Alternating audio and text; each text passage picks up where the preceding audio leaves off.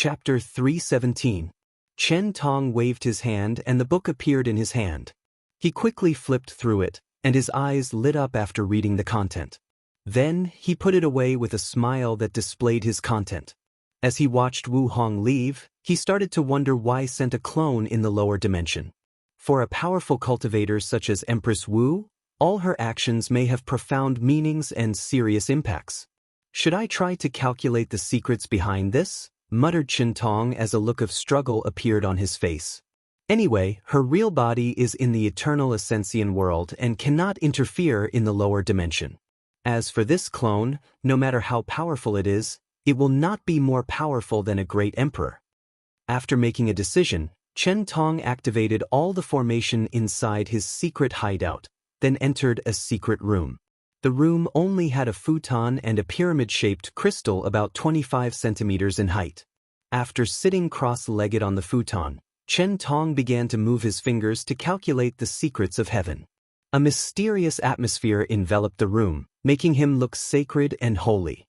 Anyone who looks at him now would feel that they have learned all the knowledge and secrets that ever was and would exist in the vast universe.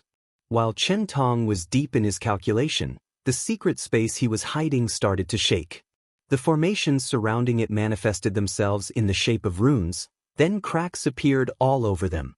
Chen Tong opened his eyes with a look of horror, coughed a mouthful of soul blood. The ultimate taboo? He muttered as his body became illusory, then started to fade away.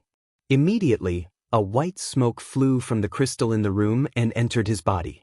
As a result, he stopped disappearing, but his complexion was as pale as a ghost. And the look of horror on his face did not go away. Chen Tong remembered the last time that the ultimate taboo appeared.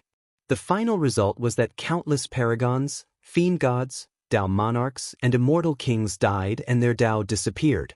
Myriad races and worlds were annihilated, and the power structure of not only the eternal ascension world but all the chaos worlds were forever changed. As for people like great emperors, Empyreans, Dao ancestors, and immortal venerable?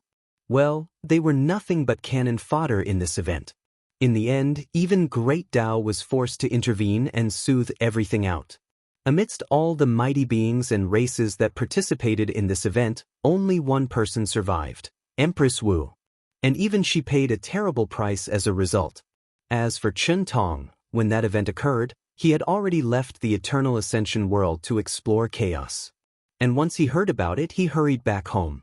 Unfortunately, as soon as he returned, some people did not want him to participate and reap the benefit, so they besieged and killed him. If it was not for the powers he was granted as an eternal emperor, he might have been dead for real. Chen Tong took a deep breath to calm himself down to remember the information he had about the ultimate taboo. Could the Empress want to try again? He muttered. Probably not just her, but many of these dead old guys are probably waiting for the situation to revive themselves. In that case, should I hurry up? Once his thought process reached there, Chen Tong stopped as he seemed to remember something. He gritted his teeth as he cursed. I can't revive now. Damn those 7 parasitic bastards.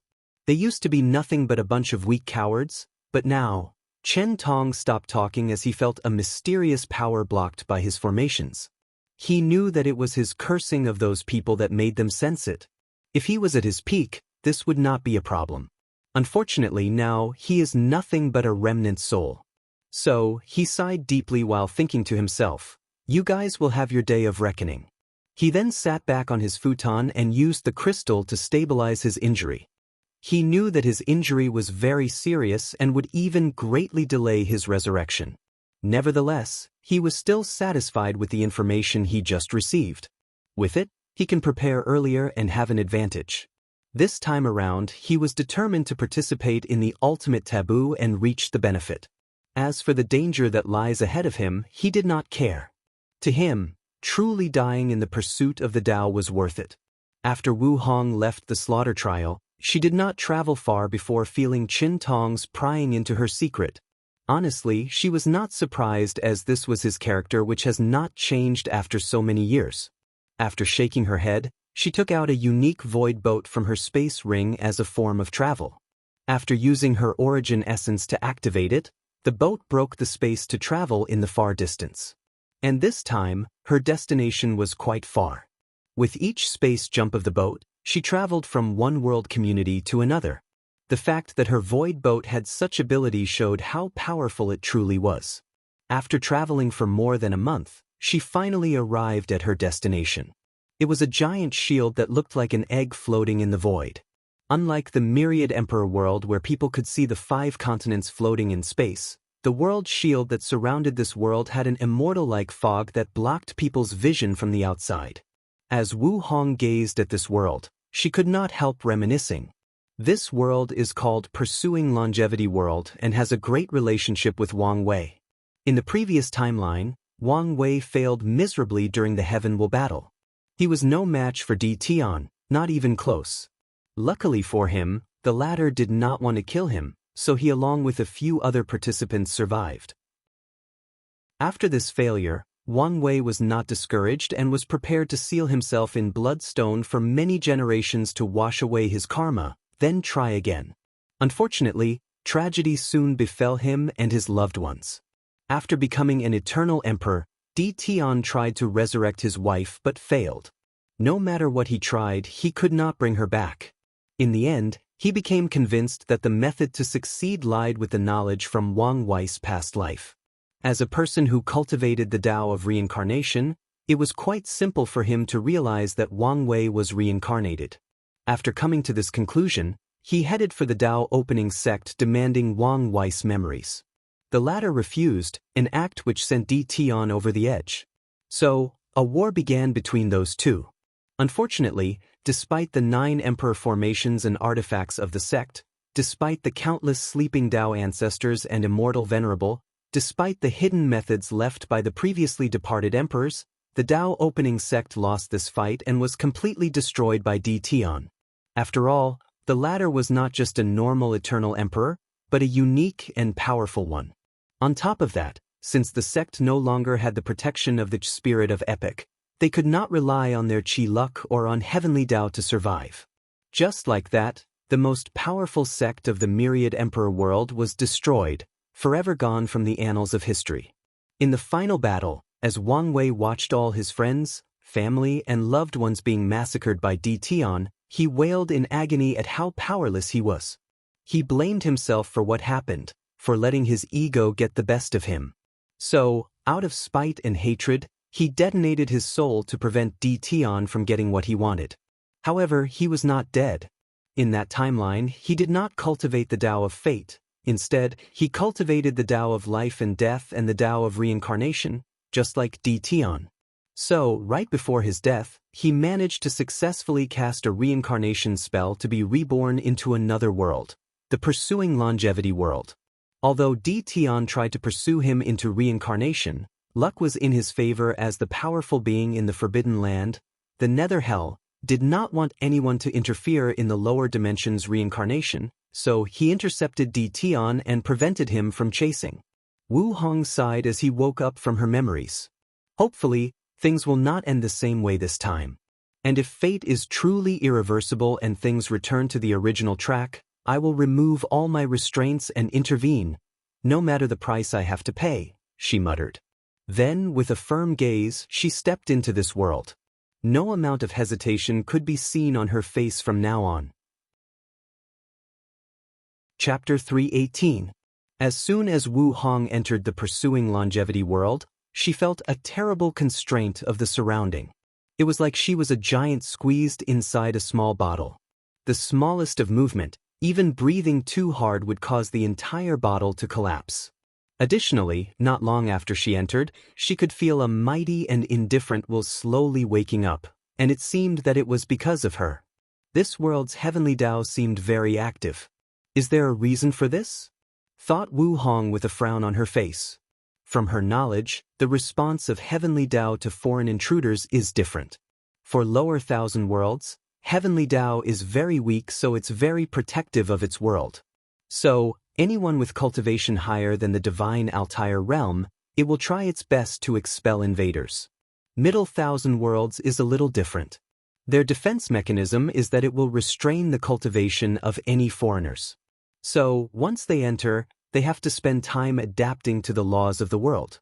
This is especially prominent for cultivators from different world communities who cultivated different systems. As for Great Thousand Worlds, their heavenly Tao will not interfere with any foreigners below the supreme realm. However, once a foreign true monarch enters, his or her cultivation will be suppressed, making them adapt to the laws of the world, just like foreigners of Middle Thousand World. Lastly, Heaven Will World. The heavenly Tao of this level of world usually does not care about foreigners that intrude into their world, even with foreign great emperors. The only time they will interfere is if such a level of cultivator starts destroying the world, then they will release divine punishment thunder to stop them. For example, if a supreme realm foreign cultivator intruded into a Heaven Will World and started slaughtering cultivators and mortals alike, heavenly Tao will not care. However, if a great emperor, Tao ancestor, or immortal venerable did that, then it would intervene. Of course, all this information is for most worlds. Some of them are special and follow different regulations, just like the world that Wu Hong was currently in. As soon as she entered, she felt that the heavenly Tao of this world was awakened and heading towards her way. Not wanting to deal with many complications, she immediately sealed most of her cultivation and breath. Soon after doing this, she felt that the will coming towards stopped and retreated. Wu Hong then finally looked around to notice her surroundings. She found herself floating in the air with a large ocean underneath. The majestic blue sea stretched in all directions, with nothing else in sight. Wu Hong wanted to use her divine sense to search the surroundings but did not dare do not alert this world's heavenly Tao again. After reviewing her memories, she guessed as to why this world was preventing her from using her power. Although she could not use her divine sense, her sight was still quite powerful. So, she scanned a few million miles in all four directions, but still did not find anything except for the endless sea. In the end, she relied on her intuition to choose a direction and flew that way. For the next month, Wu Hong constantly flew in one direction. Due to this world's restriction, her strength was greatly restricted, and so was her speed. So, it took her a month before finding the nearest place with people living on it.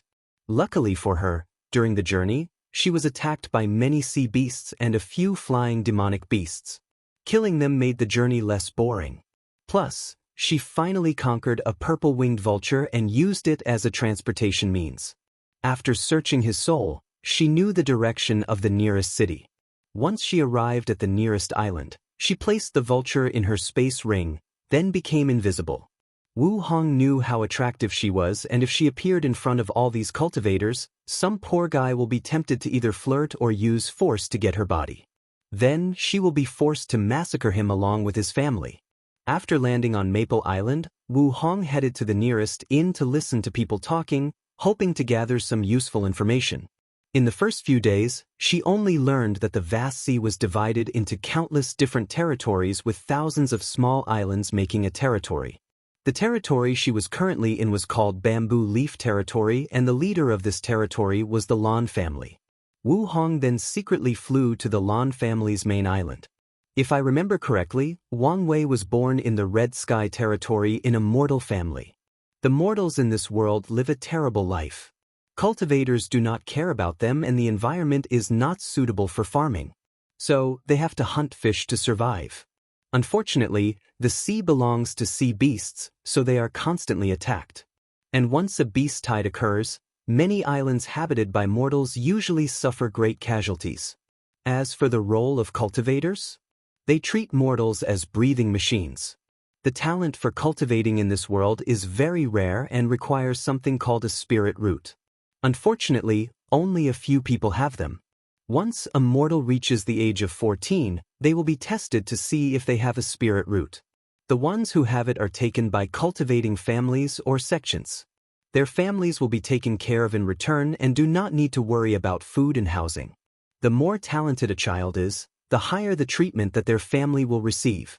After flying non-stop for 3 days, Wu Hong finally reached her destination, Ice Butterfly Island.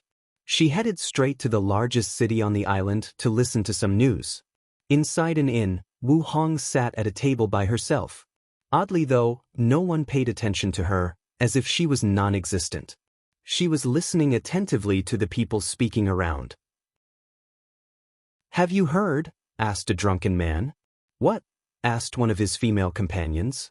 Lan's family seventh young master broke through the Qi refinement realm. "What? He's only 18 years old this year." "That's correct. That means that he only took 5 years to go through the 9 levels of the body refinement realm. Why are you guys surprised?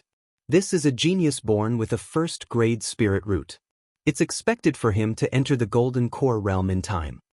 After hearing the words, golden core, every cultivator in the inn had a look of yearning and envy in their faces, then they sighed desolately.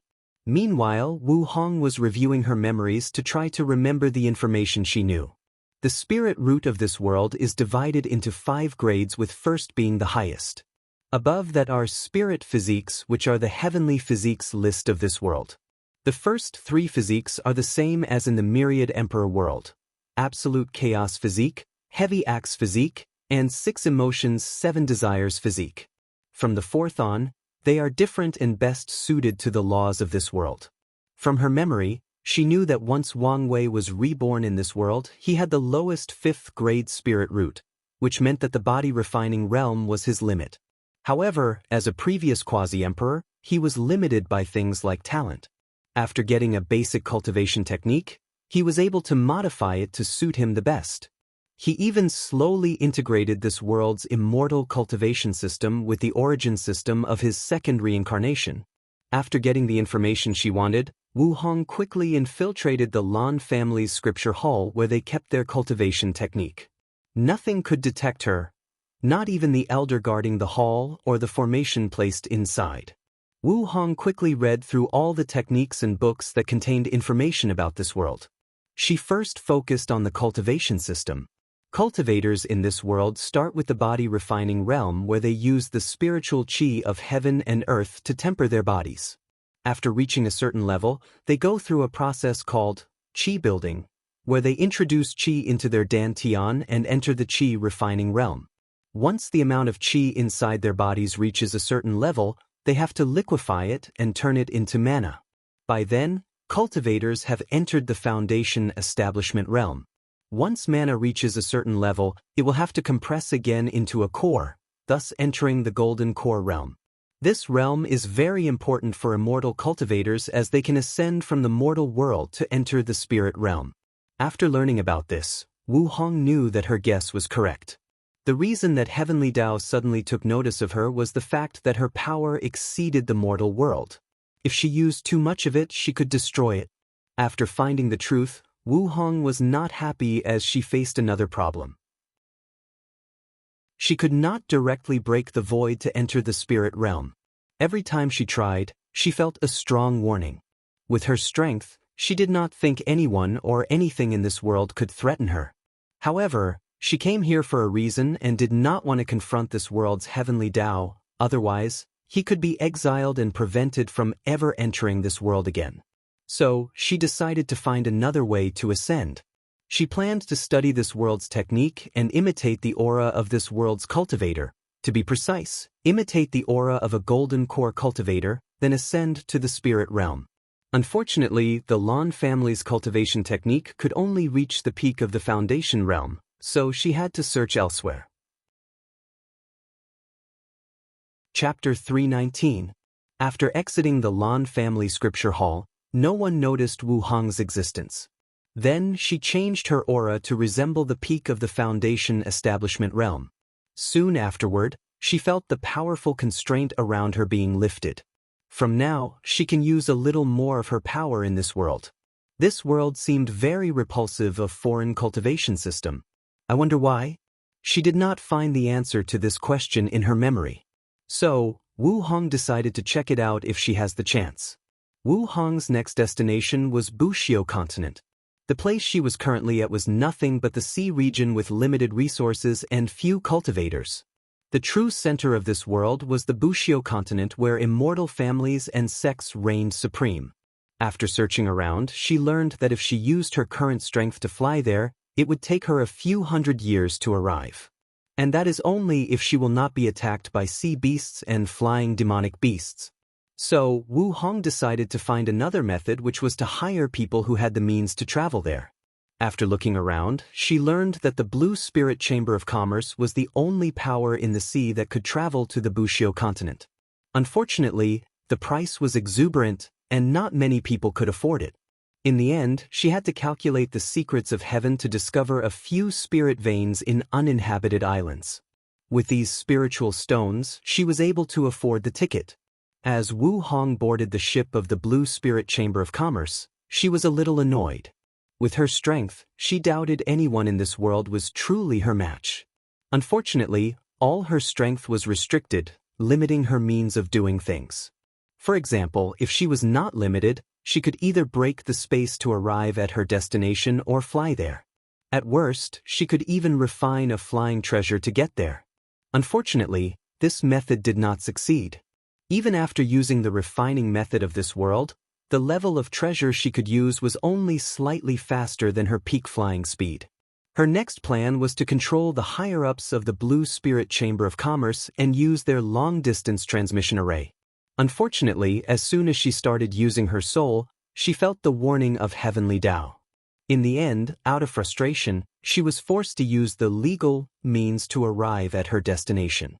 So, after going through many transmission arrays, she arrived at her destination in just 3 months. As soon as she stepped on the Bushio continent, Wu Hong did not waste any time. She quickly found the information about the most powerful sects around with a golden core cultivation method. The Flying Sword sect is one of the most powerful sects in the mortal world with connection in the spirit world. They can receive messages from there and also get some scarce resources from the higher realm. Inside their library, the invisible Wu Hong was reading not only their cultivation method but also all the information they had about the upper realm. She wanted to be prepared this time so as not to waste her time. After she was done, she began to stimulate the aura of the Golden Core realm. In fact, with her realm and understanding, Wu Hong could have created a way to break into the Golden Core on her own. Unfortunately, even if she did so, it will not be the same as this world's method because she did not have a deep understanding of the laws that govern this world. If she managed to gather dozens of cultivation techniques, maybe she would glimpse about the laws of heaven and earth of this world, then she could create the method of her own. Regrettably, this path would take too long. So, after getting what she wanted, she flew to a deserted mountain, created a fake core in her divine sea. As soon as she was done, clouds gathered in the sky, then thunder tribulation descended on her. After going through a catastrophic tribulation by the standards of this world, the path to the spirit world was opened and she ascended. Wu Hong soon found herself standing on a platform. She first noticed the increase in spiritual qi between heaven and earth, then looked around to see many people looking at her with eager eyes. She was not disturbed by this fact as she knew the reason that they were here. One of the people looking at her muttered out loud, "What a powerful Tao foundation. Her core is at least a 7th grade, maybe more." "What do you know?" replied another person. "I have met a peerless genius with the highest grade of core, and I honestly feel that she is better than her." "Better than a 9th grade core? Does such a thing exist?" Wu Hong looked at these people calmly. The reason her fake core is so powerful is that she followed Wang Li's example in the previous timeline. Once he reached the Golden Core realm, he developed a way to break the core and recondensed. The process lasted 9 times, with each time being a 9th grade core. This method allowed him to go beyond the limit of this cultivation system. When people learned about this fact, they were first shocked and jealous since this core gave Wang Wei the ability to fight soul transformation realm cultivators. But soon, many people sneered at him because a core like this was impossible to break and nurture a nascent soul.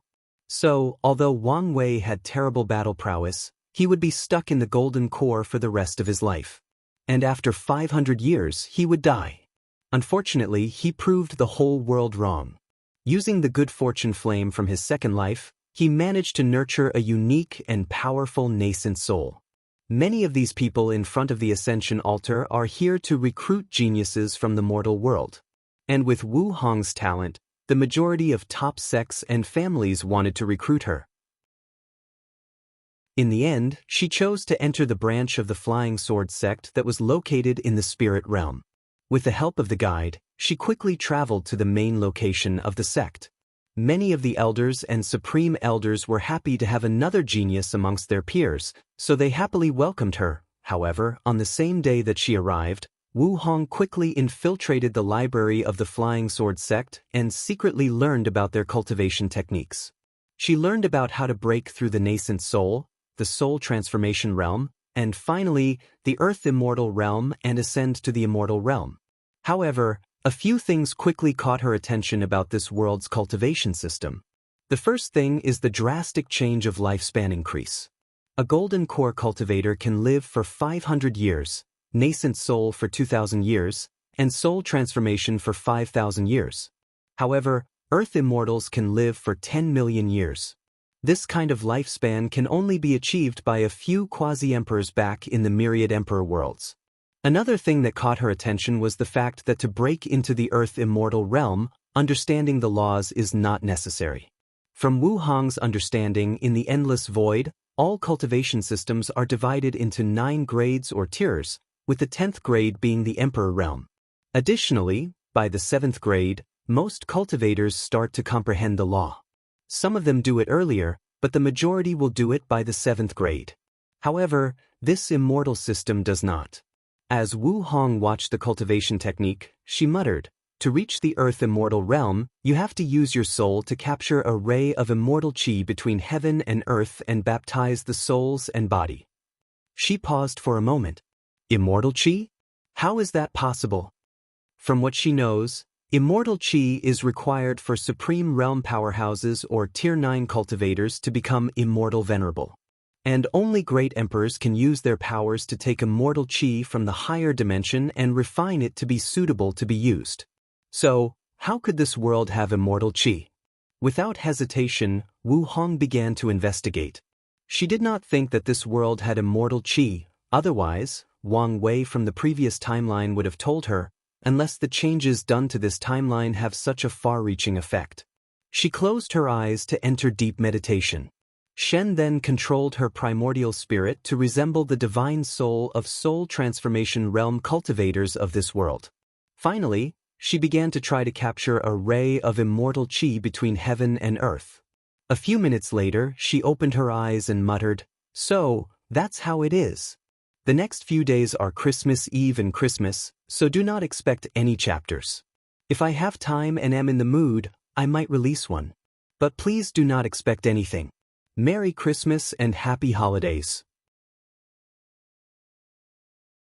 Chapter 320. From her research, she discovered that this world does indeed have immortal qi, but a downgraded version of the real one.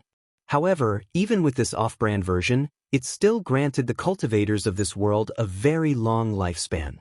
After making this discovery, Wu Hong became more interested in this world. She wanted to find the source of this downgrade immortal qi. This secret alone might be worth more than the reason she came here.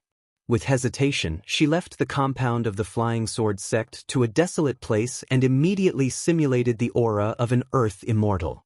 Then, just like what happened to her in the mortal world, tribulation thunder descended from the sky, then she ascended to the immortal world. The first thing that Wu Hong noticed after arriving was the fact that her strength was no longer limited. She no longer felt like she was in a suffocating cage. After taking a deep and long breath, she ignored the people around her that wanted to either solicit her or ask her what sect she was from. She immediately disappeared from their sight. After a few teleportations, she appeared in front of a cave that was surrounded by formations. With a flick of her finger, the formation was broken. "Who?" roared a voice from inside. Wu Hong looked at the old man who appeared in front of her.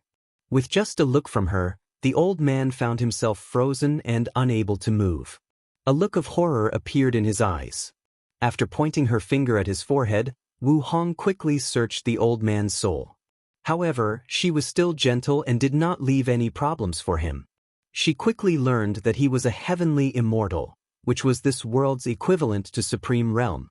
After the earth immortal is mystic immortal, followed by heavenly immortal.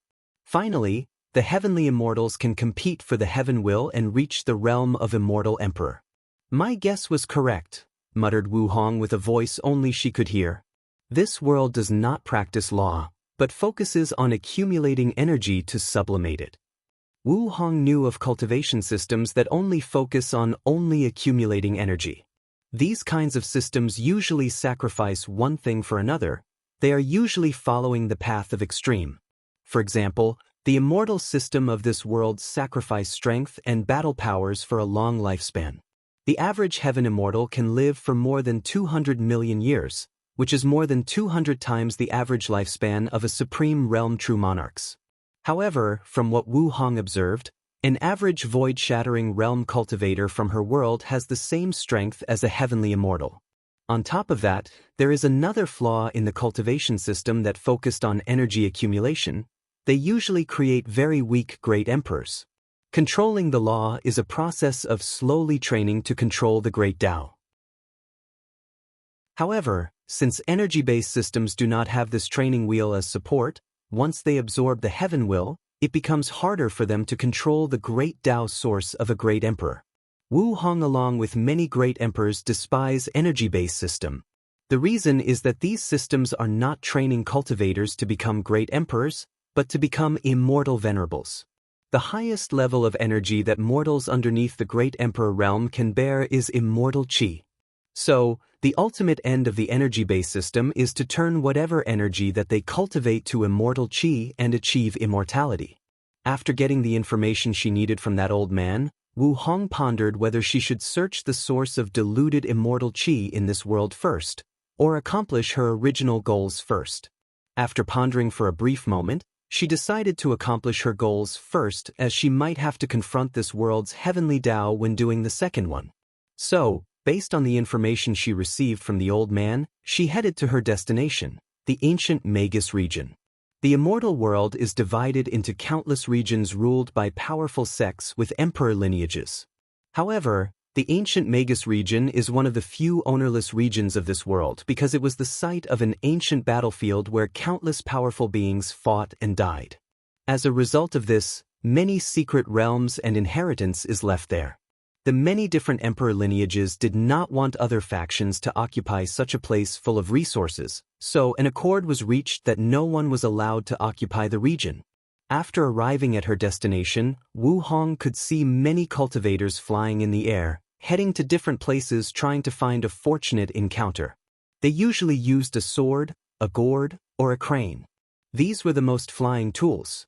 After a quick investigation, she quickly realized that the cultivators of this world relied too heavily on their magic weapons. This should be a way for them to make up for their lack of combat powers. Nevertheless, she had to agree that compared to the origin artifacts of her homeworld, the magic weapons of this world were indeed way more powerful. Wu Hong used her memory to search a specific secret realm. After entering it, she became very cautious. Instead of using her absolute strength to rush straight to the core, she passed the trials one by one. While standing in front of a formation, she casually punched it, then the number 500 million gene appeared. I understand now how Wang Wei was the only one who managed to pass this trial in this world. With him recultivating the ancient desolate body scripture, it should be easy for him to reach the minimum requirement of this trial. After muttering these words, Wu Hong waited for a few seconds before she was teleported to a simple room with only a small mat in the middle. On the mat sat an illusory old man dressed in a black robe. The old man had one distinguishable feature about him: his skin was bright red. With just a glance, Wu Hong could tell that this was just a recorded message. My name is Dao Monarch Qianwu. If you're reading this message, it means that I have already fallen. Although I had expected this outcome, it still saddens me that this finally arrived. Honestly speaking, I have no real request. As insurgents heaven chosens, my life was fantastic and I have no regret. My only wish is that you do justice to my inheritance. After the old man's figure disappeared, 2 books appeared on the mat. Wu Hong sighed as a look of respect appeared in her eyes. In the endless void, the final destination of all cultivation systems can be summarized into 3 paths: the Emperor Path, the Tao Path, and the Immortal Path, which corresponded with the 3 realms of Great Emperor, Tao Ancestor, and Immortal Venerable. The Emperor path is the superior one, and the difference in strength between the other two is quite vast. An ordinary Great Emperor can easily slaughter hundreds of Dao ancestors and 10,000 Immortal Venerables. The gap is simply immeasurable.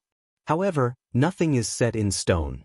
Between heaven and earth, there are a few geniuses who decided that they will not succumb to their fate. They won't bow down their heads. Through secret techniques, weird cultivation techniques, or powerful weapons, these geniuses manage to decrease the gap in strength between them and great emperors. They are called insurgents heaven chosen. There is only one way to become one of them, having the strength to defeat a great emperor at the same level. Wu Hong has actually read about Dao monarch Qianwu, as he was one of the most powerful insurgents heaven chosen of his time. When he was in the Dao ancestor realm, he could defeat great emperors. When he was in the Dao ruler realm, he could defeat empyreans. And even when he entered the Dao monarch realm, he could defeat paragons. During his era, the power of the insurgents heaven chosens reached its peak.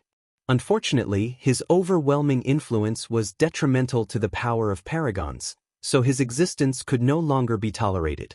In his last battle, he fought against 4 paragons for a month before he was executed, and he still managed to heavily injure one of them. This man should have been a legend in the world, a hero whose name spread through the ages. Regrettably, the people who orchestrated his death did not want this to happen, so they forcibly erased his name from history. It was only because of Wu Hong's high status and strength that he learned about it. With a wave of her hand, the 2 booklets floated to her. One of them explained the life of Dao monarch Qianwu. Unfortunately, it was only his early life. Wu Hong used her divine sense to write the rest of the story based on what she knew.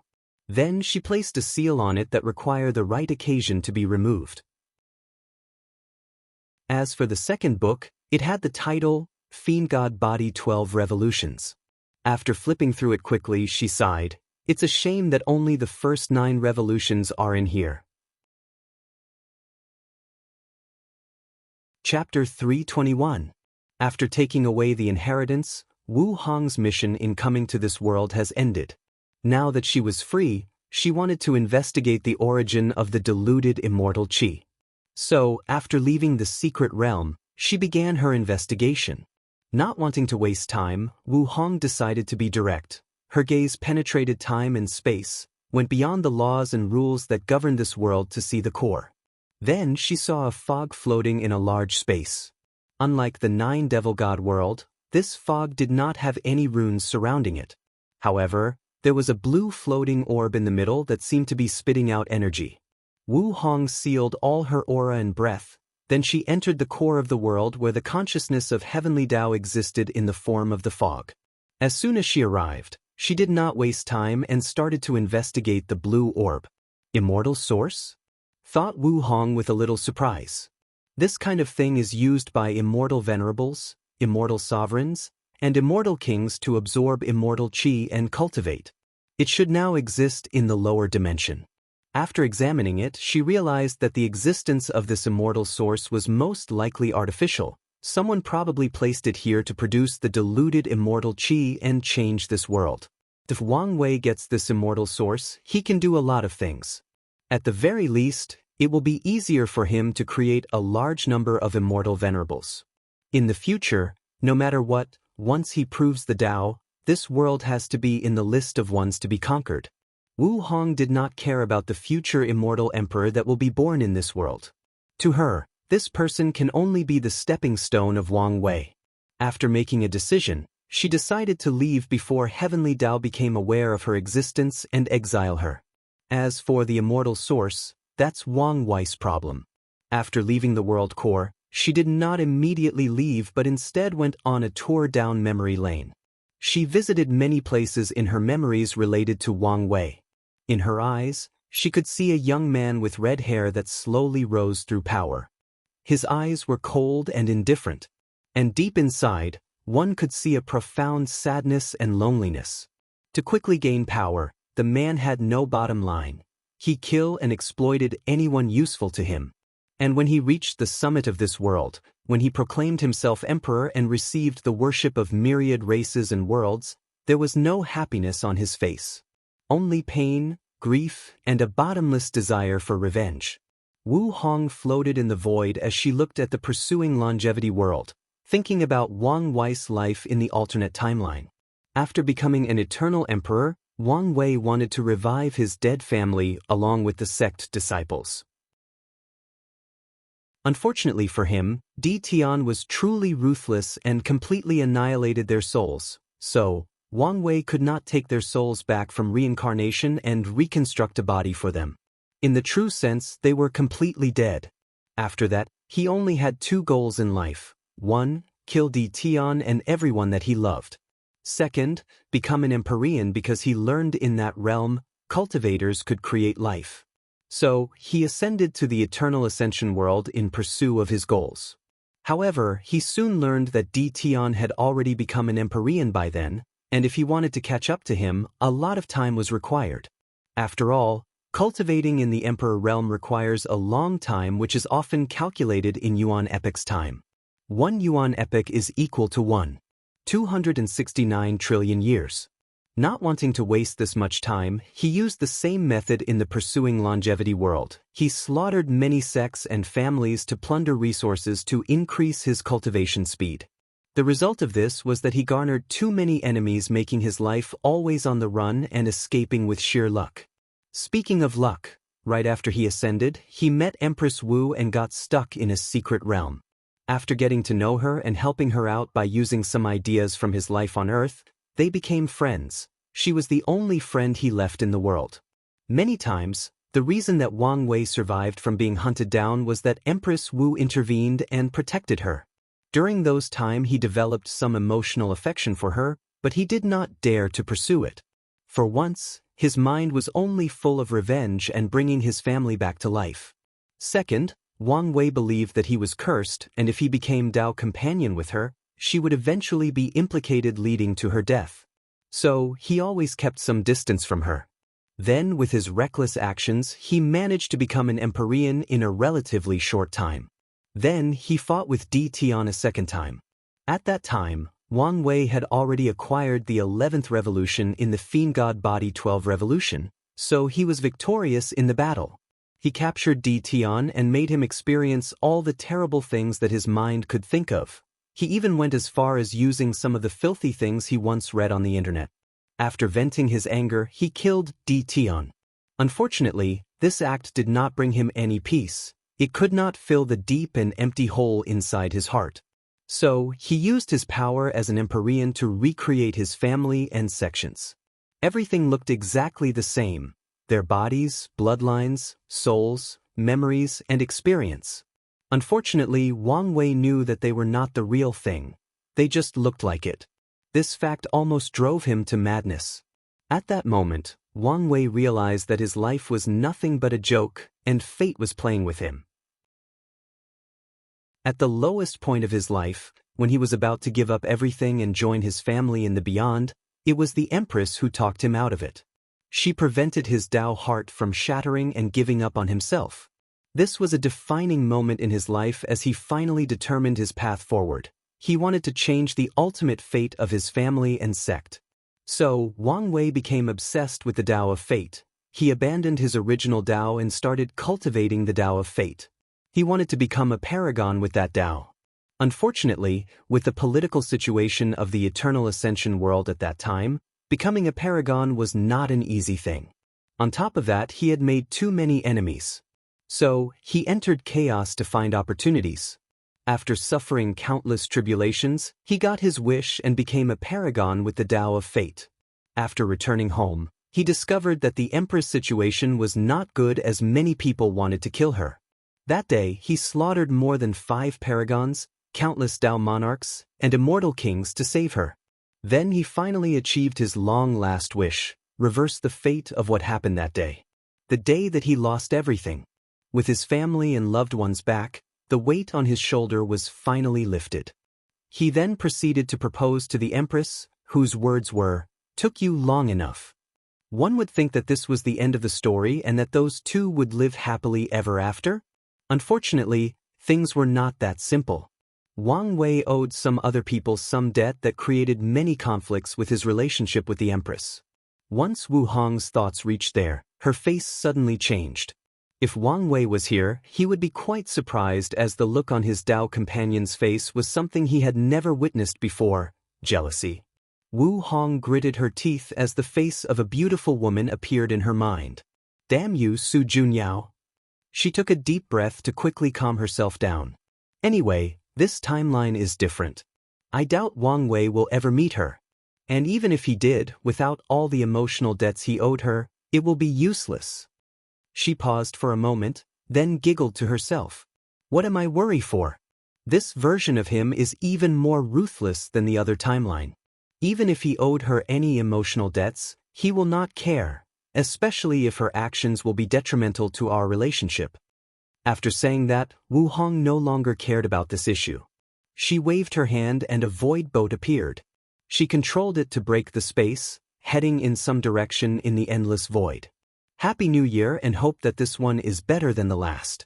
May God, Buddha, the Tao, or the universe bless all of you and your future endeavors. Chapter 322. Myriad Emperor World, Southern Vermilion Bird Continent, Fire Tempering Domain, Origin Pill Dao Sect. Wang Wei opened his eyes.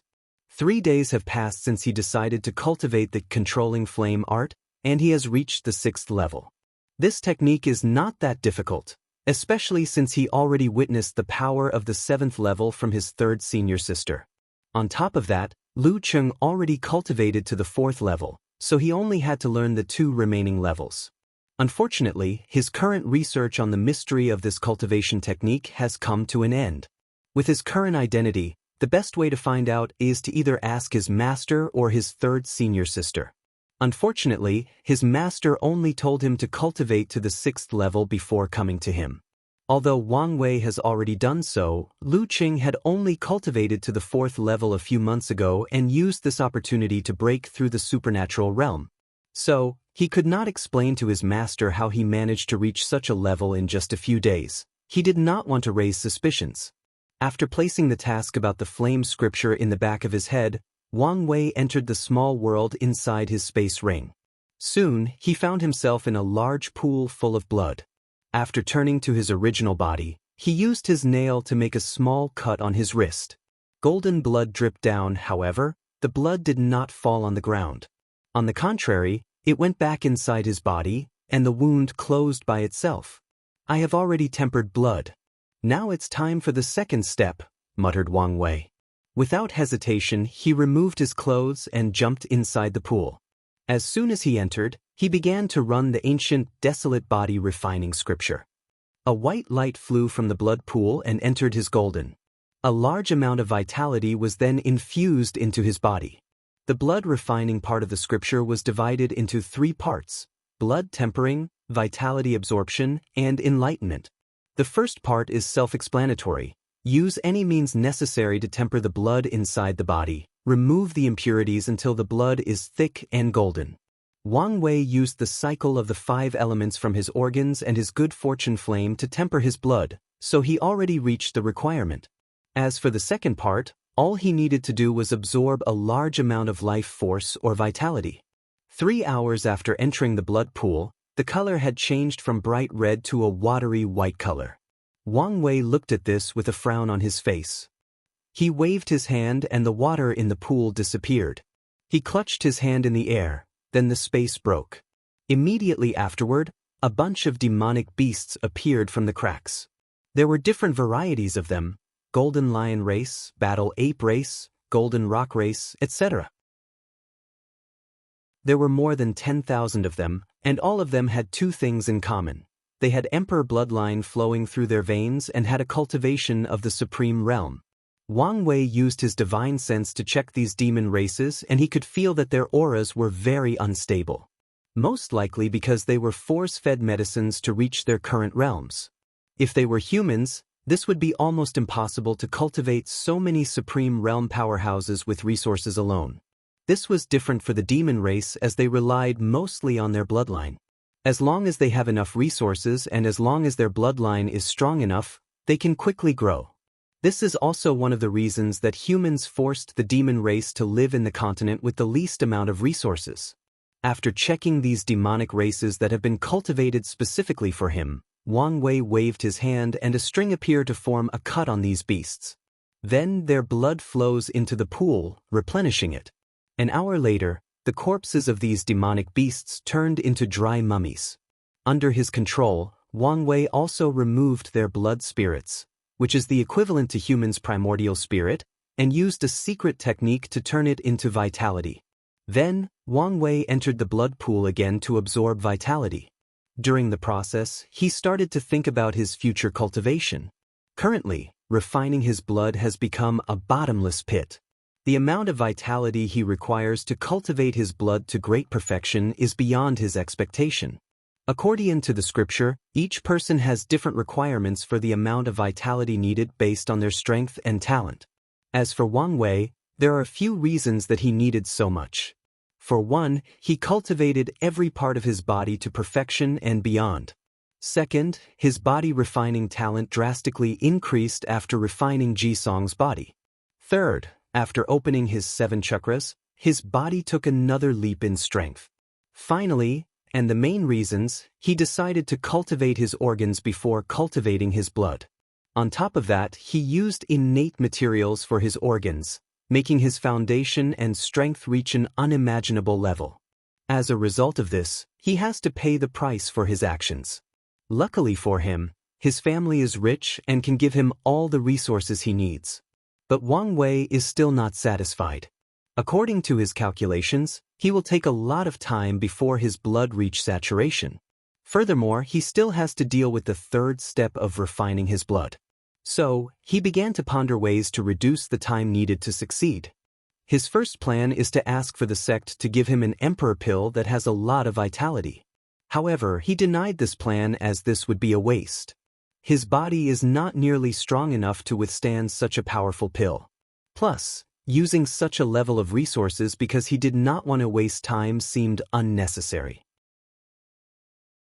His second plan was to find another innate herb and used it. Regrettably, this plan was still not practical as the sect no longer had any innate material. Maybe he could get some from other sections. After pondering for a moment, Wang Wei thought of another possible option, the wood essence he used for his organs.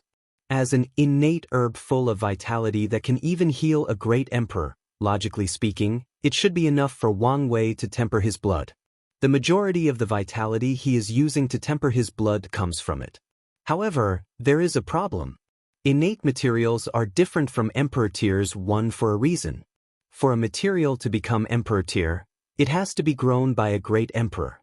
After years of being baptized by his Dao, the material will transform itself into higher quality. As for innate material, they have their own advantage as well. Since they are bred by heaven and earth, they contain innate laws inside of them.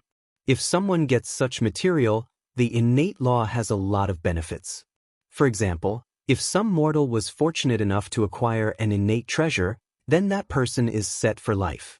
They can study the innate laws inside of the material, and it became very easy for them to cultivate and comprehend the law. The innate material is a perfect teacher that slowly teaches its owner about the laws of heaven and earth, making the lesson as easy and understandable as possible. As for emperor materials, they do have laws inside of them as well. However, it is the law of the emperor that cultivated them. Not only are those laws difficult to understand, but it also belongs to someone else.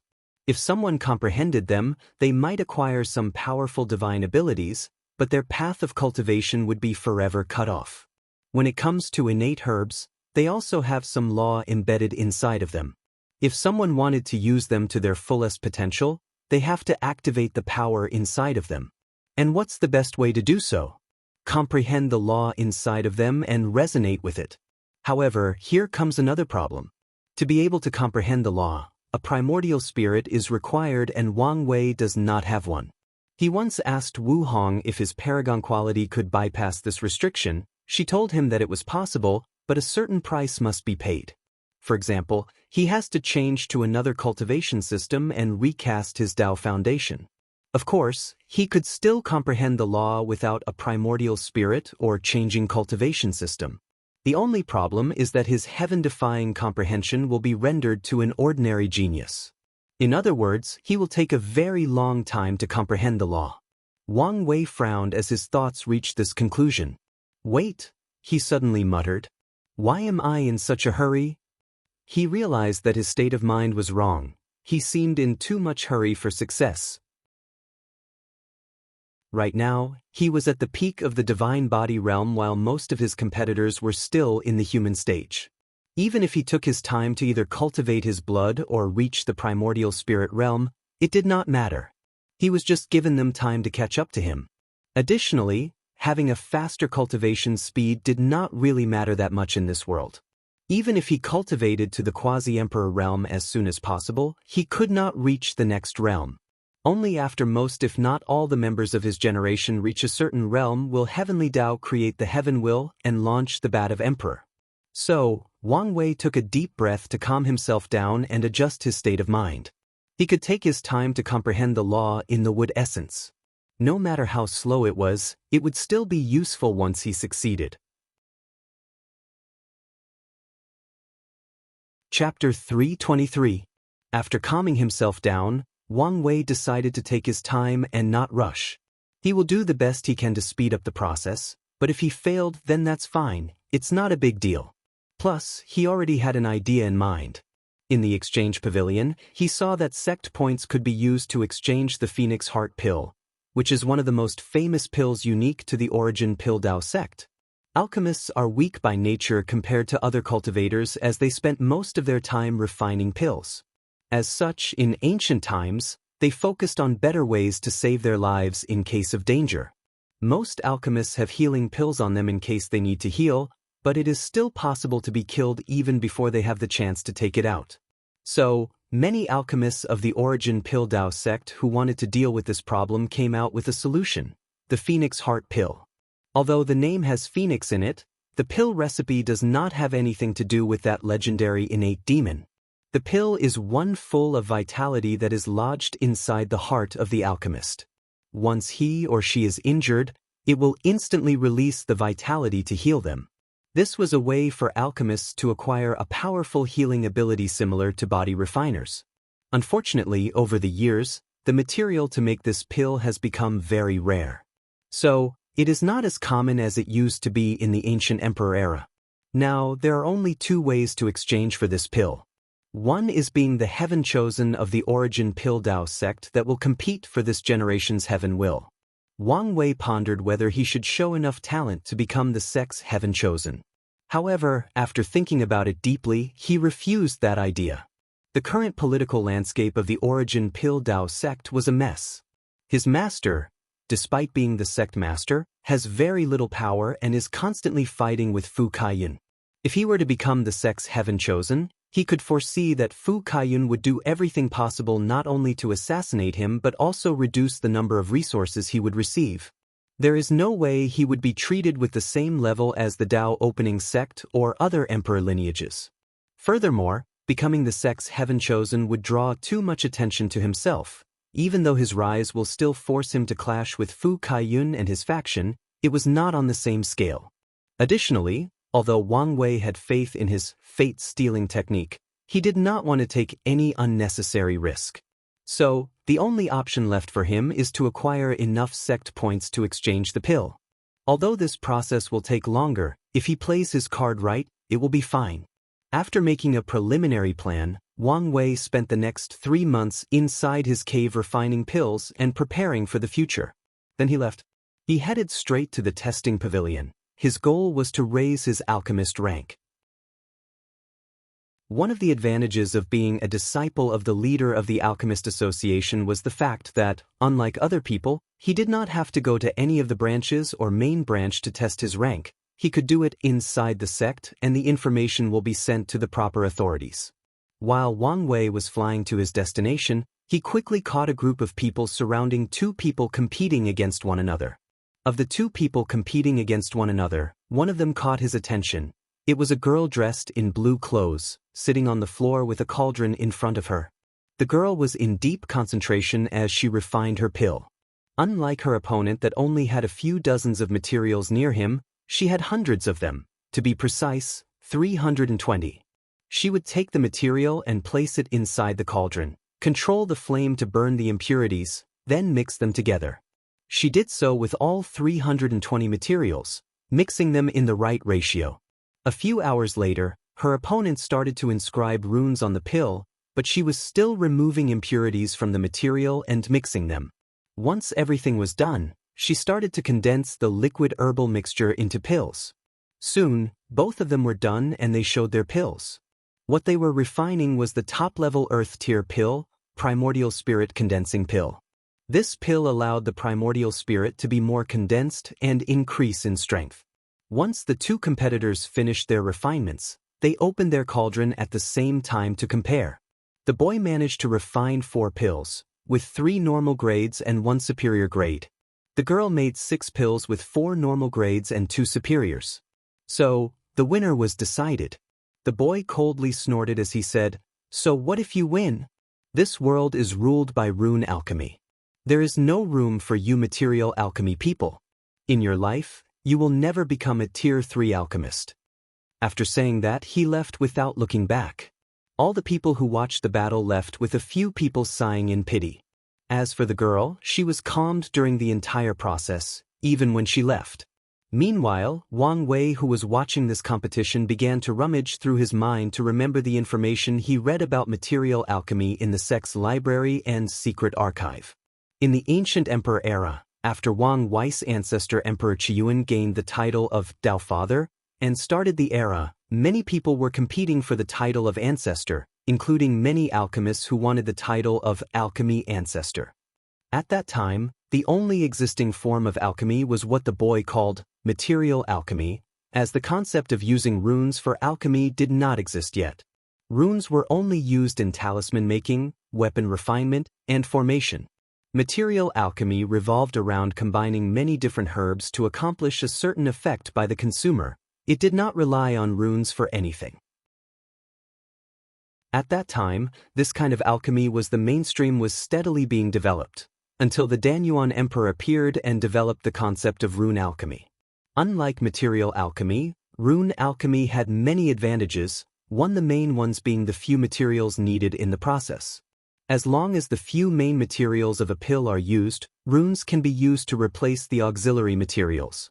As for material alchemy, each pill required hundreds of auxiliary materials. Furthermore, the higher the pill, the more material required. The profession of alchemy is a resource-burning one, as each alchemist require many trial and errors before successfully refining a pill. When it came to material alchemy, each failure was the loss of hundreds or thousands of materials. Because of this, back then, alchemy was truly a noble profession that only a few people could partake one, that only the wealthy could become. Then, the Danyuan Emperor invented rune alchemy. This method lowered the number of resources required for alchemists. Because of this form of alchemy soon became mainstream in the world. And once he managed the alchemy ancestor, proved the Tao and acquired the title, this form of alchemy became the orthodox one practiced by all the cultivators of the myriad emperor world. From historical records, Wang Wei knew that at that time, material alchemy was still a very powerful type of alchemy practiced by many people. The alchemy ancestor did not discriminate against it and even preached about learning from it and taking some of the advantages it had. Unfortunately, his descendants were not as open-minded as him. The other great emperors of the origin Pill Dao sect started a campaign to forever suppress it.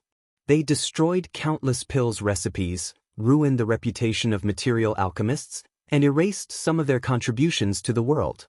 Things got so bad that at some point, the only recipe for material alchemy left could only refine top-level profound pill that only divine altar realm cultivators could use. It was only after the sect did not produce a great emperor for so long that material alchemy got a chance to breathe and develop.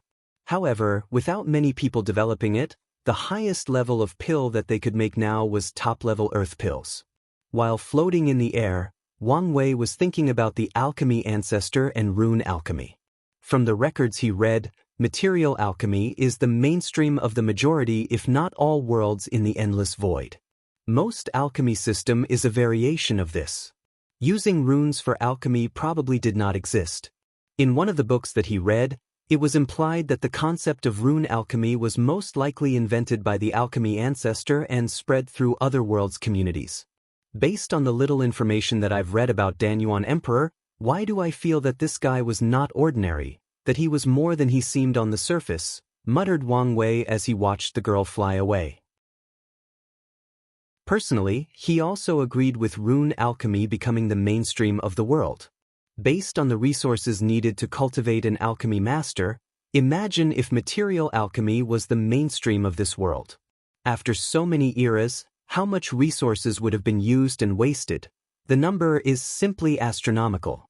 Not to mention that there would never have been as many alchemists throughout history without rune alchemy. Although, he still thought that the great emperors of the Origin Pildao sect went too far on their suppression of this form of alchemy. Although these guys used the issue of resources as an excuse for their actions, Wang Wei could see that they were doing it for luck. With rune alchemy being invented by their ancestor, once it became mainstream, their sect would be blessed with abundant chi luck and ensure their survival for many eras to come. Without such abundant chi luck, their sect might not have cultivated so many great emperors. They might become as miserable as the sect created by the formation ancestor. After shaking his head, Wang Wei continued to fly to his destination. Chapter 324. After flying for a while, Wang Wei finally arrived at his destination. He walked in with great pride, heading straight to the counter and registered for his test. According to the rules of the Alchemy Association, each participant of the test has to pay a certain fee, no matter the success or failure of the test. Because of Lu Cheng's master and status, he can receive a discount for the fee. Unfortunately, it was not free, secretly complained Wang Wei. Although he was rich, Lu Cheng was not. So, with a pained expression, he paid the fee for the test. Meanwhile, during the entire process of registration, he had to ignore the weird look that some people gave him. He guessed their reasons for doing so. Lu Cheng was nothing but a low-level Tier 2 alchemist. But now, a little over 3 months after breaking through to the supernatural realm, he was applying to become a middle Tier 2 alchemist. Wang Wei ignored their chatter and lined up like everyone else. His eyes scanned the surroundings, then an idea came to him. He secretly hypnotized one person and had the person approach him, have a short conversation with him before leaving. Then he waited for his turn. This wait lasted for a full 3 hours. Finally, Wang Wei along with 5 other people entered a large room. The first thing he noticed after entering the room was the 5 old men floating in the air while sitting cross-legged. They all had white long hair and beard, had tan skin, most likely because of always being around intense flames for alchemy. Additionally, a faint scent of medicine could also be detected from them. The 5 old men looked at all the participants, only briefly pausing on Wang Wei before ignoring him. The old man in the middle, who was referred to as Elder Fang Lai, said, "You should all be aware of the rules. You can refine any Middle Earth grade pill. To pass the test, you have to refine at least 3 pills with normal quality. You can have as many trials as you want during the allocating time. Now, show me your materials." All 6 of them took out the materials needed for the refinement. Then the 5 old men used their divine sense to check and ensure that nothing was wrong or any cheating did not occur. Finally, Elder Fang Lai waved his hand and 6 ordinary-looking cauldrons appeared in front of the participants. According to the association's rules, the test required the participants to use ordinary cauldron as a way to display their true skills. Wang Wei checked the cauldron in front of him. It was nothing but a low-level profound origin artifact that only body-refining realm cultivators would use. Since everyone was restricted to the same rule, he did not say anything. Countless runes starting appeared on his body as he immediately used his innate talent. With it, he instantly understood the perfect ratio needed to refine the pill he chose, the Fortune Enhancement Pill. The purpose of this pill is to increase the strength of a cultivator's good fortune flame, which will in turn increase the speed that they can temper their bodies in the divine body realm. This pill is quite popular amongst cultivators, and the difficulty to refine it is between middle to the upper levels. After Wang Wei used his innate talent, the 5 judges were not surprised as many alchemists have innate talent that help them in pill concocting. In this group along, there was another person who was also using his innate talent. The only difference was that the person had already entered the divine body realm, so runes did not appear on his body. Wang Wei ignored everyone as he concentrated on his refinement. After using his talent to get the perfect ratio for his recipe, he did not stop there. Instead, he used his precision talent to find the precise or perfect way to remove impurities. After controlling the flame properly to do so, he melted the herbs into liquid, mixed them into one before condensing the mixture into pills. Finally, he engraved the necessary runes. After Wang Wei finished, he ended up with 3 normal pills and 2 superior ones. The judges checked the pills, nodded in satisfaction before giving him a badge with his newly updated status as a middle tier 2 alchemist.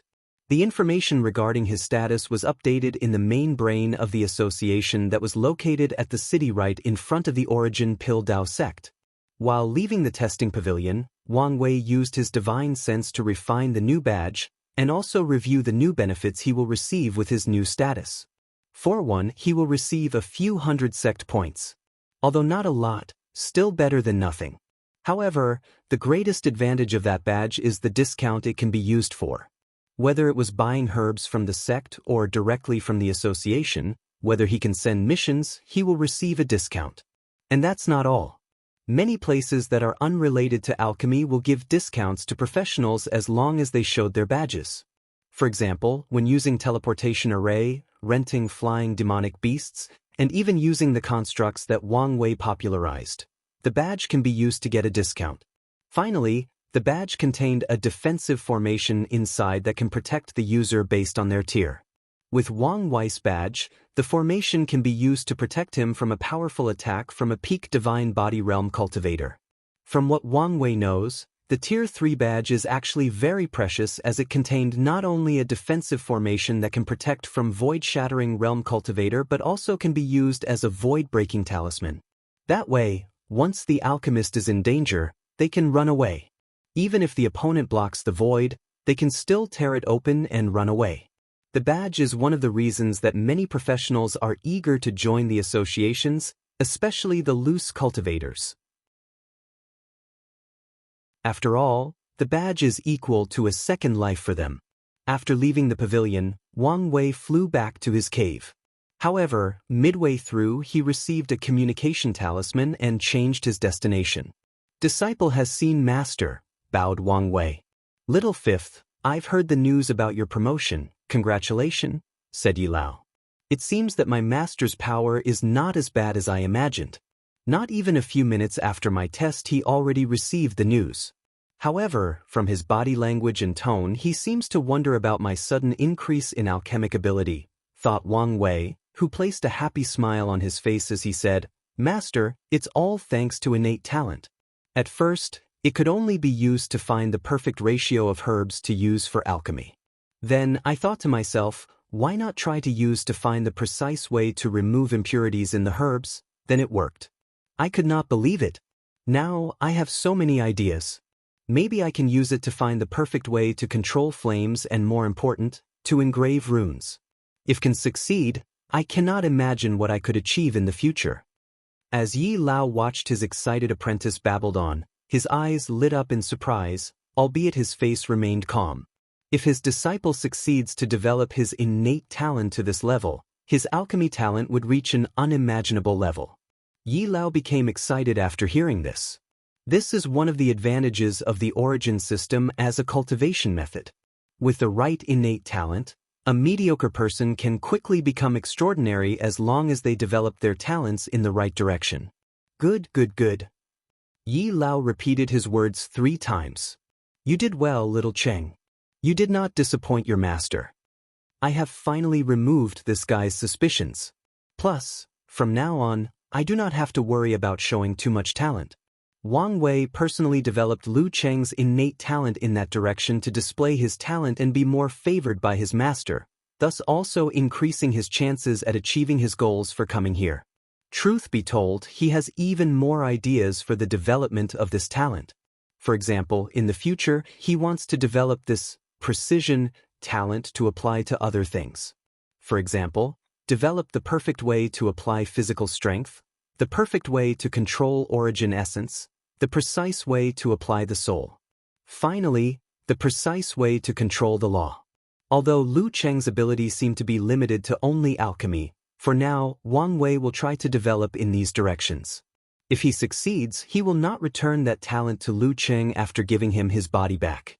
Even if he fails, he will try to develop a cultivation technique that has these effects using that talent as a springboard, just like Empress Wu did with her universal seal. After being praised by Yi Lao, Wang Wei displayed a happy face, followed by a little shy and embarrassed appearance. Then, a look of hesitation appeared on his face. "Little Cheng, do you have something in your mind?" "Master, I've been wondering about the controlling flame art. Is there a problem? If there is something that you do not understand, I can explain it to you." "No, it's not this." While I was waiting for my test, a disciple named Jiang Yu approached me. Based on my brief conversation with him, I could feel like he was interested in what cultivation method I cultivate. I don't know. I somehow feel like this technique has some secret. Yi Lao frowned after hearing this. According to the information he received, someone did approach Little Fifth. And that guy also belonged to Fu Kaiyin's faction. Has he already suspected something? With a calm look on his face, Yi Lao said, "You do not have to worry about anything. As long as you cultivate it to the 6th stage and break through the primordial spirit stage, you will know everything." "Master, I feel like, with the combination of my innate talent, I should be able to cultivate to the 6th stage really soon." The controlling flame art is a weird technique that not only showed how to control flame but can also be used as a cultivation method. As such, it is possible to cultivate it to a high level without reaching the realm, as long as you have enough talent. "I understand that you're curious," said Yi Lao. "But you have to understand, some secrets cannot be known without the appropriate strength.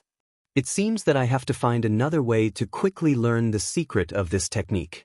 Wang Wei nodded his head, chatted with his cheap master for a while before returning to his cave.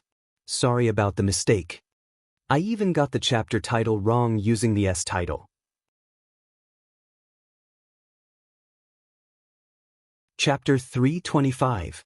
After returning to his home, Wang Wei pondered on how to acquire the information about the secrets of the flame-controlling art.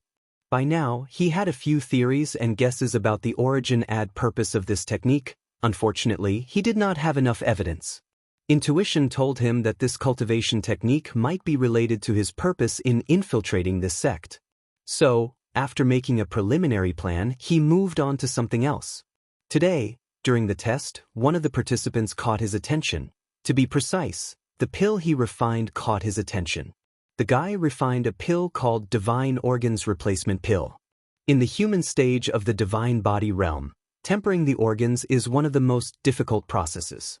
Unlike the other body parts, once injured, it is very difficult to heal and could lead to permanent damage.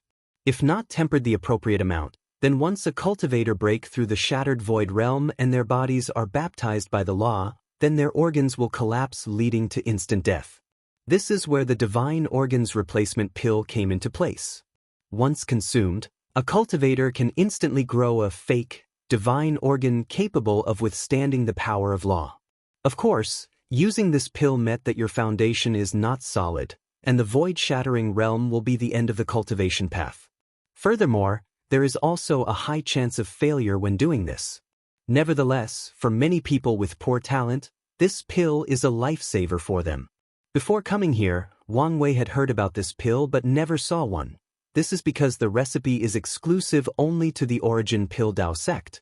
After watching that disciple refine that pill, he finally realized an important aspect of his infiltration that he had overlooked. His situation was the best possible time for him to steal many of the secret recipes that the Dao opening sect did not have, and bring them back. In terms of alchemy or other professional heritage, the Dao opening sect has a complete heritage that goes all the way to the emperor tier. This is all because of the effort of the second great emperor of the Li family, Li Jing, who took the name Miscellaneous Study Emperor. As his name suggested, this emperor was interested in studying many things during his life. He studied pill refinement, talisman making, weapon forging, formation, divination, yin-yang calculation, puppeteering, medicine nurturing, beast breeding, beast controlling, etc. He went as far as studying things like literature, poem, calligraphy, chess, military development, and many more. With his long lifespan and talent, he studies too many things. Although he proved the Tao with the 5 elements and created the 5 Elements Foundation scripture, he did not stop studying all kinds of miscellaneous things after becoming a great emperor. One of the reasons that the Tao opening sect has so many pill recipes, knowledge about runes that allowed them to cultivate professionals on their own, is because of him. The Miscleanaud study emperor single-handedly increased the foundation of the sect. Despite this, it did not change the fact that compared to sects that specialize in different professions, the sect was still lacking in many aspects. However, Wang Wei discovered that he had the perfect opportunity to close the gap with these specialized sects and further increase the foundation of his own sect. Well, at least when it comes to alchemy. After making this realization, he decided to learn as many recipes as possible while here. If necessary, he has to use his status as the disciple of the sect master to his advantage. So, with a complete plan for the future, he got back to his alchemy. He was also taking this time to study the other profession as well. In recent years, he has been slacking. Heavenly Abode Realm. Li Jun looked at the disciple in front of him. Is it done? After more than a year and countless resources, it's finally finished. In that case, it's time to begin. Because of the difference in time flow, although only 3 months passed in the Myriad Emperor world, a year and a half passed in this world. During this time, the gods had been searching for Li Jun's group non-stop. Well, at first they were. After searching for a few months and not discovering anything, the majority of these gods started to give up. To them, they were mighty and lofty divine beings. How could they waste their time doing something as lowly as searching? Unfortunately, this world was very hierarchical. Since the supreme gods had others to search, they could not openly disobey. So, the title gods started to do the bare minimum while ordering the void gods under them to search with their full strength. At first, the void gods did so, but after their search was proven futile, they also started to do the bare minimum while ordering the true gods under them to their best searching. In that way, things started to escalate as the upper gods ordered their subordinates to do their best while they slacked off. In the end, only the little divine shrine cultivators who were only slightly more powerful than mortals were forced to search with all their strength. As for the supreme gods, the majority also did not care. They thought that maybe the outsiders already left their world. When it came to the Destiny Goddess prophecy, they believed that she might have been wrong. If not for the fact that she brought up Mother God during the council meeting, not many people would have believed her anyway. Today was ordinary for the people of the heavenly abode world. Even the gods thought so as well. Many of them were doing their usual daily 30 minutes to hour investigation before returning to their heavenly abode. However, something out of their control occurred. In the death realm governed by the death god, countless circles with runes inside of them rose from the ground into the sky. There were thousands of them covering the entire realm. Formation, muttered the death god with an ugly look on his face. He immediately wanted to act, but it was too late. The formation activated and surrounded the entire death realm. Immediately, the gods felt a change between heaven and earth, especially the void gods and above. They could not get access to their heavenly abode, meaning that they could no longer use its power to increase their strength, heal themselves, or replenish their divine energy, and they cannot use the power of space. More importantly, they cannot even enter their heavenly abode as the formation blocked the space. The gods inside these abodes found themselves stuck and unable to leave. A dark energy wave suddenly appeared in the sky, then a middle-aged man dressed in black clothes appeared in the sky. He was the death god. Because his heavenly abode is fused with him, he used his power of law to break the space restriction. Unfortunately, only he could leave. The good news was that he could still use the power of his abode. As the death god looked at his realm, he could see countless armies surrounding different strategic places, mostly areas in the Death Kingdom where the power of incense is most concentrated. Just like the Fire Realm, the most powerful force in the Death Realm is a kingdom created by the Death God and ruled by his descendants. Most supreme gods used this political structure as a way to rule their realms and make it easier for them to gather incense. With a single glance, he judged based on these armies' aura that they were elite and well-trained, and his gods were not matched for them. So, he prepared to intervene. However, as soon as this idea came to his mind, a young handsome man wearing a golden red armor appeared in front of him. Upon first contact, the death god could feel a terrifying fighting intent from this young man, followed by a familiar breath. After pondering for a moment, he realized that this breath was similar to his. It was the breath of death. "You must be the outsider who invaded our world." "That's correct," replied Li Jun with a calm smile on his face as he looked up and down at his opponent. "You know, things do not have to be so complicated and bloody. As long as you gods agree to cooperate with us, we can leave this world after our goal is accomplished, and you can continue to rule as much as you want." "And what goal would that be?" I declined to comment. "Hee hee," laughed the death god sarcastically. "Your words are not sincere. If you really wanted to cooperate, you should have contacted us and stated your terms and conditions." You are partially correct about this. However, one of the fundamental truths of the universe is that only people of equal strength can negotiate with one another. The death god's face became ugly as he said with a slightly raised voice, "So, you guys want to kill the most powerful god to display your power, then advocate for communication and diplomacy?" Li Jun paused for a moment. "To be honest, we did not know that you were the most powerful god. We chose to attack you simply because your realm is the largest territory of all the supreme gods." This answer infuriated the death god. His opponent's meaning is obvious. To them, it did not matter how powerful the gods were, they could all be killed. Chapter 326. Li Jun internally shook his head as he watched the agitated death god.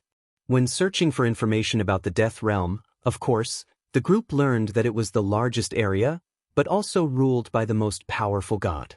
Li Jun remembered when he was 5 or 6 years old and was going through his first enlightenment with children of similar age. In the first battle class he took, the teacher once asked what was the most important thing in a battle. The majority of children would say things like having powerful strength, being invincible, or having an invincible heart. His big brother Wang Wei answered that having the proper strategy before any battle. The teacher praised him but said that he was wrong. The teacher told him that the most important thing is the state of the mind. First, make sure that you are in a calm state of mind, then do whatever possible to disturb your opponent's state of mind. According to that teacher, any extreme emotion is detrimental to battle. As long as a person is not calm enough, they could not apply their full power. Even if a person can gain an increase in strength because of rage, it is only momentarily and would also make such an opponent have many flaws in his actions. In that class, that teacher boldly declared that no matter what cultivation a person is, even a great emperor, without a calm state of mind, they cannot fully display their strength. So, the teacher taught them how to use their words to agitate their opponent. Li Jun remembered how his big brother's lisps twitched in disbelief and muttered softly, "So, we're learning on to trash talk?" Li Jun once asked him what trash talk was, but he refused to answer him. It was not until they began to cultivate and asked again that he learned. His brother then taught him a bunch of vulgar ways to insult an opponent to disrupt their state of mind. Li Jun was shocked and swore that unless he was truly in despair and on the verge of death, these words will never come out of his mouth. After all, his mother raised him properly. Li Jun ignored the angered death god. With a swing of his arm, a weapon rack with 18 different weapons appeared behind him. This was his proven Dao artifact. Li Jun took out a blue halberd before the rack disappeared. His aura skyrocketed as he locked on to the death god. "Are you ready? Today should be your last day in this world." The death god did not answer him but waved his hand. He mobilized the power of the law to create a gigantic black hand, descending on Li Jun. The sky became gloomy as the hand covered it. Countless souls screaming and wailing could be seen and heard from the hand. Boom! The hand hit Li Jun, causing a massive energy wave in the sky for hundreds of thousands of miles long. Luckily, The formation that surrounded the realm prevented the shockwave of this attack to hit the ground. The wind blew away the smoke in the position of Li Jun. All the people on the ground looked with bated breath. The gods had a sneer on their faces, while both Li Jun's Slaughter Dao Legion and Tai Gang's Undead Legion had a calm look on their faces. Once Li Jun's body was revealed, there was not even a scratch on him. His head was raised in the sky, seeming to look in a certain direction. "That's how it is," he muttered to himself. "How can you be perfectly fine?" asked the death god with slightly trembled hands. Although this was not his full strength, he still used more than 70%. Yet, his opponent was perfectly fine. Li Jun sneered after hearing this. After his defeat at the hands of Feng Lijuan, although he benefited from Wang Wei's words and entered enlightenment, he was still a little lost. He wanted to drastically increase his strength in a short time, so he wanted to find the war talisman from the talisman ancestor. However, Wang Wei told him instead of relying on something so uncertain, it's better if he trained more. So Wang Wei trained him. He turned Li Jun into a proper body refiner. Unfortunately, Li Jun did not have the talent to cultivate the ancient desolate body refinement scripture. To cultivate this scripture, specific talent is required. The talent to find the Dao rhyme or essence of heavenly materials and treasures. Wang Wei's grandfather, despite his cultivation talent, did not have this specific talent. As for his father, he did not want to cultivate this scripture. His path was that of a pure swordsman. And swordsmen do not need powerful bodies. They pursued the extreme of attacks. To a swordsman, the best defense is the ultimate offense. If the swords in their hands cannot kill their opponent, they do not need to have a strong body to survive. To them, this was a shame. Wang Wei does not believe in such extreme ideologies, so he's not a swordsman. Although Li Jun did not have the talent to cultivate the scripture, Wang Wei made cultivate the Overlord Fist. After beating him an inch to his life many times, his fleshly body became stronger. On top of that, Wang Wei created a technique specifically for him called treasure body tempering, since other body tempering method did not suit him. This technique was inspired by the desolate scripture. Instead of absorbing the Dao rhyme or essence of a material, Wang Wei created a way to absorb the material itself inside the body. By treating the body as an artifact and refining it with heavenly ores and materials. This technique does not lose to the Overlord Fist, or even the ancient desolate body refining scripture. In terms of potential, it's all based on how far Li Jun can develop it. The only downside is that too many artifacts are required to temper each part of the body. Luckily, Li Jun is also considered a rich second generation. And this was not the end. Wang Wei also sealed a diluted divine punishment thunder in his body to always temper his body. Ignoring the death god, a spear appeared in his hand while the halberd floated in the air next to him. He held it over his shoulder like a javelin, before using his all-strength to throw it. Boom, boom, boom. 5 sonic booms occurred in the air as rings of clouds appeared in the spear's path. Then, it turned into a red light before rushing straight into the sky. All the people in the death realm, from the lowest of mortals to all the gods, could hear the sound of the spear breaking the sound barrier. As they watched that red light disperse the clouds, dispersing the heavens itself, only awe was left in their hearts. Meanwhile, the death god's complexion paled as he guessed the target of the spear. It was his heavenly abode.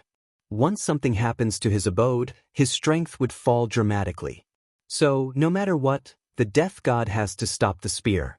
He wanted to instantly teleport in front of the spear. Unfortunately, the formation laid by Li Jun and the others reinforced the space of the death realm. As such, it became impossible for the lower gods to teleport, while very difficult for the death god. Once he realized that his flying speed was faster than his teleportation, he turned into a black shadow as he rushed to the spear. Without any hesitation, the death god burned his divine power to increase his speed. Despite the spear's head start, he still managed to catch with it after a few seconds. Standing in front of it, the death god held the spear with both hands trying to catch it. It's unfortunate that the force behind the throw was beyond his capability, so he could not stop it. So, The spear continued towards his destination as it pushed the death god upward. Having no other choice, he decided to try another tactic. A black aura came from his body trying to corrode the spear using the power of his death law. This tactic was soon proven futile as nothing happened. A red aura appeared on the spear to block his attempt. Truth be told, even without that aura, the chances of the death destroying it are slim. The spear is a peak heaven grade 1, meaning that it was equivalent to the void-shattering realm cultivator who controls the power of law. With Li Jun's resources, it should be easy to have a supreme tier artifact.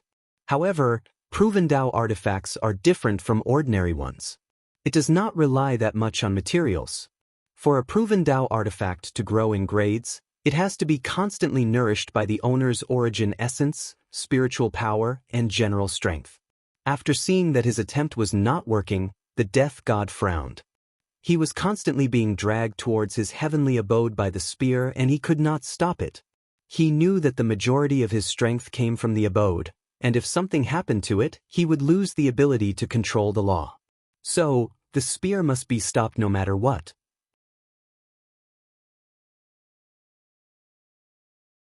Chapter 327. Since using pure strength could not stop the spear, the death god decided to use tactics. So, while holding the spear in one hand and being dragged, he took out a scepter with the other hand. He concentrated all his power and hit the spear again, this time not trying to stop it, but changing its direction. Then, the death god moved away from its path. The spear flew to the sky at maximum speed until it hit the shield that surrounded the death realm. It did not penetrate it, only slightly shook it. This small reaction did not matter for the people inside, but this was important news for the ones outside. Outside of the death realm, the 35 supreme gods floated in the void as they looked at the shield that suddenly appeared and separated the death realm from the rest of the world. They finally realized that the outsiders have started to act against them. And what shocked them was that their first move was so large in scale. Previously, when they faced invasions from other worlds, of them were as powerful or efficient as this one. As such, the majority of them became flustered and did not know what to do. They began to argue between them about their next course of action. Luckily, the Destiny Goddess and the Life Goddess stood up and took charge. They asked the remaining people to use all their strength to try to break the shield and see what was happening inside. Unfortunately, no matter what method they used, the shield remained unaffected. But they did not stop their assault. Meanwhile, the death god became more furious after Li Jun's attack. In his infinite life, he had never suffered such humiliation. He looked at his opponent furiously before flying away to his heavenly abode. Under his control, the abode turned into a small star and was absorbed by the death god. Instantly, a powerful aura emanating from his body covered the entire death realm. The aura was powerful, deadly, making the souls of all living things tremble and worship him. Fortunately, the Slaughter Legion and Undying Legions had a vast amount of slaughter chi in their bodies from their intense training. As soon as that aura wanted to invade their minds, a red aura suddenly enveloped these legions and protected them. As for people like Wang Ju, Tai Gang, and Yen Liling, they could not care less about such tactic of intimidation. Li Jun raised his head to look at the death god as he muttered to himself. His strength increased from the beginning of the shattered void realm to the peak. He can even be considered a half-saint. The fighting intent in his eyes increased. Although he was only in the divine body realm, his strength was equal to people in the saint realm after being trained by Wang Wei. He could kill ordinary saint, fight equally to genius saint, run away from heaven-chosen saint. Only heaven-defying saints like sect master Wang Tian could instantly kill him. Of course, this classification only applied to people who just entered the saint realm. So, the death god's current strength could only slightly raise his fighting spirit. He rushed towards his opponent with the halberd in his hands. With his armor, he looked like a god of war going through war. He swung it down with tremendous force. The death god was momentarily caught off guard by Li Jun's speed and reaction, so he could only instinctively raise his scepter and block. A powerful force came from the clash, forcing him to fly away a dozen kilometers before he managed to control himself. Once again, the death god felt humiliated. As a god, he was forced into this situation. He raised his hand and said out loud, "Death Judgment." A huge book suddenly appeared in the sky, gleaming with the power of law. It locked on Li Jun and began to scan his body and soul with some weird method. Finally, characters that composed of his name were slowly being written in the book, and Li Jun could feel that his lifespan was slowly dissipating. He could feel that once his name is completely written, he would die. He controlled his origin essence to turn into death qi to surround his body, then he cut off the connection of this book to himself. Regrettably, his actions were partly successful. He did not completely cut off the connection, but drastically decreased the rate at which his lifespan is decreasing. According to his calculation, he probably will lose 5 years of lifespan after 24 hours. To him, this was plenty of time to end this battle. Li Jun looked at the death god who had an ugly look on his face and swung his halberd once again. This time, he did not use direct confrontation of brute strength, instead used an origin ability. A gigantic halberd of similar size to the book materialized, before rushing towards it. Its whole purpose was to destroy the book. As the death god did not want this to happen, he immediately took action. A colossal arm came out of his body to block the spear. The arm was devoid of any skin and flesh, it only had red bones. The sky trembled because of the confrontation of these two. Powerful and large-scale shockwaves spread like wildfire in all directions. To the mortals of this world who rarely interact or witness the power of gods unless, through stories, this was the definition of a divine battle. The red bone arm could only momentarily stop the spear. However, this was all it needed. Soon after that, another weird scene occurred. The other parts of this bone hand rapidly came out of the death god's body. Then, a massive red bone giant with a beating heart under his ribs showed up. With 2 hands, he held the halberd that was descending towards the book. Taking this opportunity, the death god blessed the judgment book with his law power and increased its strength. Li Jun felt the rate at which his lifespan is decreasing rapidly accelerated. He frowned before saying, "I originally wanted to play with you a little to learn how strong the supreme gods are and how they fight. Now, I do not want to anymore."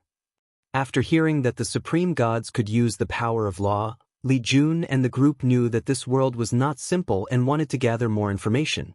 So, their plan was to use this fight to learn about the gods. And in this brief battle, Li Jun already learned something important. To be exact, he confirmed a theory that he had. These gods do not control the law, they can borrow its power.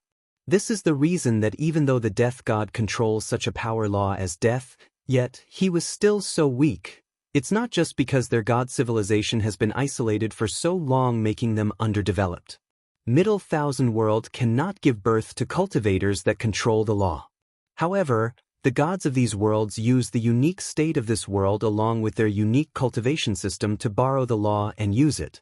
Li Jun wondered who came out with this cultivation system. Although it had many flaws and restrictions, it is still an ingenious one. He did not believe for a second that the aboriginal people of this world created it. Maybe he was being arrogant and condescending, but he still believed in his judgment. A slaughter will suddenly appeared on Li Jun's body and he swung his halberd once again. A red slash that was quicker than the speed of sound rushed towards the death god, who instantly felt that death was approaching him. A black armor suddenly appeared on the death god's body, covering every single inch of it.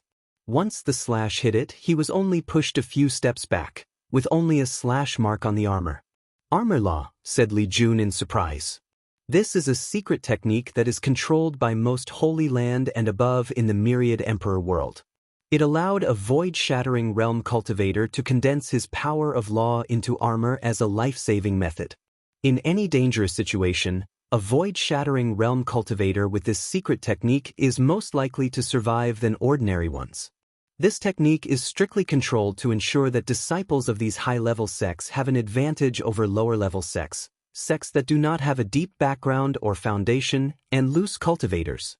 According to regulation accepted by all cultivators, for a sect to proclaim itself as a holy land, not only does it need to have a certain number of Saint Realm cultivators, it also needs to have an armor law secret technique along with a few other conditions.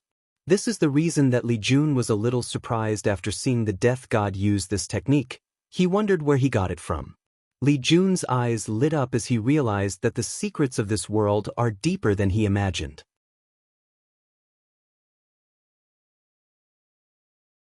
Chapter 328. As Li Jun watched the armor around the death god, although he was a little surprised, in general, things did not change much. With the armor law, a void shattering would be immune to most non-law-related attacks. So, even if thousands of primordial spirit attacked them at the same time, it would not cause them any damage. Nevertheless, there is still a limit. As long as an attack reached a certain level, it can still be broken. So, he decided to use an attack from his newly created Slaughter Dao code, from being enlightening by the 3,000 Dao orbs. A river of blood that covered the entire sky appeared behind Li Jun. He looked like the sovereign of blood, like a mighty god of war that has only left trails of blood and destruction behind him. Li Jun raised his halberd to control the blood sea but suddenly stopped. In his mind, he could hear the sound of breaking followed by a cry of intense pain. It finally dawned on him that this world was only a middle thousand world and could not withstand a certain threshold of power. His current attack has passed that threshold. Truth be told, his short battle with the death god reached the power of void-shattering realm, which should be higher than the threshold of this world. However, since Heavenly Abode world is a special one, it was not that affected. However, the attack that Li Jun was about to use to break the death god's law armor was too powerful. After making this discovery, Li Jun dispersed his attack, an act which bewildered the death god. He thought that something might have happened to his opponent. Maybe the tide of this war will sway to my advantage, thought the death god. Unfortunately, his thought was very wrong. Li Jun took out a jade talisman to communicate with someone. A few seconds later, the formation in the sky shone brightly, then a look of horror happened on the death god's face. His armor slowly dissipated. "What have you done to Mother God?" he roared out loud. "Why can't I feel my connection with her?" Death God tried to mobilize his power of law, but nothing happened. He had lost his power as a supreme god. "Mother God? Is that what you people called the heavenly Tao of this world?" asked Li Jun, quite fitting I guess. "Answer my question." "We have long speculated that the power of law of your supreme gods came from heavenly Tao. As long as the connection between the two of you is broken, all of you should lose that power." The death god immediately became flustered after hearing this. All the gods revered heavenly Tao and considered her as their creator, their mother, hence the name. They believed that although she rarely intervened in the world, her power was supreme and almighty. But now, these outsiders have proven to have the ability to interfere with her, and even cut off the blessing that she gave them. Li Jun could read his change of emotions with a single glance. Internally, he shook his head. This is the difference between a powerful world and a small one. The way they see and understand the world is completely different. This manifests in the form of advanced civilization. The gods of this world never fathomed that someone could affect heavenly Tao. However, to Li Jun from a powerful world, completely enslaving the heavenly Tao of a middle thousand world is a very common thing. After shaking his head, Li Jun took out a sealing artifact that looked like a bead, preparing to seal the death god. Right now, the latter's strength has decreased from a half-saint to the primordial spirit realm. An accident then occurred. The death god, who was flustered and anxious, suddenly started to burn his soul and the majority of the incense inside his heavenly abode. Li Jun flicked his finger to throw the bead at an incredible speed. Once it arrived in front of the death god, the latter was instantly swallowed by it. However, Li Jun could feel that he was a step too late. As he held the bead in his hand, he could see the body of the death god inside, seeming to be in a forced sleep. After sighing, he used a teleport spell to arrive on top of the Death Kingdom capital. Although in the Myriad Emperor world, cultivators in the void-shattered realm can break the void to teleport, a few emperor lineages have developed space spells. However, a requirement of origin essence is required before learning or using the spell, otherwise, the user will instantly be drained of his energy. "Did something happen?" asked Yen Liling after seeing Li Jun's arrival. "Yes, The death god used some kind of secret method to bypass the formation and send some information outside. Would that affect our plans? Most likely, replied Li Jun nonchalantly. Nevertheless, he did some that worried. He then handed the bead to Wang Ju. See if you can search his soul to gather any information. Where are you going? She asked back after taking it. I just received news that the supreme gods are constantly attacking the formation. So, I'm going to control the formation to prevent any accident, and also reduce the resources to maintain the formation. Everyone nodded their heads to him, before focusing on their own tasks. Still, before disappearing, Li Jun still said, don't forget your reports. Before coming to this world, Wang Wei tasked them to write a report on the things to be aware of during interplanar war between different worlds. He wanted to be prepared for the future by preparing some sort of standard or guideline that can be applied to many worlds. Of course, this guideline will be a general one. The majority of worlds are different, so different approaches have to be taken. Nevertheless, there should be some similarities that can be used. While Li Jun was gone, Tai Gang took control of his Undying Legion while Yen Liling controlled the Slaughter Legion. Tai Gang looked at the capital underneath his feet and said, to all the gods, surrender now or suffer the consequences. His voice echoed not only in the capital but all the cities under the Death Kingdom. The king along with many aristocrat families who were granted cultivation techniques looked at the sky with great horror. They watched as their supreme leader, the Death God, the most powerful of the supreme gods, was easily defeated and sealed away. So, they became scared, wondering what they should do. The king quickly gathered a few people to discuss their next step of action. After a brief discussion, someone was sent as a representative to talk to Tier Gang. As for the mortals, they only wondered why the gods were fighting amongst each other. They could not differentiate between gods and cultivators. All people with extraordinary abilities were labeled as gods to them. Tai Gang looked at the demigod flying to see him. Without even giving her a chance to open her mouth, he said, you are not qualified to discuss any terms or agreement with me. Have your king come or be annihilated. The demigod almost choked after hearing this. Her breathing instantly became rapid. She wanted to become angry out of shame, however, after feeling the intense killing intent coming from Tai Gang's body, she decided to return and relay his words. Tai Gang did not do this because he wanted to be a jerk or show up the fact that he was from a powerful world. After all, the world he's from is even weaker than this one. The reason he did that was a form of a power play to display their superiority in the current situation. This would in turn allow him to have a better advantage in negotiation. Although military-wise, their group can totally annihilate these gods, however, doing so is not in their best interest. Their complete and absolute surrender is in their best interest. A few minutes later, a middle-aged man wearing a crown flew in front of Tai Gang. He had the aura of a true god which was equivalent to the supernatural realm. Tai Gang looked at him up and down before directly saying, I will be direct. If you surrender and agree to worship our god instead, all of you can keep your strength, abilities, and titles as gods. If not, prepare to be annihilated. The Death King's eyes lit up after hearing this. What he feared the most was that those people will either kill them or strip them of their powers.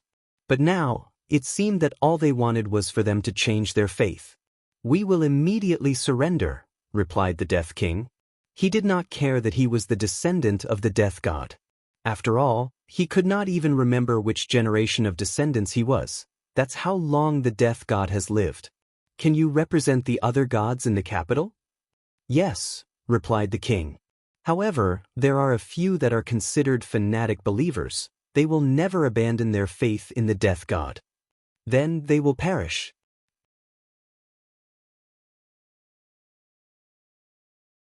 Chapter 329. Fanatic believers are the greatest assets of most gods. Because of their strong belief, they provide the gods with the greatest number of incense. In return, they are the first people to be chosen to be given cultivation techniques to become gods themselves. The stronger their souls, the greater the number of incense they can provide. After hearing the Death King words, Tai Gang looked at the capital. His eyes suddenly had weird runes on them as he observed the people. He saw that the majority of people had a thin gold layer on top of their heads. The intensity of the gold layer varied from person to person, and even the gods had them on top of their head. That's because that was the intensity of their faith. Tai Gang was using a secret technique called qi watching technique. Between heaven and earth, all things have their own qi or breath. By observing this qi, you can peep into their essence, their secrets. This kind of technique is usually used to look at qi luck, whether it's the individual, the luck of a fortune dynasty, or a sect. It used to see the unseen, to know the unknown. Since Wang Li's eyes had the natural ability to see these things because of his paragon soul, he did not have to learn this kind of technique. After checking out the belief of all the people in the capital, Tai Gang paid attention to a few of them. All of them had a bright and pure golden light on top of their head, signaling that their faith in the death gods was unparalleled. Tai Gang flicked his hand, sending myriad lights from his body. Each light hit one of the fanatic believers below the true god level, placing a mark on them.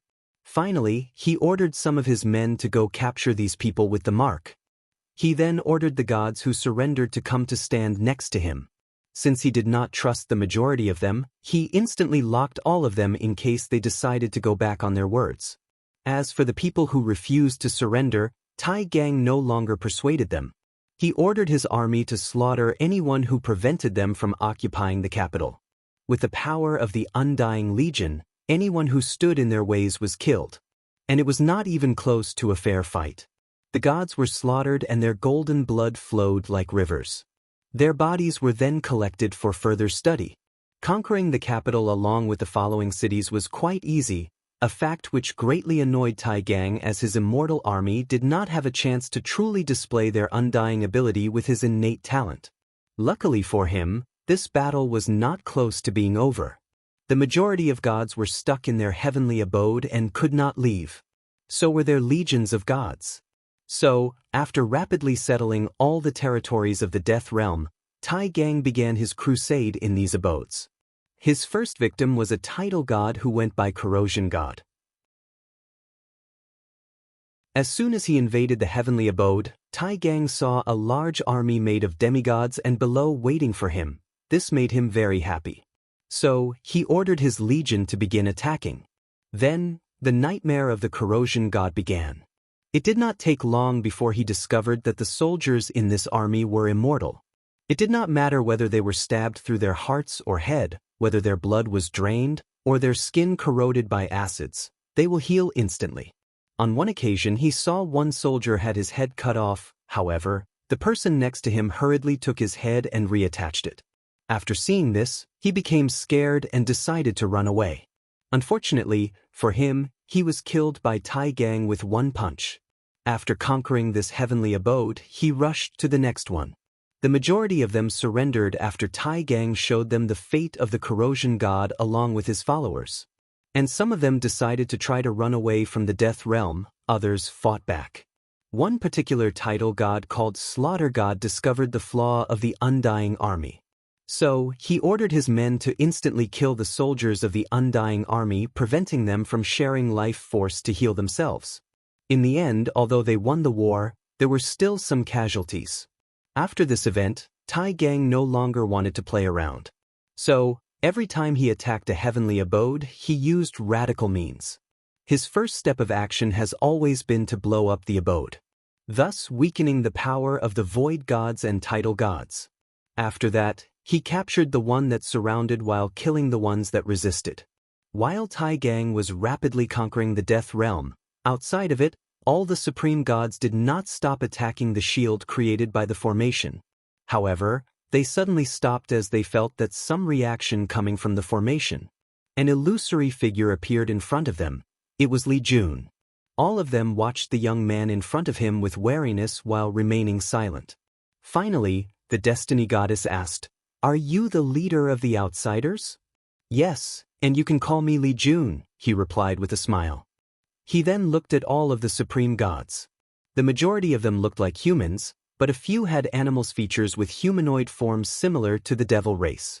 "Why have you invaded our world?" she asked with a stern voice. "Of course, it's to gather incenses," replied Li Jun as he analyzed these people based on their facial expressions. I can honestly tell all of you that we have no intention of occupying your world for a long period of time. After we accomplish our goal, we will leave. After all, we are from a more powerful world. There is no need to stay in this small world that is basically a cage. Li Jun secretly observed that some people's body language changed after he said the word cage. A few seconds later, the Thunder God asked, "What is the world you are from? How powerful is it?" Li Jun gave a knowing smile after hearing this question before continuing explaining. In the endless void, there are myriad of worlds and they are divided into 4 grade. Mortal world, this is the lowest of worlds. The spiritual chi between heaven and earth is gone, making it impossible to cultivate or for any extraordinary individuals to be born. Then there is small thousand world. The highest level of cultivation is tier 3 or what you call demigods. Followed by middle thousand world. Your current world is this level. The highest level possible is tier 6 or title god. The third level is called greater thousand world, which can give birth to tier 9 individuals. Finally, there is the world that we came from referred to as heaven will world. These worlds can give birth to beings known as great emperors. As soon as Li Jun said the word great emperor, a message entered the mind of these supreme gods. Great emperor, an existence that has transcended the shackles of life and death, standing above myriad races and worlds. The faces of many of these gods became unsightly after understanding the implications behind these words. "What you said does not make sense," hurriedly said the destiny gods. "According to you, our world could only give birth to title gods. What about us supreme gods?" She was correct, thought many of the gods. However, Li Jun responded calmly, "You should be aware that your world is special. Because of this special nature, you supreme gods have the power of tier 7. This is most likely because of whoever created that crystal wall and your cultivation system. Many of them suddenly remembered a legend of their worlds. A legend about a supreme being from beyond the stars that came to this world long ago. He was credited as the first god that ever existed, and rumors have it that he or she was the one who created the crystal wall to protect this world. Older gods like the Destiny Goddess and Life Goddess knew more about this legend than the majority of these other supreme gods, but they tried to control their expression to remain as calm as possible. Li Jun smiled as he continued, "There is no need for any contradiction between us as we will not stay for long. As long as any of you cooperate with us, I can promise to take you outside with us to experience the broader world. If that does not appeal to you, I can even leave our cultivation system to you so that you are no longer restricted by your believers and the power of incense."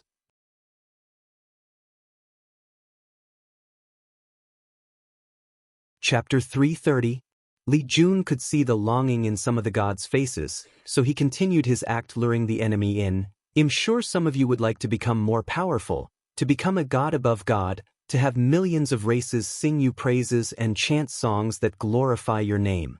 More importantly, you can achieve immortality. Even as supreme gods, you will one day die of old age." "That sound like words one would use to tempt children," said the fire god. "There is no way you can give us such strength." "You are correct," replied Li Jun calmly.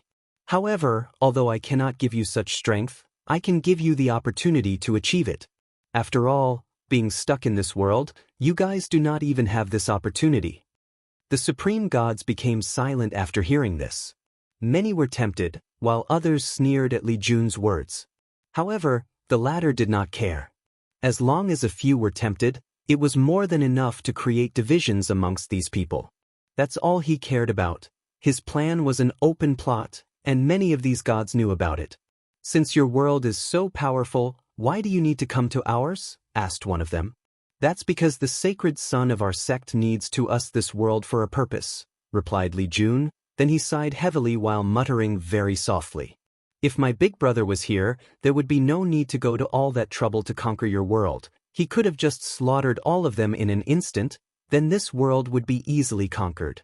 Although Li Jun muttered these words so soft that no mortal could hear them, all the people present were supreme gods equivalent to a void-shattering realm cultivator. How could they not hear his words?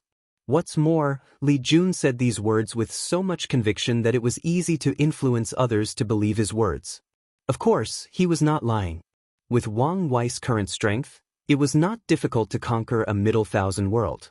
Truth be told, with Li Jun's current Saint Realm strength, he too could easily conquer this world.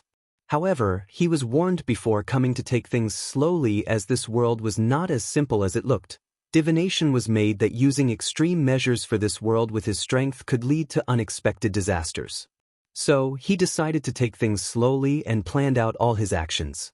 Li Jun then looked at the gods as if he did not say anything so provocative, then said, "Well, I have already extended my invitation to all of you.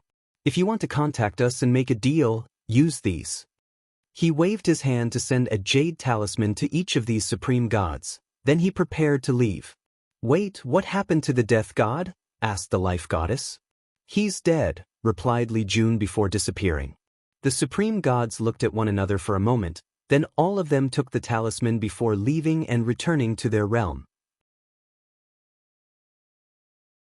Only 4 of them remained: the destiny goddess, the life goddess, the destruction god, and the god of order. They started using their divine soul to communicate with one another. "I just received some news from the death god. The outsiders has a way to influence Mother God," said the life goddess. "The situation is slowly getting out of control," added the destiny goddess. "I think we should activate the Guardian Protocol as soon as possible to deal with the current situation." "Don't say such stupid thing," replied the destruction god. "Unless our world is on the verge of destruction, we cannot activate it." "Do we have to wait until things get worse to act?" she replied back. After today's event, the destiny goddess had a feeling that the next person to suffer a catastrophe after the death god would be her. She believed in her intuition. "The destruction god is right," replied the life goddess. "Plus, without the death god, we cannot activate the Guardian Protocol. We are still missing one person. Since the death god is most likely dead or captured, we should immediately choose another person to undergo the ceremony and inherit the death god's responsibility. That way, when we want to activate the protocol, it can be done quickly without any problem," suggested the destiny goddess. The other 3 pondered for a moment, then the life goddess said, "Your suggestion is a good one. However, there is still a problem. Who can we trust? You have seen the temptation that the outsiders use to lure many of us on their side. If we want to choose someone to inherit the death god's duty, it has to be someone trustworthy. If it was the past, there were a few people that they could choose. But now, after Li Jun's temptation, no one could be trusted. Maybe even amongst the 4 of them, someone might already have other thoughts." The destiny goddess gave a slight glance at the order god. This supreme god has always been a mystery, even compared to her. No one knows his thoughts, ideologies, or beliefs. For the majority of the time, he stayed in his realm. When interacting with other gods, he always remained quiet, agreeing with any decision that the gods made without an opinion of his own. If it was not the fact that each of the 5 of them who had the power to activate the Guardian Protocol was under heavy oath and restriction, she would be more suspicious of him. "How about we choose a god that we all think is trustworthy, then take them to take the oath and restriction in secret, without even telling them what they were doing it for? That way, they could not betray us and inform the outsiders," suggested the destiny goddess. "That could work. As long as they take the oath and have the restriction placed in their souls, they could not betray us even if they wanted to," replied the destruction god. "The only thing we have to worry about is them leaking the news in advance and having the ceremony interrupted." However, if the chosen god is not even aware of what they were going to do, this problem would be solved. That is only if the outsiders do not have the ability to remove the restriction in our soul, added the life gods. Her word immediately made the remaining people quiet. Finally, the order god said his first word since this exchange began: "You have to believe in the power of the God King." "Indeed," replied the others. Then, they started to discuss who was more trustworthy amongst the other supreme gods. Although they made up a plan, it was best to still choose someone that was relatively trustworthy and had a sense of belonging to the heavenly abode world. Meanwhile, after Li Jun returned to the death realm, he muttered softly, It seems that I cannot underestimate these supreme gods. Many of them obviously already knew knowledge about other worlds but pretended to be stupid to gather information from me. Despite knowing this, Li Jun did not care. His objective was to stop these gods from banding together to break the formation. Although it was a powerful heaven-grade formation, it still had a limit. If these gods constantly attacked this formation for a long time, it would consume a lot of resources before breaking. Now, not only did he accomplish his goal, he still managed to investigate infighting between the supreme gods based on their desires and might even draw a few of them to his side. 3 days quickly passed by and the entire Death Realm was conquered. The formation that surrounded was not just a protective one but made of countless different formations that served different purposes. One of which was mass teleportation. With it, Li Jun and Tai Gang can teleport their troops anywhere in the realm, thus greatly increasing the mobility of their troops. Once the realm was conquered, Li Jun ordered his men to tear down all the gods' temples along with their statues. To replace them, new temples were built with Wang Wei as the main god. They spread his name as the god of fate that controlled the fate of all living beings in existence, the one who weaves the threads of destiny, determining their fate the moment that they are born.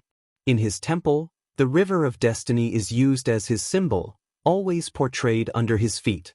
Then, the soldiers started to spread this belief throughout the realm, encouraging mortals and gods alike to offer their faith/incense to him. However, the process still encountered some resistance. Oddly, it was not from the gods as they were used to offering their allegiances to more powerful gods. The resistance came from mortals. The change of faith affected them the most since their livelihood was affected. For example, the people who worshipped the goddess of harvest used her blessing to increase the yield of their fields. With this blessing, they have enough food to feed their family. The people who worship the life goddess can cure their diseases. The god of earth prevents them from suffering from disasters like earthquakes. The god of wood can help them build houses and shelters. To tackle this situation, Li Jun and the others began to create social reform in the name of the god of fate. Only then did the problem slowly alleviate. Inside the royal palace, Li Jun and his group were having a discussion when Wang Ju walked in. "There is an unexpected problem," she said.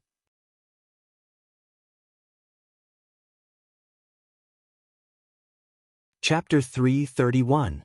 Everyone turned their heads to look at Wang Ju with the same questioning look. Their faces were basically saying, "What do you mean that there was a problem? Everything was fine a few days ago." With a calm look on her face, Wang Ju said, "The incense we have gathered has dispersed? What do you mean by this?" "Let me show you," she replied before flying away with the group following her. Not long afterward, the group arrived at the largest temple in the capital. Inside the main room, countless gods knelt in front of a statue of Wang Wei praying to him. Using the qi-watching technique, the group could feel faint golden energy on top of these gods' heads. Although their faith was not pure enough because they were not true believers, however, due to their powerful souls, the incense energy that they provided was still quite large. Li Jun's group then watched as the golden incense came from these gods' souls and entered the statue, which was an artifact refined to contain the power of incense.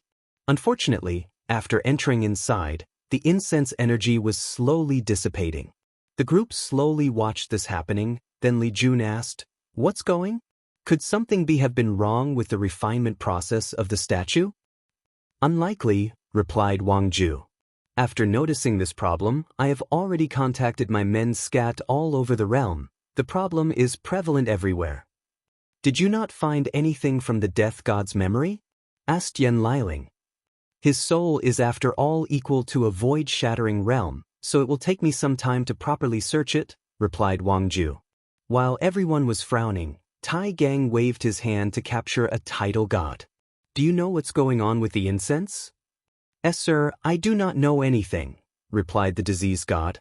However, Tai Gang could feel that this guy's eyes were suspicious and contained some guilt.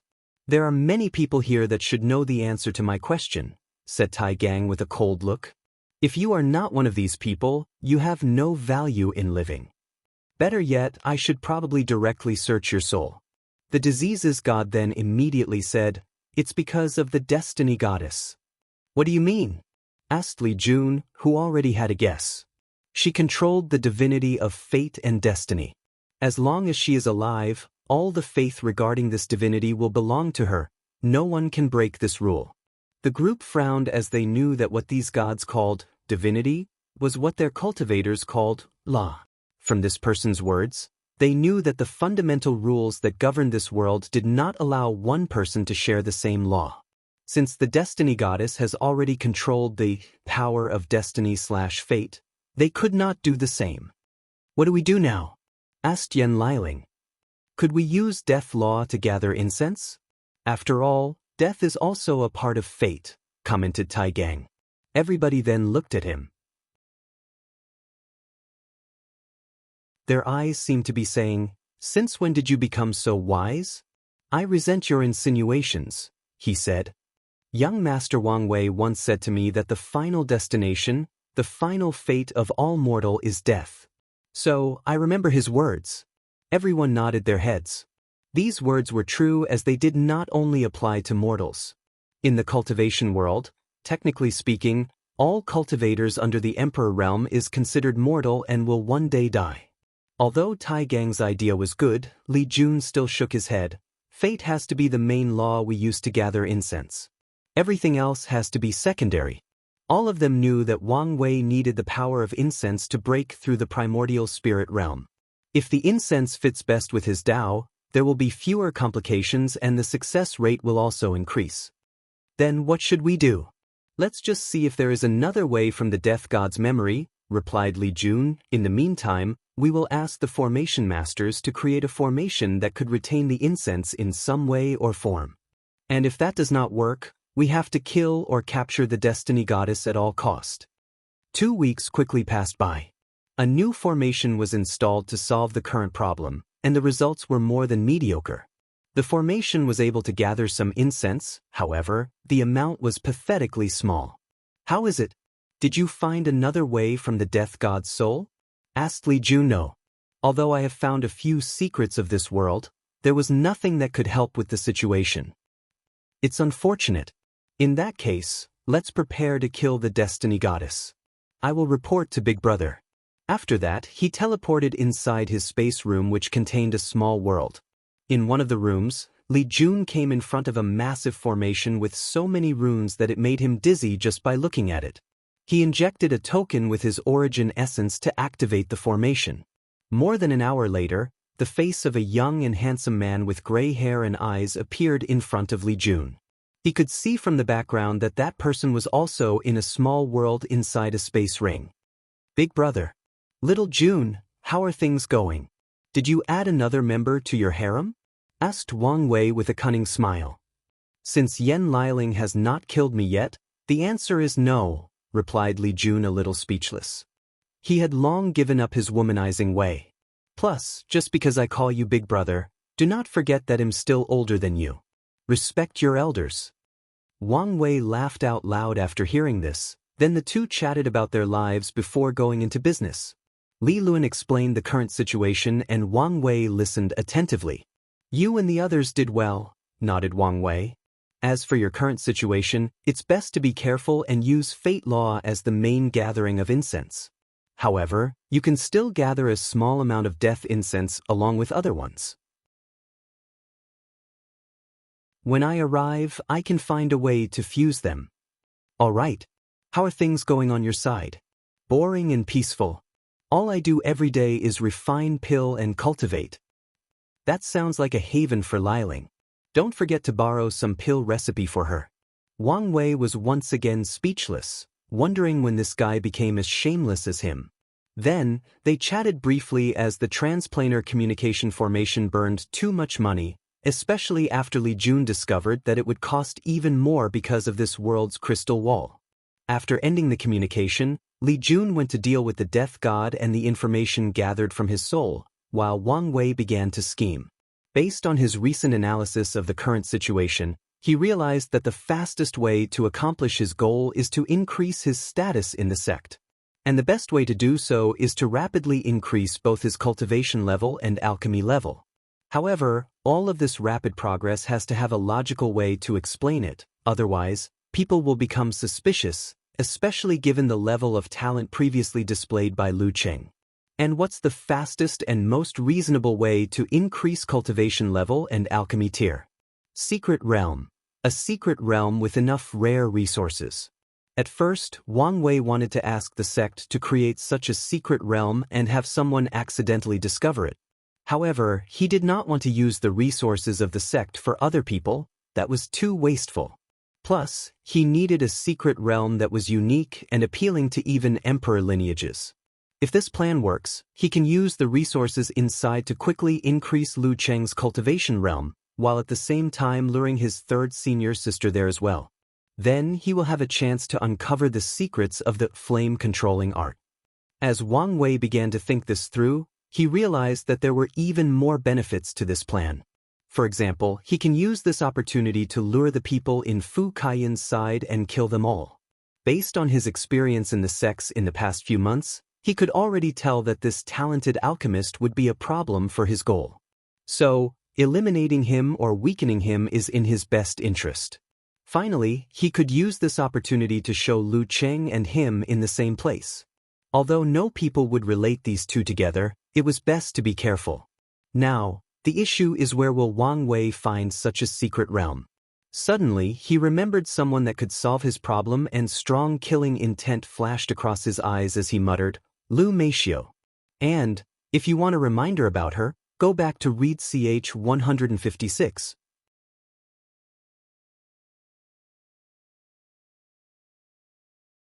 Chapter 332.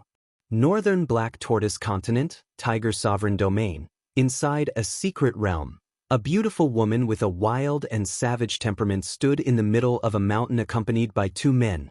One person was 3 meters tall with 2 bull horns on their heads, while the other had the head of an elephant with a human body. The three of them were surrounded by formations scattered all over the mountain. Lu Meishio watched as the two men used all their strength to break the formation in front of them. Then the group can take a few steps forward up this mountain. Then, they will be stopped by another formation and have to take time breaking the formation. Seeing that they were already halfway through the mountain, it's obvious these three have been here for a while and are close to accomplishing their goals. After destroying another formation, Lu Meishio said, "Elders, you can rest now." The two men nodded their heads before stopping, then they turned back into humans. To be precise, they seemed to separate into two, one human and one demonic beast. The man with the horn was fused with a demonic beast called Tyrant Fistbull, which was a demon with imperial bloodline. The other man was also separated from another demon with imperial bloodline, the earth-suppressing elephant. Both these demon races had one great emperor. After the elders separated from their fusion form, they put away their contracted demons in their space bags, took out a few pills to heal, and recuperate their strength. Lu Meishio followed them and sat cross-legged on the floor to recuperate and cultivate at the same time. The aura surrounding her showed that she was already in the divine body realm. As she closed her eyes, she pondered, "It has been more than 700 years since I came to this secret realm. In a few hundred years, I should be able to reach the core." Thinking about the reward she will receive once she breaks through the core, Lu Meishio became excited. She has sacrificed so much for this secret realm. She forfeited attending the Heaven-Chosen trial at the Academy, so she did not have the chance to place her name in the Heavenly Dao Protection Book. This led to the fact that she also did not have a chance to use the Dao tablets and create her own scripture. However, Lu Meishio did not care about these. When it came to the protection of the book, it only protected her until the primordial spirit realm.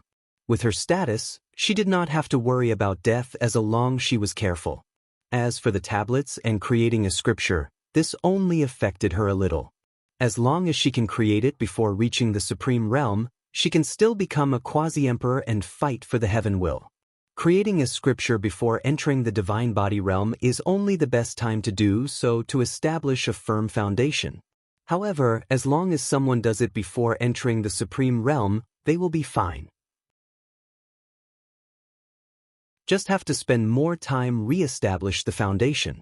After taking a deep breath to calm her mind, Lu Meishio began to run the Beast Lord map, to use her good fortune flame to temper her organs. With the resources she acquired from this secret realm, She was almost finished with the human stage. However, before she could cultivate for long, she received a communication talisman. With a frown on her face, she took the talisman as she muttered, "I thought I told them not to contact me unless something important happened." She used her divine sense to check the message, then she abruptly stood up, alerting the other two elders. "Young Beast Lord, what happened?" asked one of them. "The news about the secret realm has been leaked and spread," replied Lu Meishio with gritted teeth. "What?" shouted the two elders at the same time. "How is that possible?"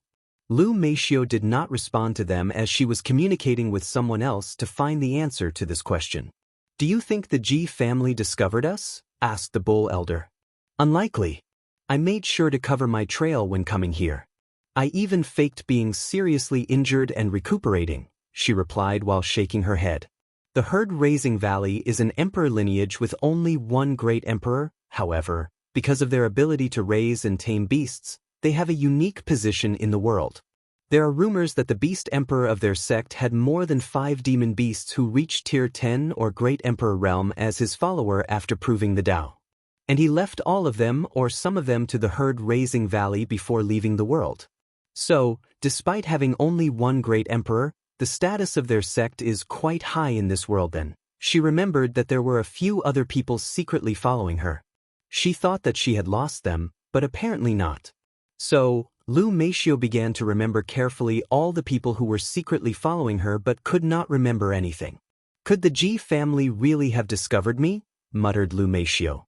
The political situation in the herd-raising valley is very messy. The sect used to be nothing but a supreme land until the Beast Emperor managed to prove the Tao and proclaimed himself as emperor. With his guidance, he opened a large business selling beasts all over the myriad emperor world, thus establishing a firm foundation for the sect. Then he left. After his departure, his family, the Ji family, began to rapidly gain power in the herd-raising valley. Using some secret method that the Beast Emperor gave then, the Ji family had a way to both create a pseudo-myriad beast body and track the real one once it appears. Because this physique was perfect to cultivate their emperor scripture, Beast Lord map, many powerful heaven chosens have appeared in their family, this solidifying their status as the most powerful faction in the sect. Of course, the other factions were not happy with the sudden rise of the Ji family. After a few generations, the herd-raising valley had turned into the Ji family's property because of how much power they held. The other people did not accept such a fact, so infighting began amongst the same sect. Unfortunately, the Ji family was too powerful, so the other factions were forced to band together to barely fight against them. Luckily for them, in this generation, they discovered the myriad beast body before the Ji family. They took Lu Meishio in and trained her with all their resources and efforts. They placed all their hopes on her. And she did not disappoint them. She fought and easily slaughtered the pseudo-myriad beast body of the Ji family, absorbed his blood essence, and became the young beast lord of the herd-raising valley in this generation. Despite this, Lu Meixia's life was not easy. The Ji family did anything to reduce the number of resources that she would receive. After all, they knew that if she became a great emperor, not only would their family lose their position, they might even be killed. The Ji family went as far as sending many assassins to eliminate Lu Meishio and prevent her from growing up. Although angered, the other factor practiced forbearance as they had a plan to ensure their rise and the rise of their heaven chosen. A secret realm that Lu Meishio learned about when she was young. As long as she could get the benefit inside this secret realm, she will be able to recreate the glory of the heavenly Phoenix Emperor. She was an emperor with the same physique as Lu Meishio but got a fortunate encounter to absorb the blood essence of a true phoenix. With that blood essence, the myriad beast physique displayed powers beyond many people's imagination. While Lu Meishio was trying to think how she was discovered, she suddenly remembered sensing a strange power following. That power was very weak and well controlled. If it was not for her beast-like instinct, she might not have detected it. That was the power of shadow, and it was a power that I felt familiar with. Where have I felt it before? The Tao Opening Sex, Shadow Monarch book? Immediately, she remembered her encounter during the luck trial. Wang Wei, it must be him, muttered Lu Meishio with gritted teeth. She guessed that Wang Wei must have been paying attention to her since the trial and had people monitor her. However, she was still confused as to why he released the news about the secret realm. The best course of action in this situation would be to wait once she entered the core and act as an oriole to catch the cicada. However, he did not do so. Unless, it was not his intention to release the news, muttered Lu Meishio. She pondered for a moment, sneered, and said to the elders, "Immediately go restore the formation we have already destroyed. We can let others take advantage of all our hard work."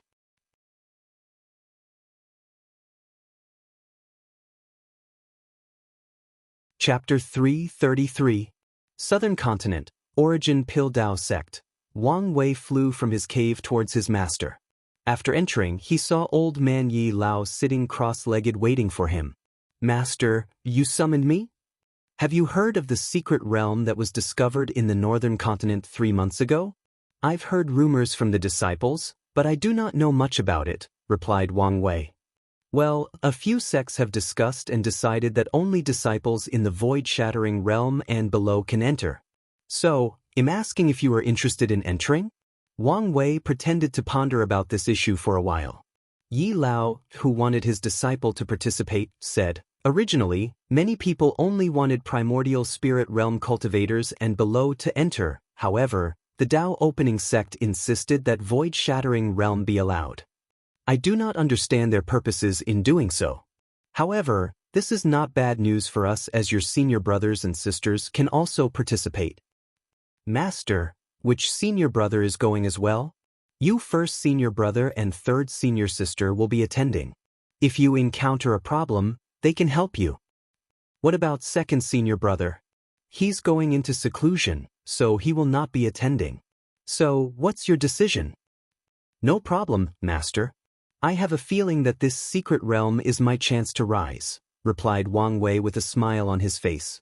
"You're probably just happy to have a chance to spend time with your third senior sister." "Master, don't tease me." "All right, I won't intervene in you youngsters' things," said Yi Lao. "Do you have any other questions or concerns?" "Yes, Master. Do you have any information regarding this secret realm?" "So far, aside from knowing that it contains a large number of resources, we do not know much yet. The core of the secret realm is protected by many formations that even supreme realms cannot easily go through." "Master, does that mean that true monarchs will also enter the secret realm?" "I'm confused. I thought only people in the void-shattering realm and below could enter." "This is referring to the outer area," replied Yi Lao. "The true monarchs will only stay in the core area and are prevented from interfering with the disciples' fights." Wang Wei nodded his head, then Yi Lao gave him a space ring. Inside contains a heaven-grade artifact. This should protect you against void-shattering realm powerhouses. Additionally, there are a few escaping talismans that can save your life in case of danger. Wang Wei's divine sense checked inside the space ring and a shield floating inside along with many talismans. On the corner was a small pile of pills, mostly healing ones. "Thank you, Master." A few days later, Wang Wei flew to the entrance of the sect where a group of people was waiting. At the head of the group were 2 people, Lu Cheng's first senior brother, Wan Luo, and his third senior sister, Lan Ling. After meeting them, Wang Wei said with a smile, "Third senior sister, first senior brother." However, while his tone was warm and cheerful for the first one, he was more neutral and even cold when referring to his senior brother. Apparently, Lu Cheng's relationship with his senior brother has not been very good because he is considered his love rival for his third senior sister. Although Wang Wei was complaining inside, he still had to act the part. While Lan Ling smiled and chatted with Lu Cheng, Wan Luo just nodded his head at him before ignoring him. Meanwhile, Wang Wei was checking the other people participating in this secret realm. He quickly realized that the majority of these disciples belonged to Fu Kaiyan's faction in the sect. And when it came to the direct disciples of his master, only the 3 of them came while the remaining 4 stayed in the sect. Considering that his 6th junior sister and 7th junior brother had quite a low cultivation level, he understood why they did not come. His 2nd senior brother was in retreat, however, he did not know why 4th senior brother did not come. "What are we waiting for?" asked Wang Wei. Fu Kaiyun's third disciple is also coming with us, replied Lan Ling. Not long after asking this question, the space not far from the group was suddenly broken and a young man dressed in all black with clouds pattern came from it. His appearance was quite noticeable as he had heavy bad under his eyes like he had spent millennia without sleep. A gloomy aura surrounded his body, preventing anyone from approaching him. "Jiulo, you're late," said Wan Luo with a cold voice. Unfortunately, the latter just ignored him. After taking out a small boat from his space ring, it enlarged itself until it was large enough to hold a few thousand people. Jiulo flew inside one of the rooms on the boat, followed by his master's followers. Meanwhile, Wan Luo was furious for a few seconds before following. In the meantime, Wang Wei was secretly observing that Jiulo. If I remember correctly, this guy belonged to the Ji family, which had paid a high price for him to become Fu Kaiyun's apprentice. His presence in this secret realm showed that his master might be aligning himself with the Ji family to deal with Lu Meishio. Many aristocratic families will send their juniors into other powerful sects as either a form of alliance, using the sect's resources to raise them, or even as asylum against rival factions in their clan. There are many of them in the Dao opening sect. Those sects would accept these people since they will never truly enter the core power. Additionally, if they can be turned into spies, they are the perfect double agent. Thinking of Lu Meishio, Wang Wei's killing intent flash. Back on the luck trial, he suffered a loss because of her. She broke the rules of the trial and tried to destroy the world in an attempt to acquire merit to increase her chi luck. Millions of his citizens died because of the beast tide she created. If the trial took place in a Middle Thousand world, he would have paid for this great karma as a ruler. So, Wang Wei remembered that debt and he would pay it with blood. Although I want Lu Meixia's head, I still need her to reach the core of this secret realm first, as she has an overwhelming advantage over other people. So, if necessary, I have to block both Fu Kaiyun and the Ji family's people. 3 days later, the group arrived at the northern Black Tortoise continent. The first thing that flashed across Wang Wei's mind was how thin the spiritual energy is. He finally understood the reason that the demon race's hatred for humans is increasing with each passing generation. Living in this environment makes cultivation at least 10 times harder than usual. However, from the human race's point of view, this is the best choice besides exterminating their race. The demon race's cultivation is different from other people. They relied heavily on their bloodline. Although this determined the height low-level bloodline demons will reach, high-level bloodlines only require enough resources to reach the supreme realm. They do not have bottlenecks. Additionally, the demon race does not have to worry about things like having their own Dao to become great emperor. Although that would help, it's just the cherry on top, nothing more. As long as they acquire the heaven will, their bloodline will evolve and mutate. They do not have to worry about things like Dao heart and so on. The downside to this is that it's really difficult for the demon race to give birth to eternal emperors. So far, throughout their history, not a single one has appeared. After arriving at Tiger Sovereign Domain, the group headed to a small town habited by humans called Hope Town, located in the north. Although it was rare, there were still humans living in the north.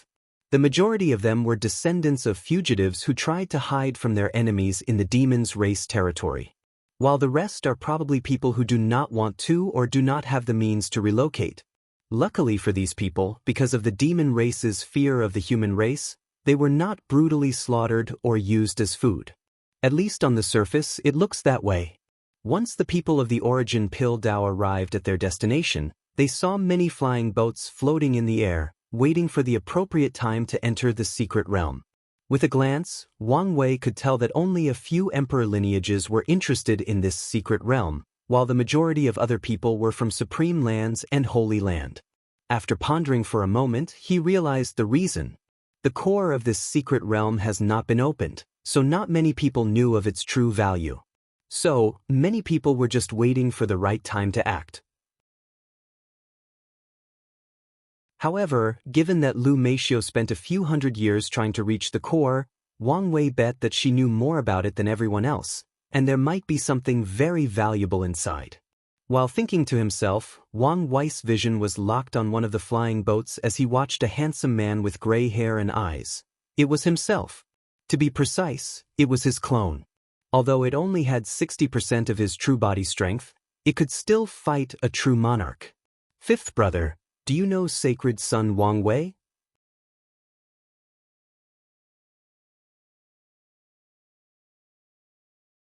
Chapter 334.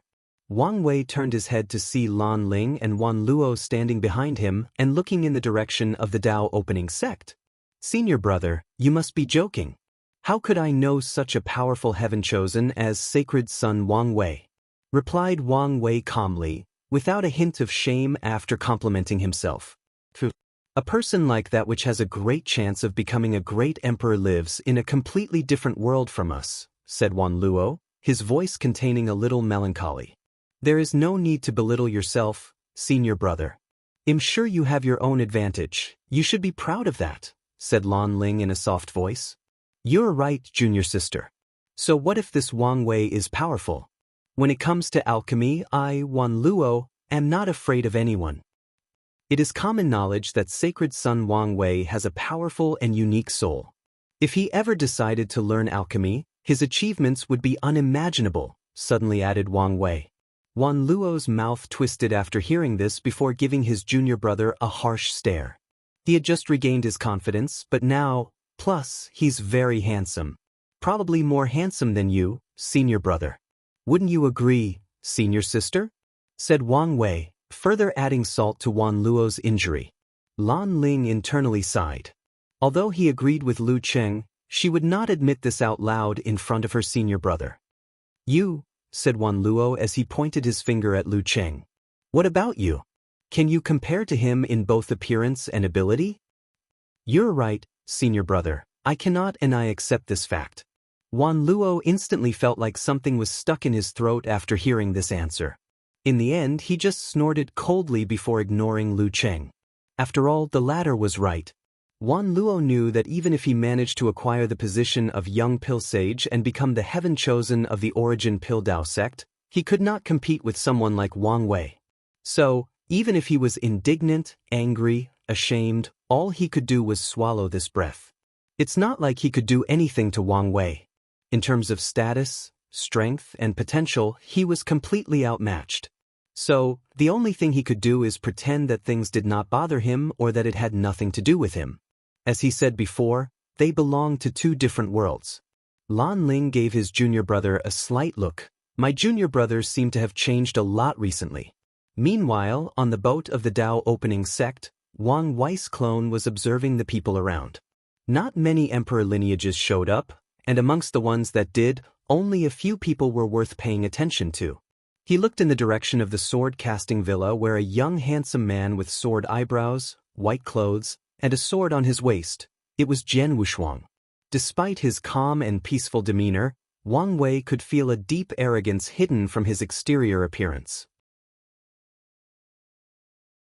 Wang Wei had noticed that Jian Wushuang experienced a change in personality during the Dao Tablet's secret realm after his infinity sword will manage to subdue his father's absolute cut sword will. From what Wang Wei knew, the upper echelons of the sword-casting villa also noticed this change in temperament, so they ordered him to travel around the world to temper himself. Sudden change in temperament is a normal thing if a person's state of mind or Dao heart is not firm enough. Logically speaking, Jian Wushuang should have awakened after he experienced defeat at Lin Fan's hand more than 500 years ago. However, it seems not. Wang Wei guessed that Suya used some method to influence Jian Wushuang. After all, from what he knows, she has been scheming against him for quite some time now. If her plans work, Wang Wei guessed that Jian Wushuang will either end up dead or in terrible shape. Either way, Wang Wei does not care. After all, Jian Wushuang is his enemy/competitor. His death is advantageous to him. Additionally, his demise is actually quite inconsequential. From what he learned from his father and grandfather, not all the Heaven Chosen currently active on the world stage will make it to the Heaven Will battle. Some will die halfway through, some will have their Dao heart shattered and no longer wish to pursue the Emperor path. Many other people will suddenly grow up and replace the current people. More importantly, there are many hidden seats, families, or factions that will not show themselves until the appropriate time. In conclusion, the Heaven battle will not be simple. Not even a tenth of the participants have shown up yet. After thinking about this, Wang Wei's clone eyes moved to another boat. This one belongs to the Loose Cultivator Alliance, and their current Heaven chosen, Huang Yuan. From the information currently known about him, he is from the lower realm and was discovered by a member of the Loose Cultivator Alliance. So, they pooled a lot of their resources together to exchange for an identity token for him from an emperor lineage so that he can participate in this generation's battle. After meeting this guy, Wang Wei instantly felt that something was wrong. He felt a particular breath from Huang Yuan, the breath of heavenly Dao. And he knew that all of the people who placed their names on the Heavenly Dao Protection Book and attained immortality had that same breath. However, it was very faint on Huang Yuan. It was so faint to the point of being unnoticeable. In fact, the clone did not detect the breath, but the real body who was posing as Lu Qing did. Immediately afterward, Wang Wei's brain began to think. He knew that there must be some secret here. His first instinct was to use his fate-reading technique to find the truth. Unfortunately, a dark aura seemed to be protecting Huang Yuan. So, he used his brain instead. He suddenly remembered one of the top 30 Heaven Chosens from the Academy's trial. It was the ranked 23rd whose name was also Huang Yuan. From what he remembered, this guy was from a supreme land called Soaring Lantern Valley. Now, the question is, what is the relationship or connection between these two Huang Yuan? Thought Wang Wei. He did not think that this was merely a coincidence of two people having the same name, especially after sensing that breath. Immediately, he contacted the current acting leader of the Fate Shadow Guard in Wang Zhe's absence. He ordered him to find the whereabouts of Huang Yuan from Soaring Lantern Valley. While Wang Wei was staring at the Huang Yuan from afar, the latter noticed his gaze and looked at him back. Immediately, Wang Wei knew that he was right to assume that this guy had a secret. This was because of his eyes. They displayed a level of vicissitudes, a wisdom that could only be possible through time. He had seen such eyes from his grandfather and grandmother. There is no way for a young person to have such eyes. Truth be told, the only young person he knows who has such eyes is Di Tian. However, he also knew that it was because the latter was an old monster that has lived for who knows how long and experienced too many things. So, after seeing Huang Yuan's eyes, two thoughts came to his mind: reincarnation or body possession. Of course, there is also the possibility that this guy had a fortunate encounter that allowed him to experience samsara, to experience myriad lives, thus explaining why he has such eyes. Whatever the truth is, it does not change the fact that Huang Yuan has become an unknown factor in this generation's battle for the throne. As such, he must be investigated and his secrets must be known. That way, it will be easier for Wang Wei to deal with him. After coming to this conclusion, Wang Wei removed his eyes from Huang Yuan. Meanwhile, the latter frowned as he pondered to himself. Did he discover something? Probably not, but based on his reaction he might be suspicious of me. Psi Heaven Chosens of such a powerful world is nothing compared to the lower realm. If his body possession is discovered, it will only be a minor inconvenience for him when it comes to consequences. However, he will lose the ability to use this knowledge in a beneficial way. So, actions must be taken to cover his tracks. Luckily for me, I could not destroy the other guy's body and soul. However, I have to find a way to erase his memories. Huang Yuan quickly thought of ways to cover his track and prevent his secrets from being leaked. Meanwhile, Wang Wei's eyes looked in another direction as someone else's caught his attention. "Who is that?" he asked one of the supreme elders that were accompanying him.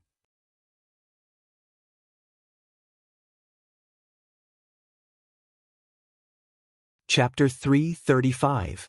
Wang Wei gazed at a girl dressed in a blue hanfu with golden threads. Her clothes were perfectly fitted, displaying her feminine curves.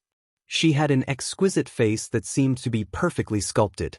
Her eyes resembled the purest of jewels that could reflect the sun or any other surface. Her long hair, which reached her all the way to her posterior, floated with the wind. She had a flame mark in the middle of her forehead which further embellished her beauty. As she stood there, She exuded a very noble temperament like she was divine. Unlike Feng Lijuan of the Divine Dao League, her noble temperament did not come out as arrogance, but more natural. It was as if heaven and earth accepted the fact that she was noble. In terms of beauty or temperament, this woman did not lose to either Su Ye, Wu Hong, or even Shishir. Of course, the reason that Wang Wei paid attention to her was not because of her beauty, but because he felt a very powerful bloodline inside her body. Moreover, her aura seemed very strange and weird, like she was incompatible with her surroundings. It's unfortunate that she seemed to have a way to block any observation abilities that try to pry her secret, so his eyes could not see anything more. After hearing Wang Wei's question, Yan Chen pondered for a while before saying, "She might be from the Hua family." Hua family? I've never heard about them. That's because they are an ancient aristocratic clan. Another term that I've never heard about. Supreme Elder, can you please explain? Said Wang Wei. Ancient aristocratic clans are families that survived the Null Era. Essentially, any clan that existed since the beginning Emperor Era. For example, the Hua family is very prestigious amongst the ancient clan. They claimed that their ancestor was the first acquired human that discovered fire. Because of their discovery, humans were no longer afraid of the dark, did not die from the cold, and so on. Because of this discovery, their clan received a great number of merit and chi luck. Of course, these are just rumors with no substantial proof. However, according to records from our sect, those claims are most likely true. Unfortunately, most factions just refuse to acknowledge it to prevent the Hua family and other ancient aristocratic clans from gathering too much merit and luck. Wang Wei became intrigued. He knew that the water of this world was deep and there were many things or secrets that he did not know yet. So, he was not that surprised that some ancient clan suddenly popped out. Since they could survive for so long, they should be quite powerful, right? He asked. You would think so, but no, replied Yan Qin, who was caressing his beard. The majority of them suffered terrible losses during the Null Era. However, this is not the main reason for their decline. These ancient clans are very stubborn when it comes to tradition and rules. During the ancient Emperor Era, the majority of them refused to adapt to the changing world and were slowly eliminated by the times. Oh, what exactly do you mean? For example, these clans refused to cultivate the origin system and instead continue to cultivate the system of ancient times. Unfortunately, the current environment is way too inferior to ancient times. As such, it is not suitable to the ancient cultivation system. After hearing this, Wang Wei understood why these ancient clans declined. Heaven and earth will change to nurture the most prosperous cultivation system in any world. An excellent example of this fact is origin stones or origin source that is used as currency and to cultivate in the myriad emperor world. Origin Qi is not an energy that existed between heaven and earth but one that was created by the Qiyuan emperor. Despite this, the entire world is full of mines that contain origin stones and sources, which cultivators can directly absorb. Logically speaking, the world should only have mines that contain spiritual stones since spiritual Qi is prevalent between heaven and earth. The reason for this anomaly is that Heavenly Dao acknowledged the fact that the origin system is the orthodox cultivation system of this world, so it changed the world to benefit this system. Over the years, resources unique only to this system were developed to help it prosper and flourish. This is one of the reasons that most worlds do not have multiple cultivation systems. Since there are ancient aristocratic clans, are there any ancient sects too? Asked Wang Wei. As far as my knowledge goes, there isn't, replied Yan Qin. The beginning Emperor Era was occupied by clans, families, and ethnic groups. The concept of sect did not appear until the ancient Emperor Era. After a brief pause, he continued, I'm surprised that these clans show up so early. Usually, they will only appear when the heaven will battle is near. This secret realm should contain something valuable, and they must know some secret about it. Wang Wei's clone nodded his head before removing his eyes from her. He then checked out the other people present. Besides that girl and Jian Wushuang, he did not care about anyone else from the younger generation. When it came to other factions, he noticed the Ji family from the herd-raising valley.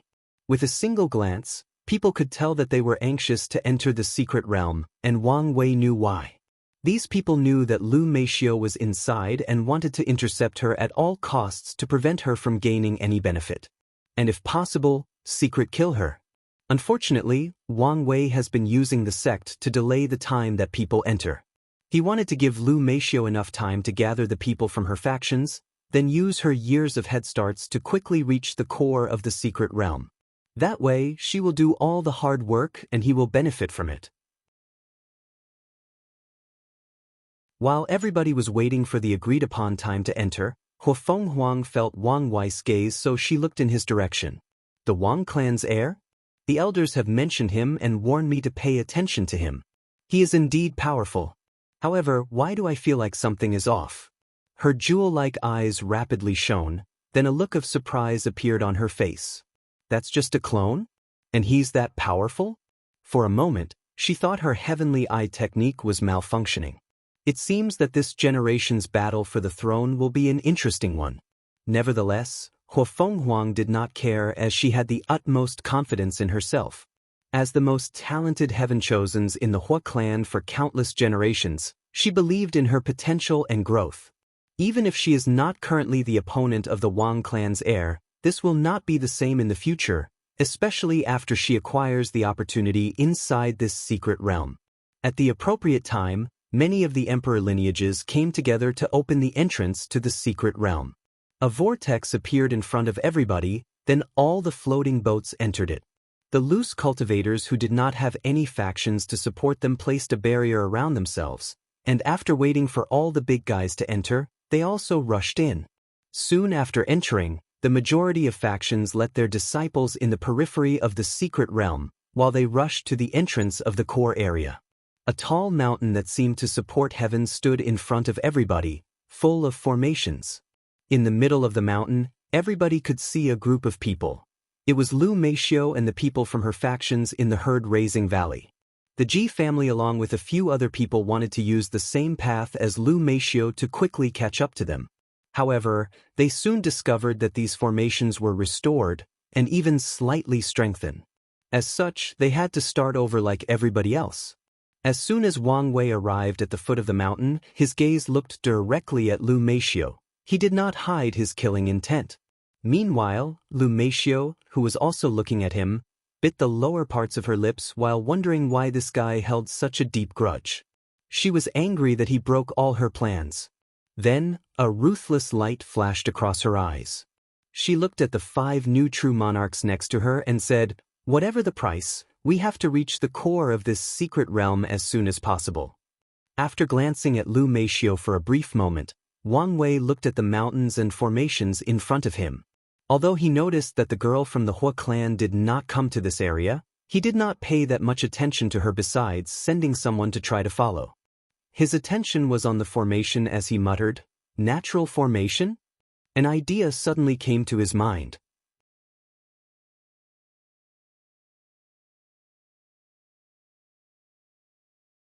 Chapter 336. "It's indeed a natural formation," said Yanqin. "Young master, do you have some ideas?" Wang Wei nodded his head as he continued to ponder. As the name implied, natural formations are formations formed naturally by nature. They are usually found in landscapes like mountains, rivers, and forests. From what he knows, natural formations were more common during the ancient emperor era. To be specific, after the Null era and before the ancient emperor era began. In an attempt to rebuild the civilization of the myriad emperor world, many of the early cultivators studied natural formation. This was how the profession of formation master began. Heaven and earth was the teacher of these cultivations. Moreover, there are rumors that natural formations are innate formations whose innate laws have been removed by either someone else or because of the passage of time. After seeing the natural formation, Wang Wei immediately changed his plans to use brute force to rush up this mountain. Anyway, the Dao opening sect was just going to put on a charade waiting for Lu Meishio. Now, he discovered a perfect excuse, while still benefiting from it. So, he sat cross-legged in front of one of the formations, looked at it closely, and began to understand it.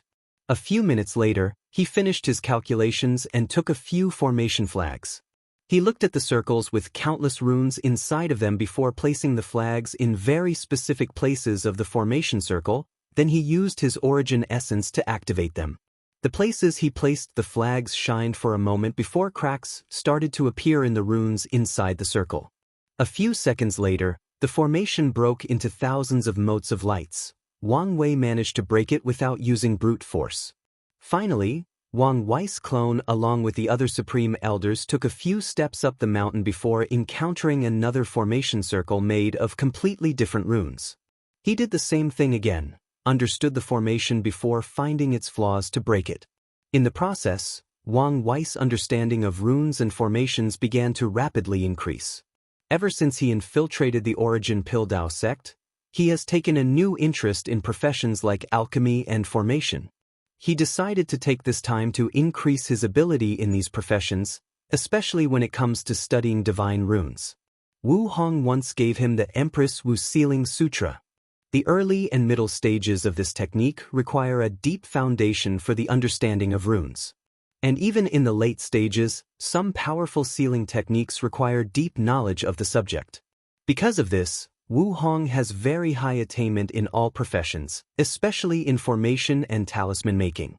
After seeing what Wang Wei was doing, Supreme Elder Li Fen, who cultivated the Tao of formation, also began to learn from this formation. The process of finding the flaws and breaking through these formations was even faster than him. After all, she is a supreme realm powerhouse that spent most of her life studying formations. A few other people also wanted to try this method after seeing this. However, they soon realized that it would be faster to use brute force to break these formations. Since they were in a hurry and wanted to reach the core before Lu Meishio and reap the benefit, these people went for the faster way. Some clever people immediately took notice of the nonchalant attitude regarding the core of this secret realm. "Young master, what do you think?" asked the true monarch from the sword-casting villa. The behavior of the people from the Dao opening sect has been weird ever since news of the secret realm was released. Knowing Wang Wei, he must be planning something, replied Jian Wushuang. Then what should we do? After thinking for a few seconds, he replied, "At this stage, we do not have much information, so there is little we can do. Plus, we cannot diverge our strength to follow their example. So, ask the villa master to send a group of saints and below who specialized in formations to come to the secret realm. They can benefit from this natural formation and keep an eye on the Dao opening sect's people." In the outer area of this secret realm, Wang Wei's real body descended the boat with his senior sister and brother. All of them found themselves on a small hill full of luscious grass. "Junior brother, do you want to travel with us or go on your own?" "If you go with us, it would be safer," asked Lan Ling. "Thanks for the offer, senior sister. But I want to find my own fortunate encounter," replied Wang Wei. "Plus, as a man, how can I rely on a woman?" As he said this, his eyes were directly staring at Wan Luo, an act which made the latter's mouth twitch slightly. He understood his junior brother's implication. Since a weak supernatural realm like himself dare to venture alone in this secret realm alone, why can't he, the senior brother, dare not?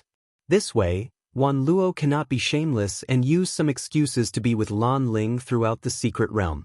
Since when is Lu Cheng so cunning? Thought Wan Luo. Meanwhile, as Lan Ling watched Lu Cheng leave, a small and unnoticeable smile appeared on the corner of her mouth. Lu Cheng, don't say that I've wronged you. With me here, you can be relieved that your senior brother will never have his chance at your crush. As for whether the two of you can be together, let's look at your fate." While muttering these words, Wang Wei rushed in a few kilometers away from the group before stopping. The issue of reading Lan Ling's fate line and discovering the secret of the flame-controlling art can be left for later.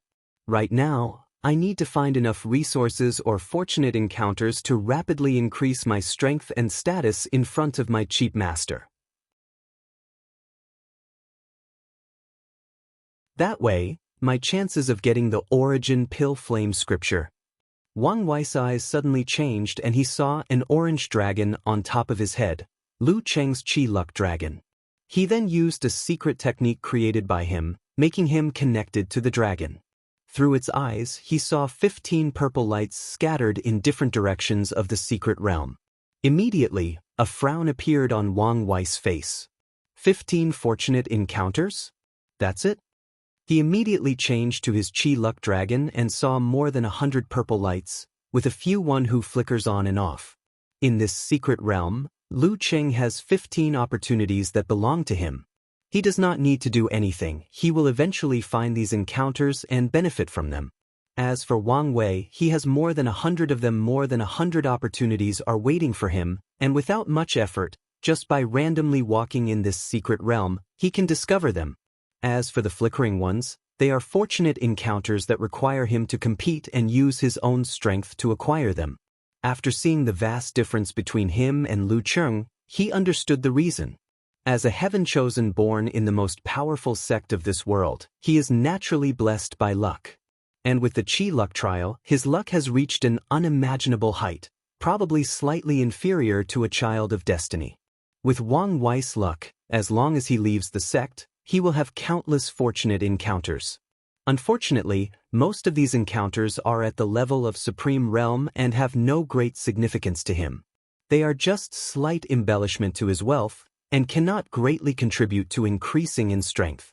Because of this, heaven-chosens with high status like him with high status use secret techniques to condense their luck and keep it from overflowing.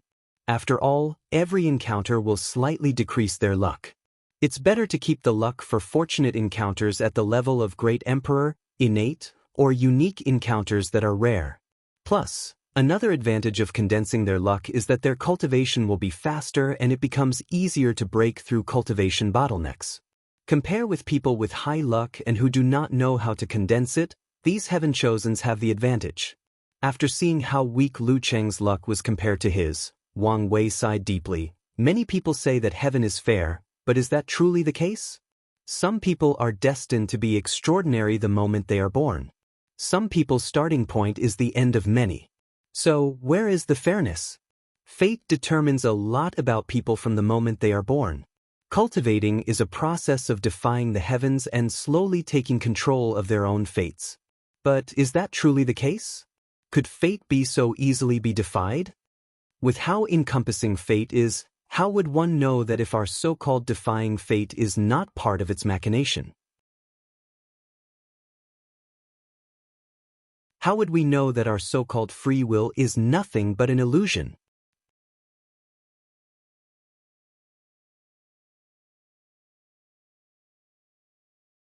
Chapter 337. Wang Wei sighed out loud after asking himself these questions. He knew that his path to be free and unfettered, to control his fate would not be an easy one. Although he looked all-powerful on the outside, compared to what he wanted to achieve, he was nowhere close to accomplishing his goals. So, he controlled his thoughts and focused on his current predicament.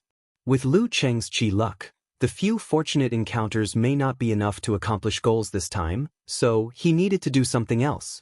One option was to use his fortunate encounter to help Lu Cheng since he would not use most of them. Unfortunately, he did not want to use his luck to nourish Lu Cheng's. Additionally, with his current strength, many opportunities that belonged to him could not be acquired unless he used his own power in Lu Cheng's body. With how many people entering the secret realm and how complex the forces here are, he did not want to take any risk by showing any odd behaviors. So, unless absolutely necessary, he will not use his power in Lu Cheng's body. So, there was only one option left for him: steal others' people's luck. So, Wang Wei's eyes changed again and he began to look at the other Chi luck dragon of other people. With his expertise, he was able to distinguish the strength or cultivation realm of many people based on their luck dragon. He focused on people in the supernatural realm and below whose dragon was active, meaning that they would soon encounter a fortunate encounter. Wang Wei then swallowed a top Earth-grade face-changing pill that he refined to change his appearance, along with an invisible pill of the same rank. Once his preparations were finished, he began to secretly follow the people he selected, then at the right opportunity he would sneak attack them and take their opportunity. However, he did not kill all the people whom he stole luck from. Wang Wei knew that with how weak Lu Cheng was, Stealing other people's luck would result in great karma and he would eventually suffer from some form of backlash. And killing these people would intensify this karma backlash. According to Wang Li's divination, this backlash would come in the form of his identity being accidentally revealed and countless people who he stole from starting to hunt him down. Luckily for Lu Cheng, he was still blessed by the origin Pil Dao sect's luck which could withstand this backlash. As long as he quickly finds his third senior sister and her group, the backlash will be dealt with. Plus, with Wang Li's current means, he can still suppress and delay the backlash until it is no longer a problem, at least for now. As Wang Wei continued to steal other people's luck, he could see that Lu Cheng's Qi Luck Dragon was slowly transforming from orange to golden, but he did not care about it. He can use this as an excuse to explain all the fortunate encounters he has if there need be. While Wang Wei turned into a luck thief, Huafeng Huang and the people following her did not go to the core area. Instead, they headed in their separate directions. Holding a weird compass in her hand, Huafeng Huang headed in the eastern direction of the secret realm. Soon, the group finds themselves traversing a vast frozen plain with nothing in sight. At least, on the surface, it appeared as so. The ground was as blue as the sky, stretching for hundreds of thousands of miles long. There were no animals and only a few trees that looked like well-made ice statues. As soon as the group arrived in that area, they discovered that it was a no-fly zone with a powerful formation that could prevent any Supreme Realm True Monarchs from flying. "Young lady, do you want us to break the formation?" asked a middle-aged man with a robe. He was one of the 4 true monarchs that followed Huafeng Huang in the secret realm. "How long will it take?" she asked back. "With the 4 of us, quite some time." "In that case, let's go on foot, it would be faster that way." She paused for a moment before continuing, "Go deal with the little rat following us." One of the people following here then disappeared and reappeared a few minutes later. "Done?" "Yes, young lady." Then the group of 5 ignored the little trouble and began their journey on this frozen tundra. The temperature was so low that even void-shattering cultivators would have a hard time in this environment, even with the protection of their laws. However, Huafeng Wang was perfectly fine. She did not use any energy for spells to protect herself. While using the compass for direction, the ground near her suddenly cracked open and a large white ant came from the ground. It was more than 50 meters in height and 70 meters in width. And despite its large size, it was incredibly fast as it rushed towards Huafeng Huang with the intent to kill, leaving countless shadows behind it. Unfortunately, what the ant saw was not the fear and despair of seeing death approaching and being powerless to do anything about it. What he saw was a calm woman who looked at him with indifference like God looked at weak mortals. Then, she gently flicked her finger, generating enough force to create a tornado. The force of the flick destroyed half of the ant's body, while the tornado blew it away a few dozen meters. As the large ant laid in a pool of purple blood, all it could think about was why was this human more fiendish than it, a demonic beast. For a moment, he wondered whether he was the demon or she was. Then the ant breathed its last breath. Huafeng Huang looked at the ant and muttered, "If I remember correctly, isn't that an earth tundra ant?" "That's indeed so, young lady. Those things have been extinct since the incense era." She nodded her head, not surprised by this fact.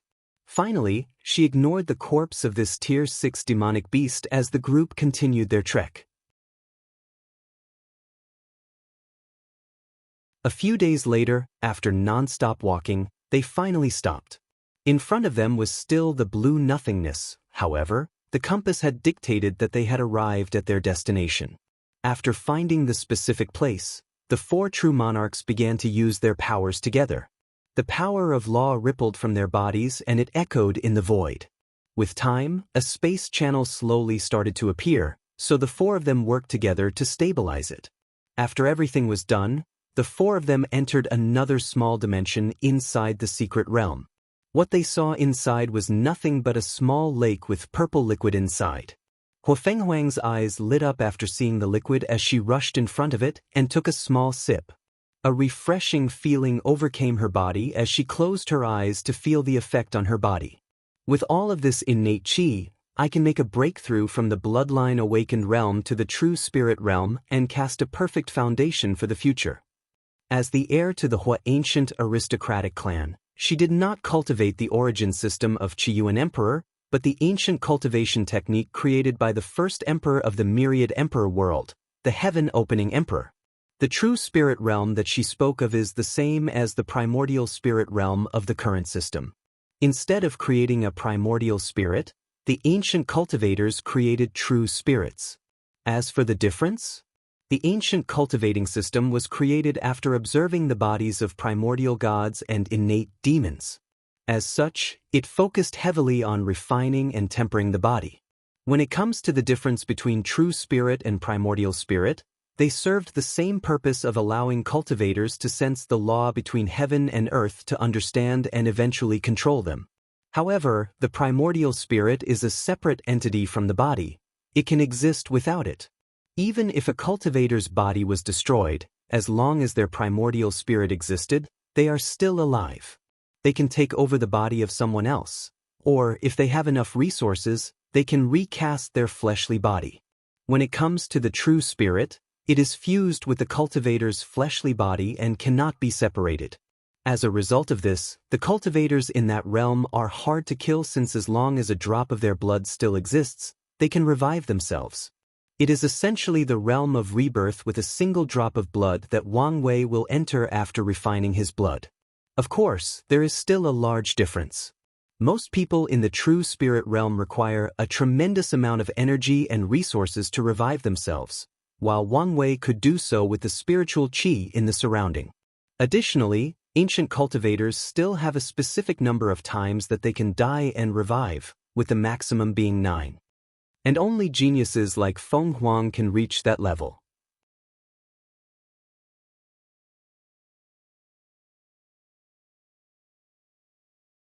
Chapter 338. Heavenly Abode World, Death Realm. After ending the conversation with Wang Wei, Li Jun decided to deal with the issue of the death god, so he contacted Wang Ju to get answers from her. However, she did not reveal anything immediately, but took him and Yan Liling to the heavenly abode of the death god. The heavenly abode of the death god was the size of a small world. It had forests, mountains, rivers, oceans, cities, and so on. Civilization existed and was prosperous. All the people living inside worshipped the death god and only the death god. After investigation, the group discovered that this abode was divided into 2 continents.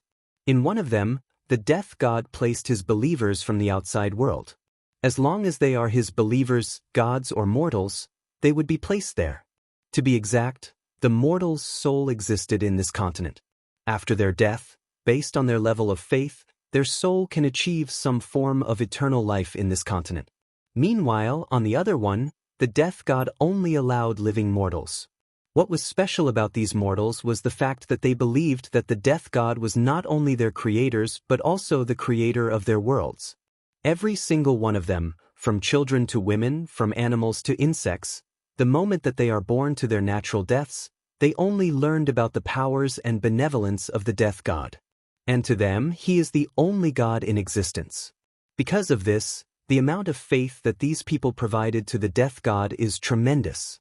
All the 100 billion mortals in this continent can be considered fanatic believers, and would not betray the death god for anything. As the group of 3 floating in the sky, looking at this continent, they all had a deep look on their faces. "What do you think?" asked Wang Ju. With the level of faith these people have on the death god, they would never change their beliefs to us. In fact, if they knew the truth, they might even commit suicide. And it's most likely to be all of them, added Yan Liling. She imagined more than 1 billion mortals committing suicide at the same time, and she shivered slightly. So, what do? We can't eliminate all of them, as that would cause too much karma backlash. However, it seemed to be a shame to leave it alone. There might be another way, said Wang Ju. The people worship the death god. As such, we can slowly replace his face with the young master. These mortals have a short lifespan. With the passage of time, we can slowly replace their memories of the death god's face. That's indeed a good method, nodded Li Jun. We can begin by replacing the face of the death god in all the temples with a blank one, then tell these mortals that the death god is in the process of transcendence, hence the reason that his face cannot be seen. After a short few hundred years, we can replace his face with Big Brother. Not just this.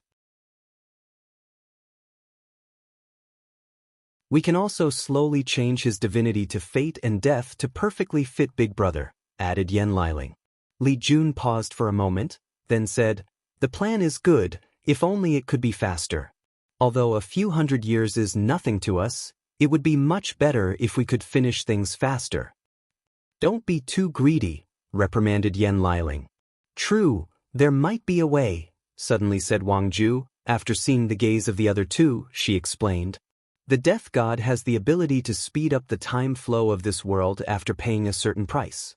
We could use this to our advantage." "What price?"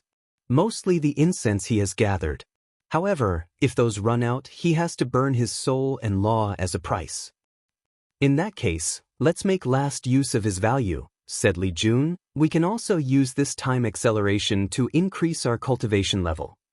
He then looked at Yan Liling and said, "Before you say anything, I also know that overusing time acceleration will cause great damage to the body and soul, so we will be careful. Many powerful emperor lineages have time acceleration's secret realm. They used it mainly when they need one of their newly discovered heaven chosen to quickly catch up to the current generation. An example of that would be Lu Cheng's 6th and 7th senior brothers.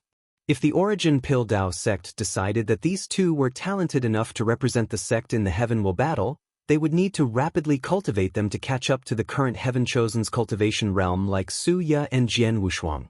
This kind of problem would be even more severe if a Heaven Chosen was discovered while the current generation was in the Saint Realm or even Supreme Realm. In that case, these emperor lineages would use the secret realm to accelerate the progress of their chosen individuals. Otherwise, by the time the Heaven Will battle arrived, if these chosen individuals are not up to par in cultivation realms, then they will miss the chance to participate. Whether it is Su Yan, Lin Fan, Ji Song, or Wang Wei, they are all born at the perfect time, right at the beginning of this new generation. So, Heavenly Dao will follow their growth and decide based on their cultivation realm when to begin the battle of the throne. When it comes to people born before them, based on the exact time, they might be considered part of the older generation, thus affected by karma and unable to fight for the Heaven Will.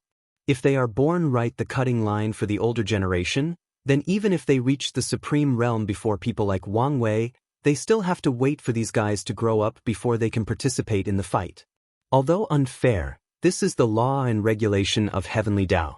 Although the emperor lineages have time acceleration to deal with this issue, over the years, it has been discovered many side effects of overusing this method.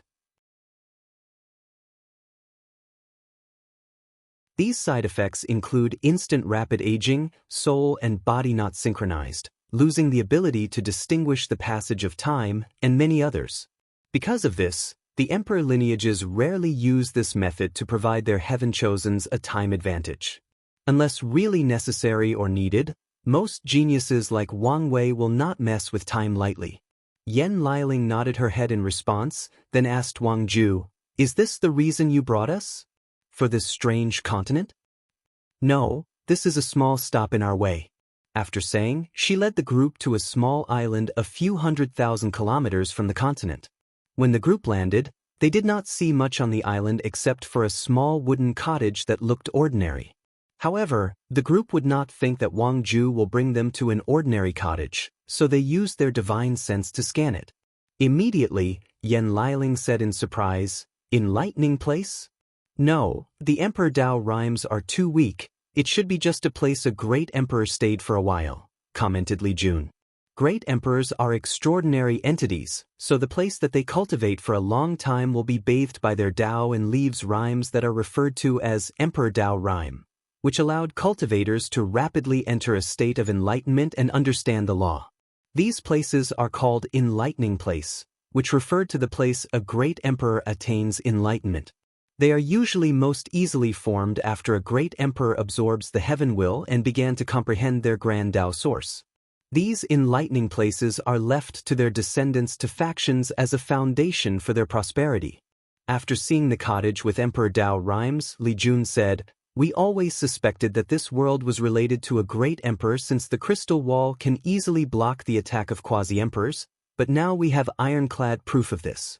The real question is who was this emperor and what was their motives for coming to this small middle thousand world," added Yan Liling. Then, Wang Ju explained some information she gathered from the death god's soul. There is a legend that the first god to appear in this world came from the stars. The gods referred to him as God King, and he is credited for spreading the current cultivation system. If that's true, then there is a high chance that this emperor is not from the myriad emperor world, nodded Li Jun. If I remember correctly, the closest world community to us mainly cultivate a martial arts system. If this great emperor spread the cultivation system of his homeworld to this world, he might be from a faraway world community.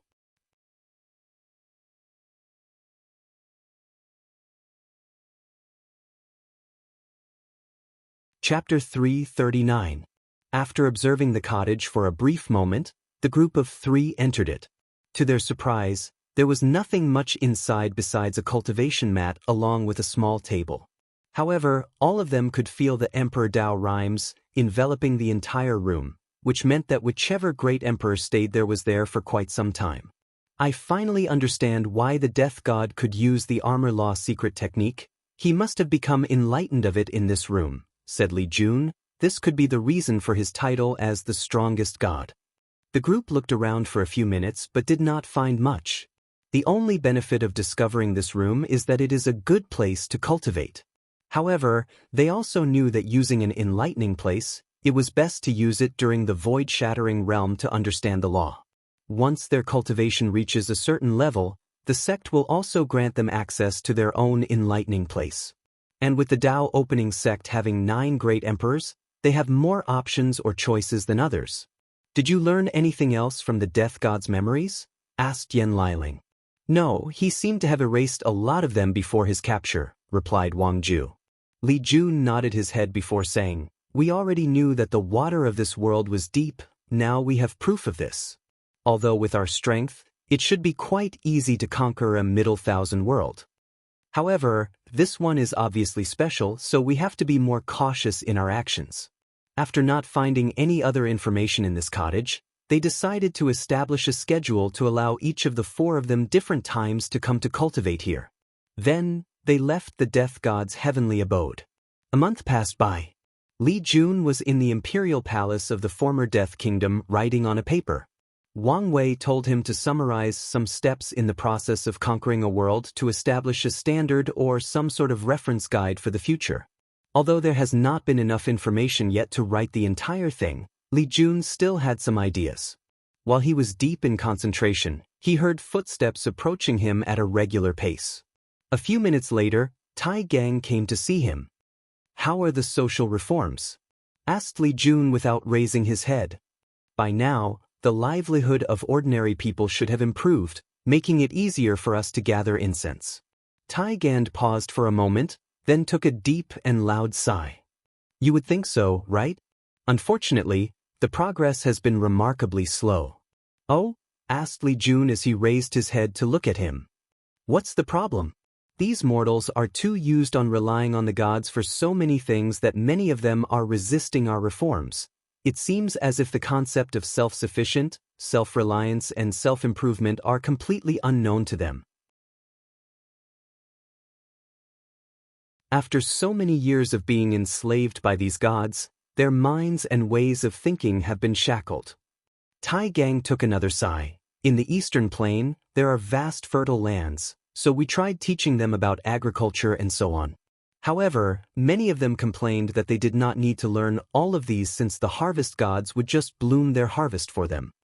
They refused to build homes and shelters because the wood god and earth god could instantly do it for them. The concept of smithing is basically non-existent in this world. Although these mortals rarely need things like weapons or iron products, when they do, they will pray to the metal god will do it for them." Li Jun frowned after hearing this. These gods not only occupied all the knowledge of this world but also made sure that mortals relied solely on them.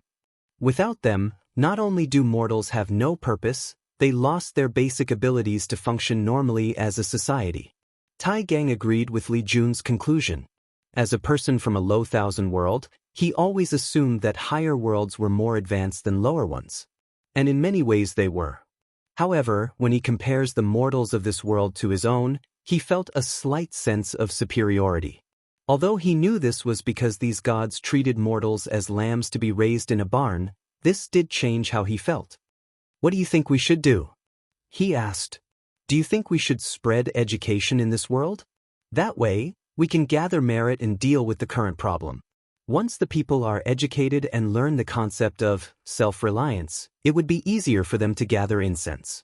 However, Li Jun shook his head at this idea. "Just like all the gods, what we need is incense. So, keeping the mortals ignorant is beneficial to us. Once we open their wisdom, it is possible for them to realize that the so-called gods are just powerful individuals. And if they know about the concept of cultivation, we will have no choice but to use force to control them. This will make it harder to achieve our goals." "In that case, what's the plan?" asked Tai Gang. "Simple, we begin a smear campaign against these gods. We tell them that their beloved lords are in fact devils that treat them as nothing but food and playthings. Once they die, they will not really go the heavenly abode as the gods claimed, but their souls will be swallowed to increase their strength." "What about young master? He's supposed to also be a god in this world. We will proclaim him as the one and only true God. We will glorify him as the savior fighting for the mortals' salvation. On top of that, we can weaponize their fears of death," exclaimed Tai Gang slightly while wondering since when was this guy Li Jun so insidious and cunning. The mortals in this world have no concept of samsara and believe that after death, they will ascend to their god's heavenly abode and live a life full of bliss and happiness. As long we make them believe that by only believing in Big Brother Wang Wei they can reach the true Holy Land, they will not hesitate to change their faith to us. After pondering for a moment, Tai Gang knew that this plan was feasible. After the events at the Emperor Enlightening Academy, he understood the power that rumors and gossips have on not only cultivators but also mortals. As long something spread far enough and is heard or believed to be true by enough people, then the real fact does not matter. The general population would automatically assume it to be true, especially in a world with such a low level of wisdom. Even if one day someone were to tell these mortals the truth, they will not believe. Even if irrefutable proof was shown to them, the vast majority of them will refuse to accept the so-called truth, as it challenged their cognitive views. To them, living in a false world is better than the truth. It is more comforting. It is what they know or has known for countless years. Tai Gang sighed after coming to this conclusion. As a cultivator, his life was not so different from mortals. Who knows what truth he believes in all his life and was nothing but lies by a powerful cultivator. Or maybe even heaven and earth. If one day his worldview was shattered and he learns these truths, would he react any different? The answer is most likely negative. Only a few individuals have the heart and mind to accept the truth of this world and face it head-on. Tai Gang does not think that he is one of those people. However, his young master may be one of these people. And by following him, he does not have to face these truths heads-on.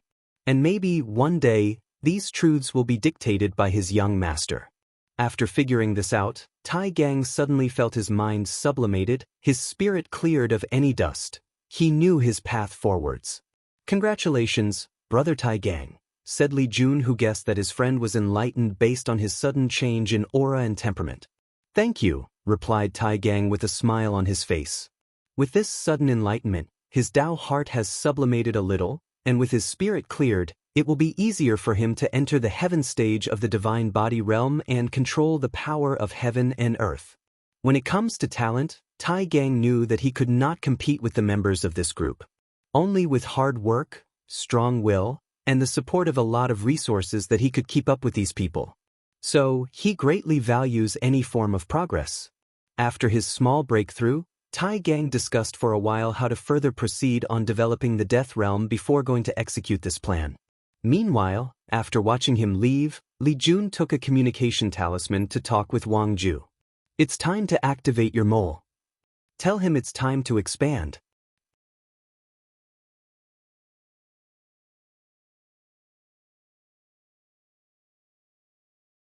Chapter 340. Armored God Lu opened his eyes from his meditation. If anyone was close to him, they would see a strange rune flash deep inside his eyes before disappearing. He looked in one direction as if he received some kind of signal. Is it time? He then smiled cunningly. Armored God Liu's previous arrogance was long gone, replaced by a calm and treacherous demeanor. It was like he was a completely different person from a year ago. He proceeded to leave his temple and walked around the heavenly abode. Whenever he went, he would see many gods either cultivating or training. And as soon as these gods saw him, their eyes will momentarily turn into a blood-red rune before saluting him. As he overviewed everything in the abode, Armor God Lu, who was now the shadow, thought to himself, over the past year, I have infiltrated most of the fire realm using the blood possession curse. The only place left untouched is the heavenly abode of the fire god. It would be very difficult to secretly control so many gods under the eyes of a being of law. Plus, the risk is not worth it. Now that everybody has drawn their attention to the death realm, it is time to begin expansion. After that, the shadow sent an invitation to many of his friends in the other realms. Meeting with different gods from different pantheons is a common thing, especially if their leaders are close friends or allies.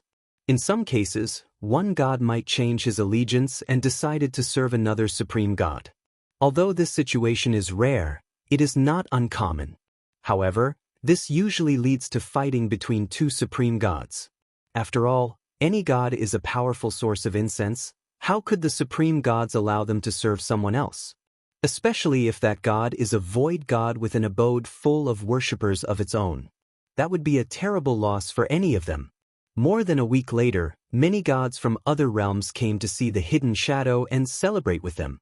Because of the tense relationship of different supreme gods, entering another pantheon's realm requires proper etiquette and documentation.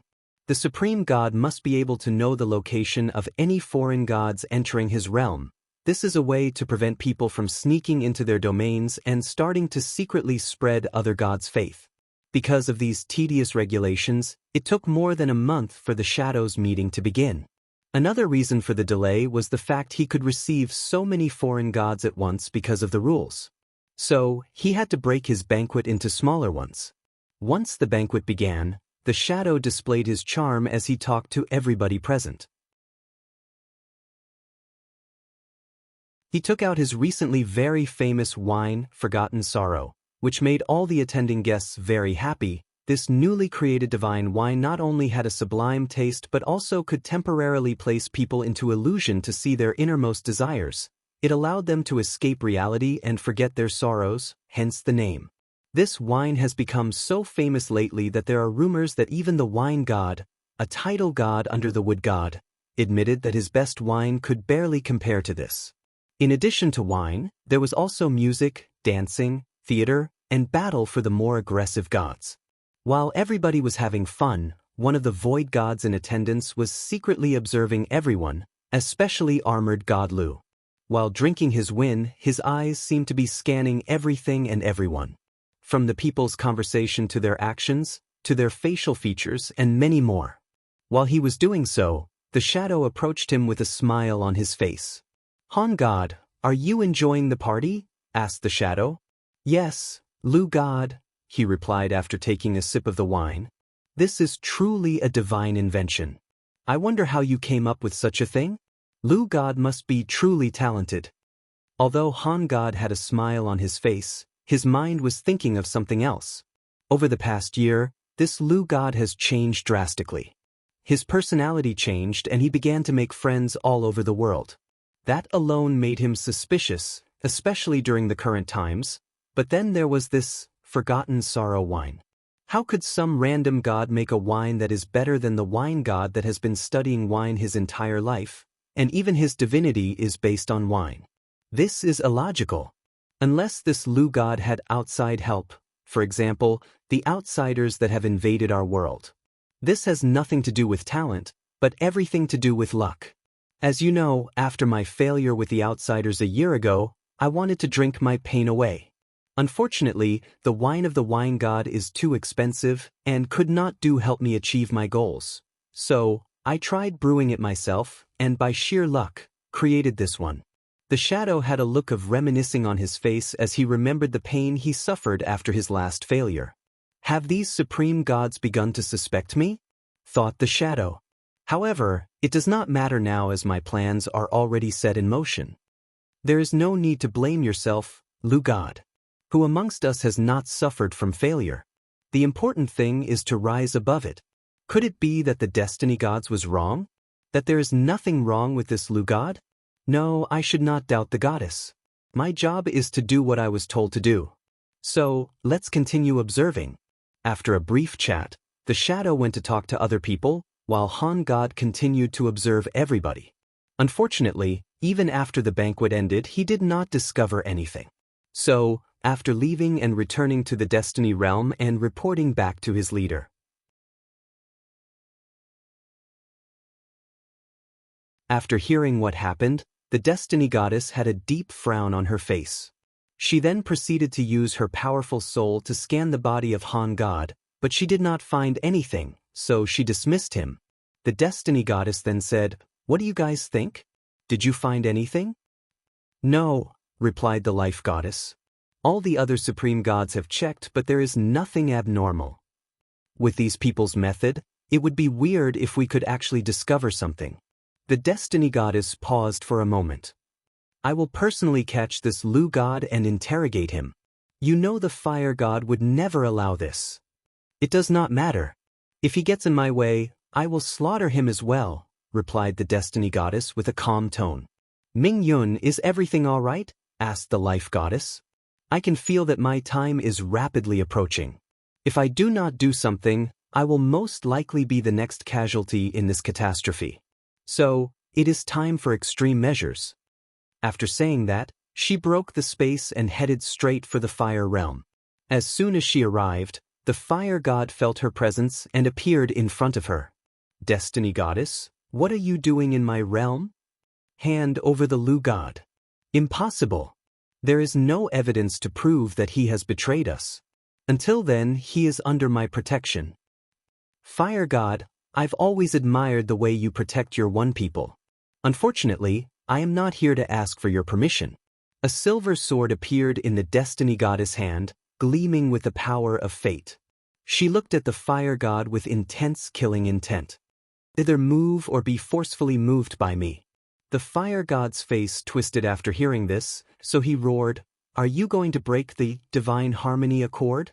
She sneered after hearing this. "The accord was negotiated by me to prevent all of us from fighting one another and causing too much damage to our god civilization.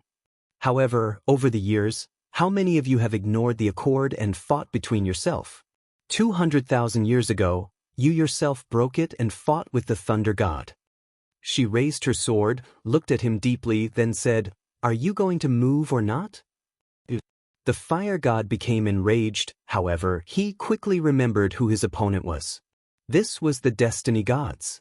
Although she is known for her peaceful nature, all the supreme gods knew how powerful she is.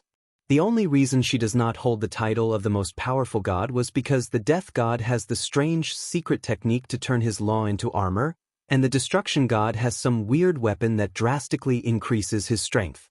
Despite knowing this, the fire god refused to back down. His pride would not allow it.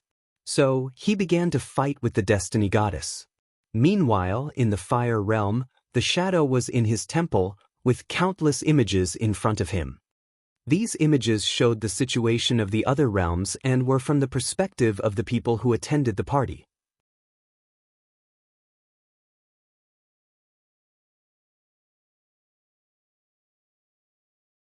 Chapter 341. There is a reason that the supreme gods did not find anything wrong with their followers, since the means that the shadow used was so unique that even in the myriad emperor world, no one has even used this method. Because Wang Wei invented it. The wine that these gods were drinking had something extra inside. A pill called spying pill. Although the name is bland and unoriginal, its creation and use are quite clever. Wang Wei asked the sect to combine the heavenly eye talisman that can be used to spy on other people from thousands of kilometers away with a pill. That way, the power of the talisman can be crushed and fed to their target. Then, they can view everything from the target point of view. They can even spy on the surrounding of the person. This pill required quite the expertise to combine the runes of the talisman and the runes of the pill and ensure that not only do they not conflict, but supplemented one another. After years of study, this method was successfully developed a while ago, so Wang Wei's Fate Guard and his father's Shadow Guard have begun to use them in the field. Because the pill will be digested and absorbed, it is very difficult to detect by many methods like divine sense, especially by those gods who do not know much about pill refinement and talisman making. In the fire realm, after making sure that the spying pill was working perfectly fine, the shadow nodded in satisfaction. He raised his head in the sky, feeling the power of law in the far distance. Now that my job is partially done, it's time to leave. Immediately afterward, the eyes of Lu God changed from the calm and calculated look to a confused one, before returning to calm. The consciousness of the shadow left this body and returned control to its original owner. As for the real Lu God, he felt the past year has been like a dream. He remembered everything he has done, with a few minor details erased from his memories, but he did not feel like he did these things himself. It was like he was looking at himself doing things from a three-dimensional point of view, wondering whether that was truly him. However, a few minutes later, he removed these strange thoughts from his mind and accepted that he might not be in the right state of mind. Meanwhile, outside of the fire realm, in the space between the realms, the destiny goddess slashed her sword, sending the fire god flying away a dozen meters before stopping. His body was riddled with sword wounds that refused to heal. His mind was slowly losing control as countless memories of his death flooded his mind. This was the memory of his destined death, constantly hunting him and affecting his soul. The fire god knew that if continued this battle, not only would he lose, he might become insane. In the end, he gave the destiny goddess, who did not have a single scratch on her, a fierce look before returning to his heavenly abode. He wanted to heal as fast as possible. In the current situation of the world, being in a weakened state is dangerous. The destiny gods did not pursue after her victory. Instead, she entered the fire realm, forcefully broke through Lu God's abode. As she stood in front of him, she did not say anything but directly search his soul, focusing on the changes that occurred a year ago. Lu God was powerless to resist, so despite his hatred, he just lowered his head and bore with it. However, not long after she began, a deep frown appeared on her face. She did found anything. From his memory, she discovered that he became quite depressed after his failure against the outsiders. So, he began to drink wine to wash his sorrow away. Unfortunately, he was not satisfied with the wine god's wine, so he tried brewing some of his own. And by luck, he succeeded in creating the Forgotten Sorrow wine. Finally, he had the idea of making friends with different gods just in case he found himself in a situation like the one a year ago. He could use his connection to ask for help. Truth be told, Lu God's actions are similar to many other gods who like to make friends and connections to help them in their times of need. One of the main reasons he was suspected was the timing of his change. During those sensitive times, any odd behaviors will be suspected by the supreme gods. After not finding what she wanted, Destiny Gods was not happy. She waved her hand and a book appeared. The title of the book was Book of Destiny. She flipped the book until she found Lu God's name. In the book, it recorded everything he did before becoming immortal. However, after becoming a god, only a few things were mentioned. The silver book flashed a white light that enveloped Lu God. Then, his entire life story appeared on the book. From the moment he was born to the current day, everything he did was recorded in the book. The Destiny Goddess once again focused on the events of more than a year ago. Regrettably, to her disappointment, the book said the same thing she discovered from reading his memories. Could these people even have the ability to control destiny? After sighing out loud, she disappeared from the fire realm. Although she wanted to check all the other gods who attended this banquet, she knew that her actions have already offended many people. If she did the same thing again, she could foresee that many of the other supreme gods would use this as an excuse to besiege and kill her.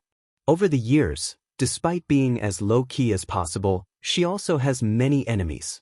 The destiny gods will not count on these people to take into account the current situation and be benevolent. After all, they could not even work together properly. After the shadow returned Lu God's consciousness to him, his main body secretly headed to the war goddess realm. He flew to a snowy mountain in the north. After arriving at his destination, he used his divine sense to scan every inch underground the mountain.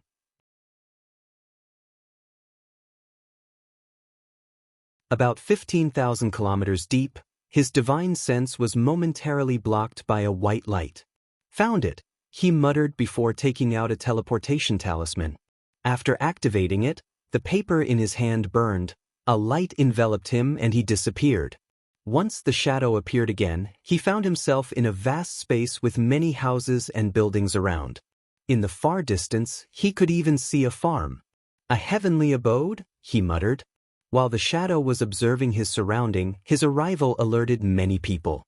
Countless gods flew in his direction and surrounded him. He looked at the two people leading the group, one man and one woman. "I cannot. You guys have fallen to the point that only 2 title gods are left as your most powerful battle strength," sneered the shadow. "Who are you?" asked the man who called himself the sword god. As he looked up and down at the shadow, his face became ugly as he yelled, "You're one of the outsiders." "Do you want a prize for figuring this out?" replied the shadow. "There's no need to talk to him. Let's just capture him," said the spear goddess next to the man. However, as soon as she said these words, a terrifying aura enveloped all the people around. Instantly, the sword god and spear goddess knew that they were not the opponent of this person despite their higher level of cultivation. And even if they managed to subdue him, they would pay a very high price. Currently, they cannot afford to lose too much. "What do you want?" asked the sword god with gritted teeth. "I know that you rebels have been trying to liberate the common people from the clutches of the gods by spreading the cultivation system," said the shadow with a calm voice. "Unfortunately, all of you are too weak. So, I'm here to help." "We do not need help from invaders like you," replied the spear goddess. "Are you sure? From what I know, you guys are almost on the verge of extinction. At any moment, all of you could be eradicated. As long as our headquarters is still standing, as long as our ideas is believed by one person, we will never be eradicated." "Beautifully spoken words," said the shadow as he looked at the mighty woman exuding a courageous and powerful aura. "Unfortunately, all of you are living in a bubble. Your so-called headquarters only exist because the war goddess needs you guys to spread chaos and war, so she allowed all of you to hide in her realm. As for your ideas, time is your biggest enemy. With the passage of time, your ideas will be slowly forgotten and twisted by the supreme gods. By then, your so-called revolution will become either a joke or a passing note in history. And unfortunately for you, the only thing the gods do not lack is time." The sword god and spear goddess faces became ugly after hearing. And this was not just them, but all the other gods who follow them. "So what you said is true?" argued the sword god. "In the end, you outsiders are the same as the supreme gods. You are partially correct.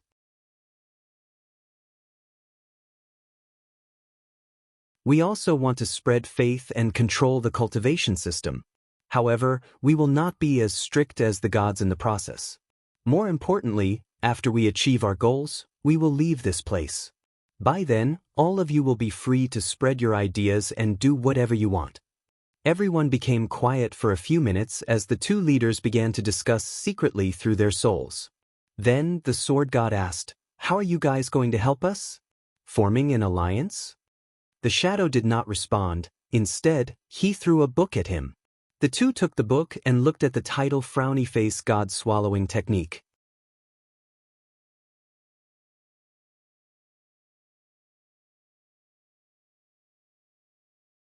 Chapter 342. After having tea with Merlin, Edward told him about all his experiences in the Full Metal Alchemy world, including his battle with Truth. Except for private details regarding Olivier, he did not live much out. After all, he was the one looking for protection. "So, old man, what do you think?" After caressing his beard, Merlin replied, "You do not have to worry about Truth." "What does that mean? Are you going to stop him if he comes, or he cannot come at all? Just know that you're safe." Edward looked at him with a speechless look, then said, All right. I know old and powerful people like you enjoy speaking in riddles. When I become as powerful as you, I will continue the tradition. This time it was Merlin's time to be speechless.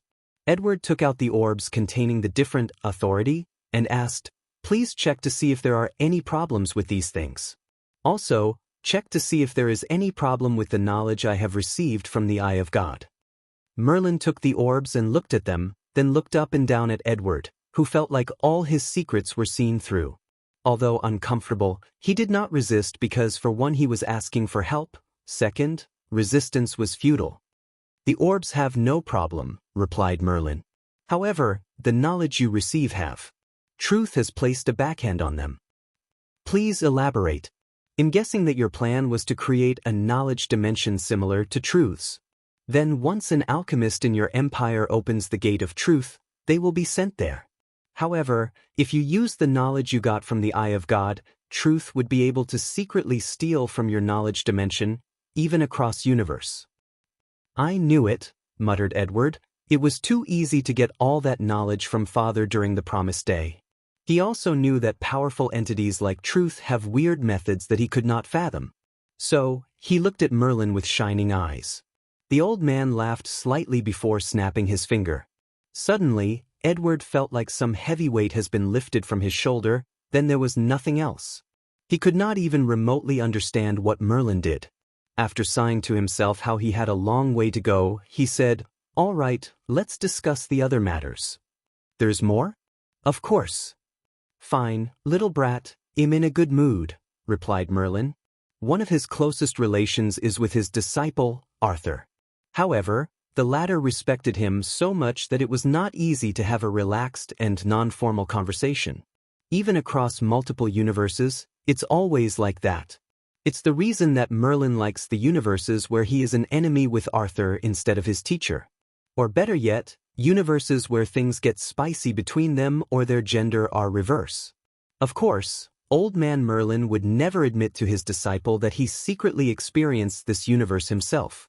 After all, he has a reputation to uphold. What do you think about my plan to reach the Akashic record? Well, all I can say is that you will need for your plan to have even a remote chance at succeeding. And I'm not talking about Morgana. Edward pondered for a moment before his eyes lit up. "I know what to do." "Is there anything else?" "Yes," replied Edward. This time, he talked about his concerns regarding how coincidental it was for him to discover the hole in reality that led to the void along with Rowena.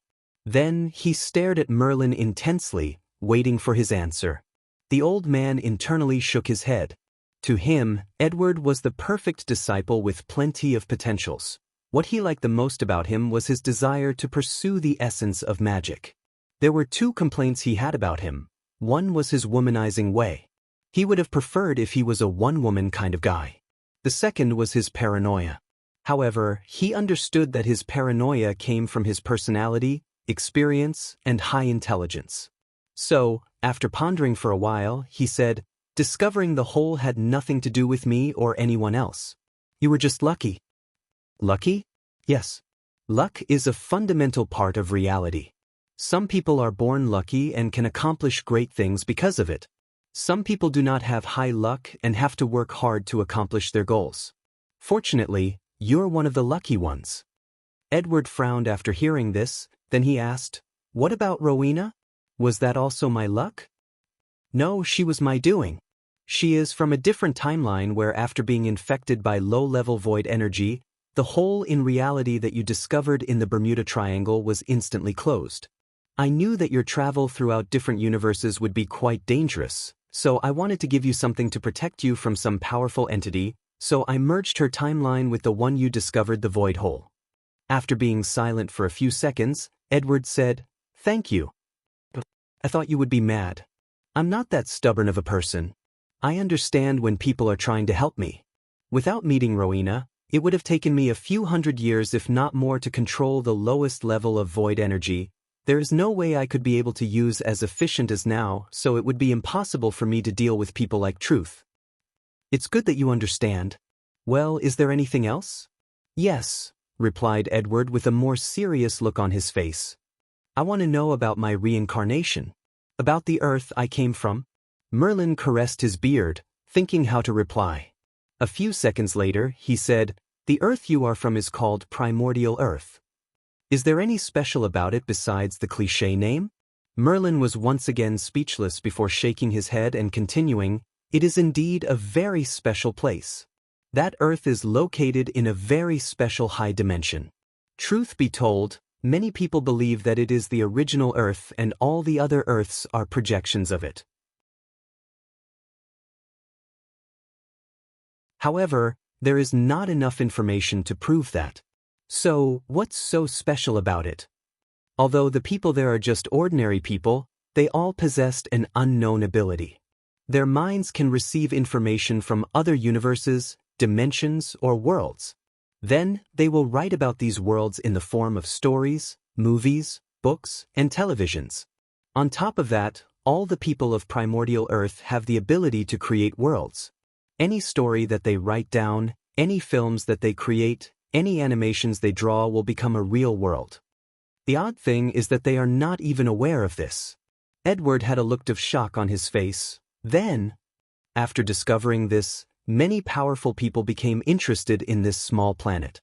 Although no one found the reason for such power, they also discovered another important aspect. If you take a random person from primordial Earth and have them reincarnated or transmigrated into another world, using their knowledge of story, they can rapidly grow powerful in a very short time.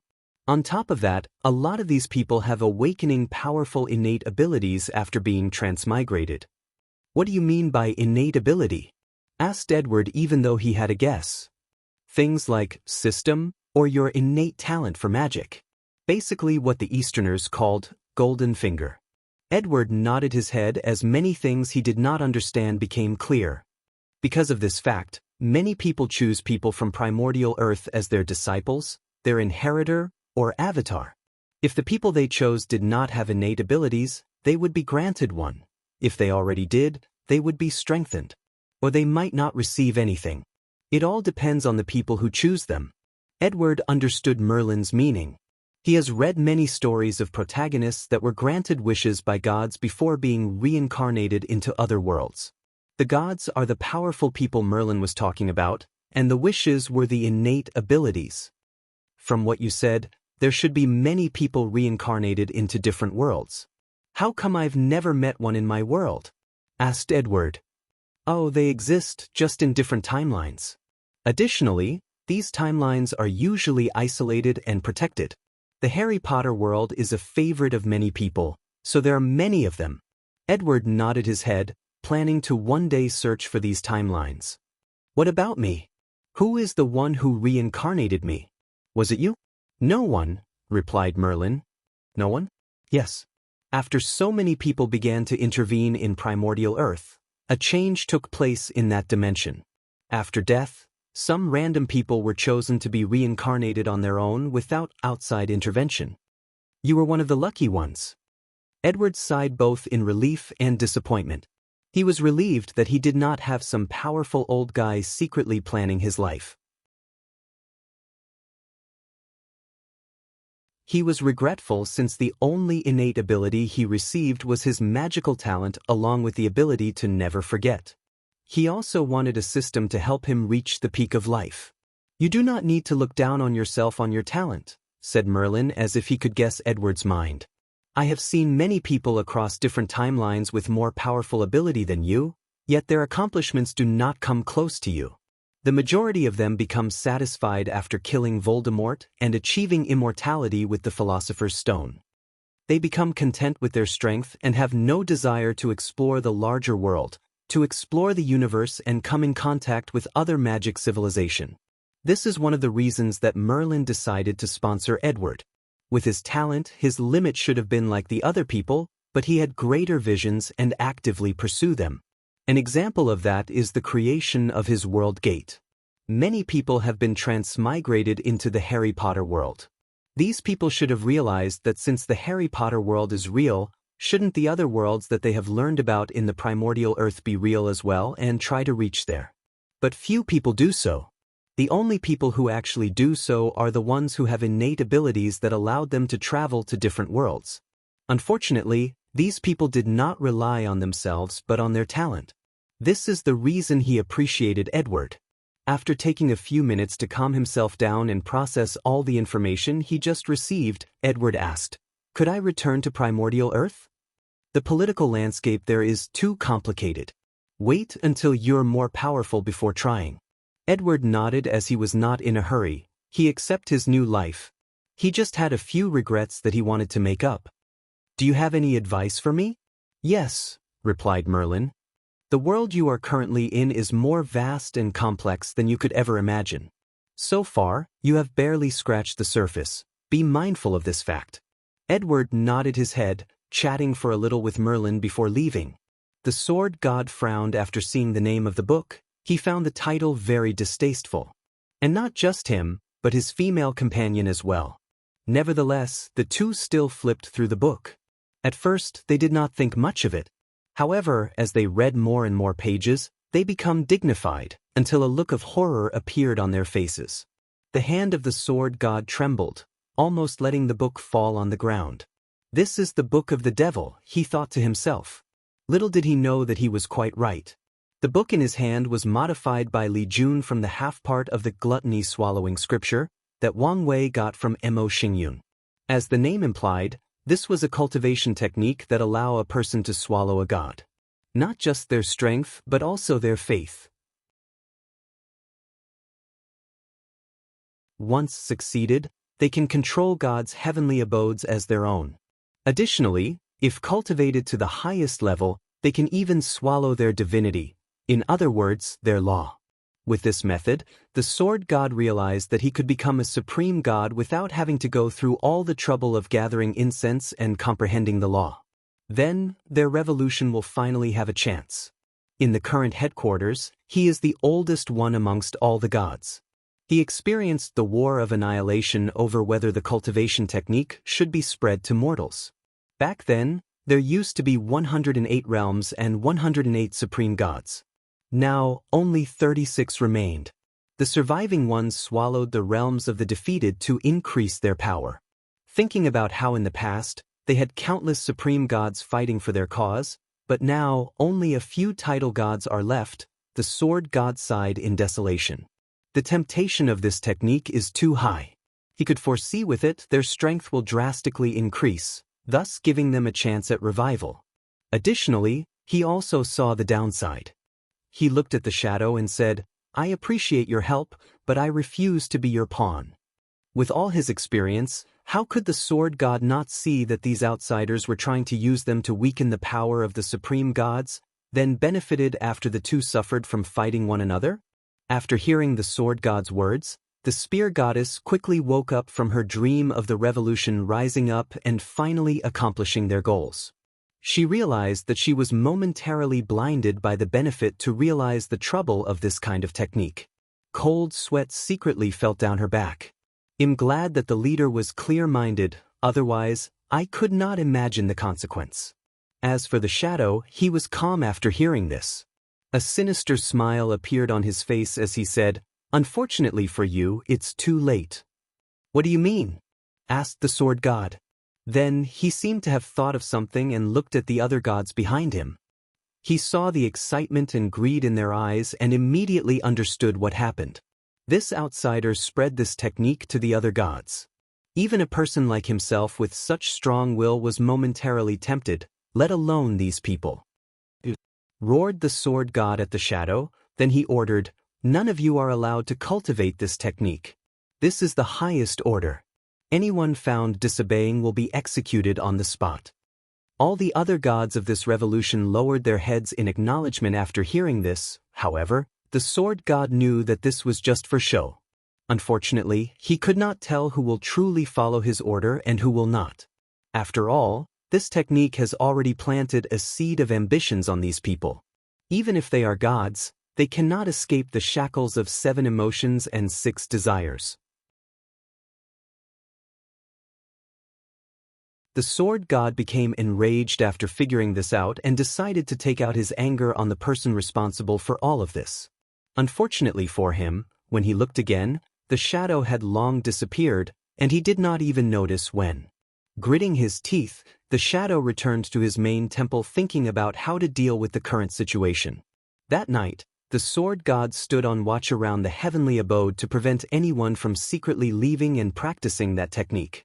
One of the void god called who god approached him with 2 tea bowls. He handed one to sword god and drank the other one. Leader, standing guard like this is not a permanent solution. The other members of our Mortal Freedom Alliance need to go outside eventually to cultivate and recruit other members. The sword god took a sip of the tea, feeling refreshed. He agreed with the regional commander. However, as of right now, he could not think of a better solution.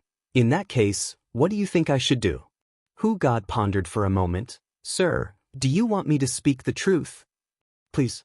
In our current situation, we cannot pass on this kind of opportunity. Most likely, this technique will bring us to the abyss. However, could things really get worse than they are? The sword god savored the tea and Han god's words. Over the years, Han god has been one of his most trusted advisors amongst the 12 regional commanders. So, he took his words seriously. However, after a few minutes, he shook his head. Although you are right, I still insist that this is not the way to go forward. Han god sighed deeply. Alright. It's just a shame. Not really. As long as our alliance persists, The sword god suddenly coughed out a mouthful of golden blood with a look of shock on his face. He bent his neck down to look at the blade piercing his heart, then looked at Han god. Why?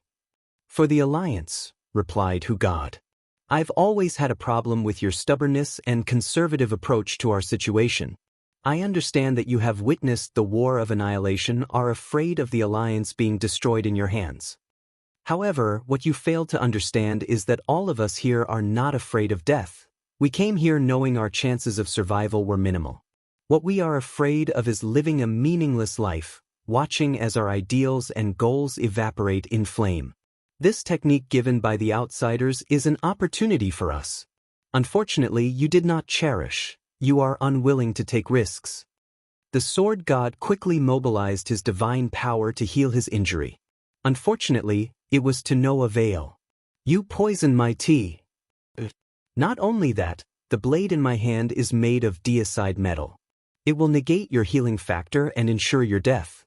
As Hu god looked at life rapidly being drained from the sword god's eyes, he raised his hand to touch the body, then paused for a while. He remembered all the time they have spent together, all the battle, life, and death situations they have experienced together. In the end, he gritted his teeth and muttered, "For the alliance." He placed his hand on the sword god's head. A red light flashed on it, then a swallowing vortex appeared. The vortex quickly swallowed the blood, life force, soul, and divine energy of the sword god. Even the incense he controlled was swallowed. Then, a powerful aura emanated from Han god's body. From now on, I will be the sword god. However, Han god quickly frowned after digesting his gain. He realized that he could not control the heavenly abode of the previous sword god. It seems that I have to cultivate this technique to a higher level to inherit everything from the people I swallow. Then, Han god looked in the direction of Vice Leader, the Speak Goddess. An unnoticeable red light flashed across his eyes as he took a step forward. No, I cannot do this. I only kill the previous leader for the sake of the cause. The Vice Leader can be an ally after being persuaded. Han god stood in his position for 5 minutes before flying in another direction. He was going to open the exit for all the members. Death Realm. Li Jun just received news of the shadow situation. He looked at the other members of the group and said, "Let's begin our new plan to spread the cultivation system of this world and cause chaos." I thought you said we should not spread the cultivation system to make it easier to gather the incense, said Tai Gang as he placed some fruits on his mouth, chewing obnoxiously loud. You of all people should understand the importance of adapting to circumstances, replied Li Jun calmly. Now that we know for sure that this world is not simple, it's better to use the most efficient and fastest way to conquer it. So, creating chaos and using this situation to quickly kill the destiny gods is our main objective. Of course, Tai Gang knew this, He was just being obnoxious on purpose to annoy Li Jun. Anyway, he was recently bored and did not have anything to do.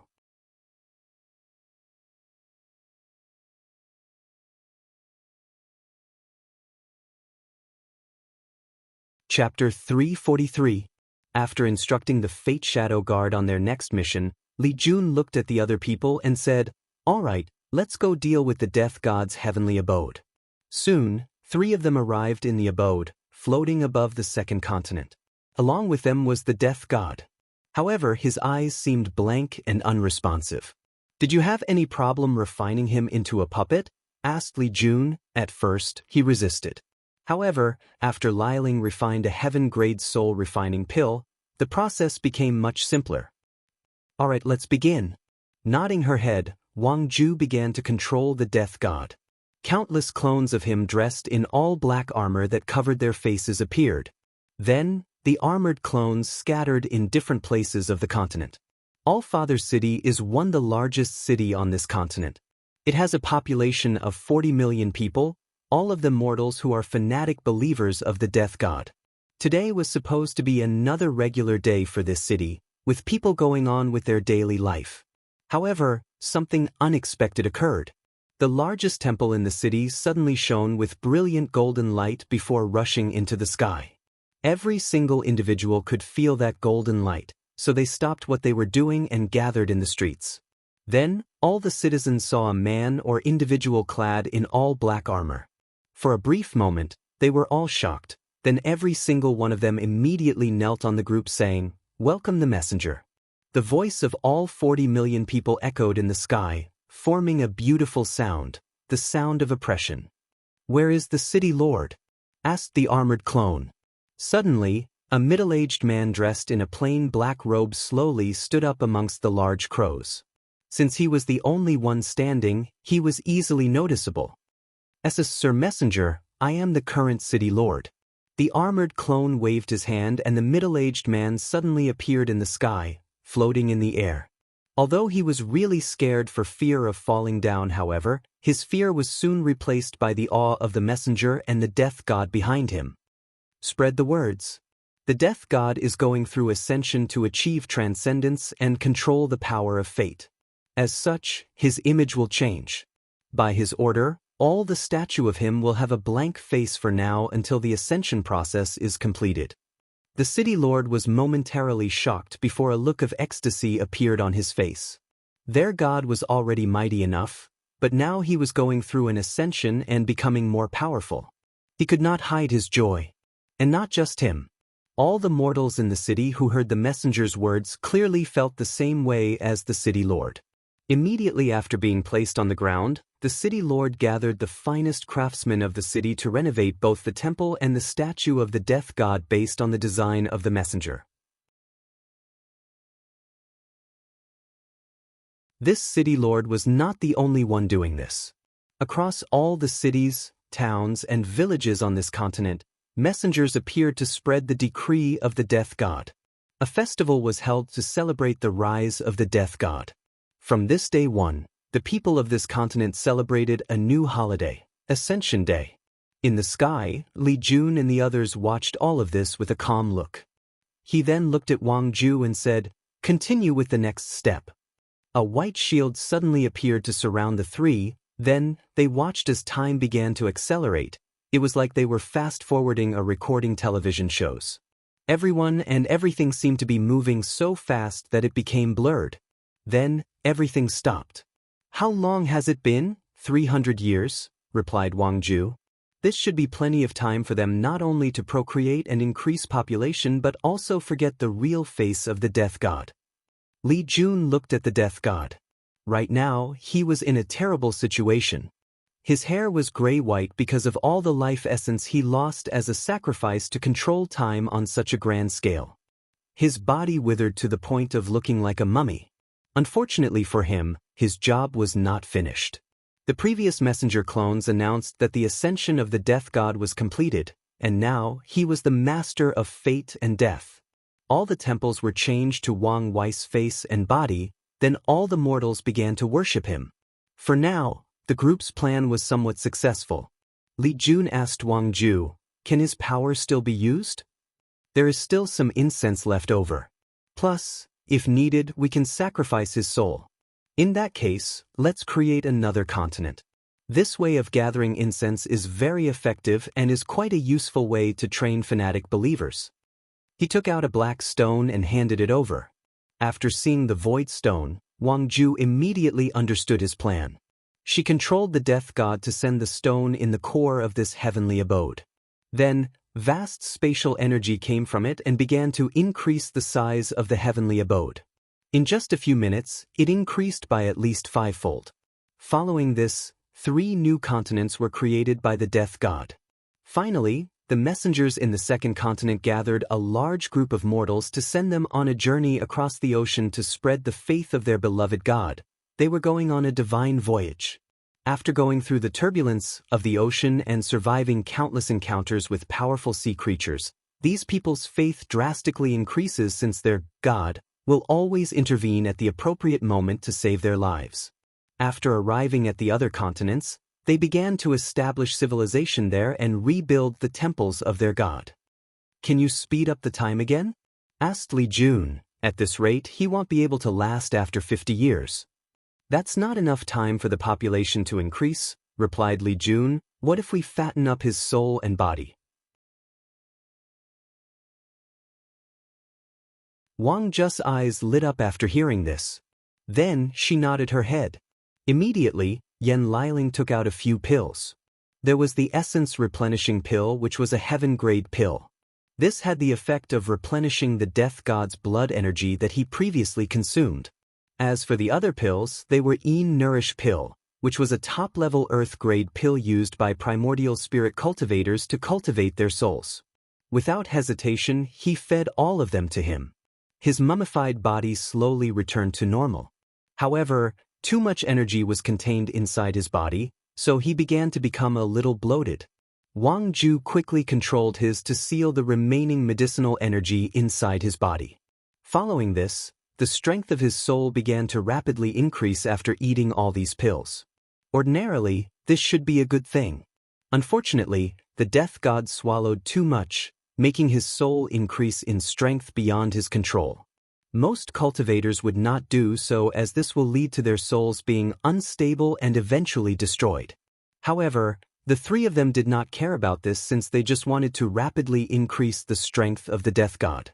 Once his soul reached a certain level, Wang Ju controlled him to accelerate the time flow of the other 2 continents again.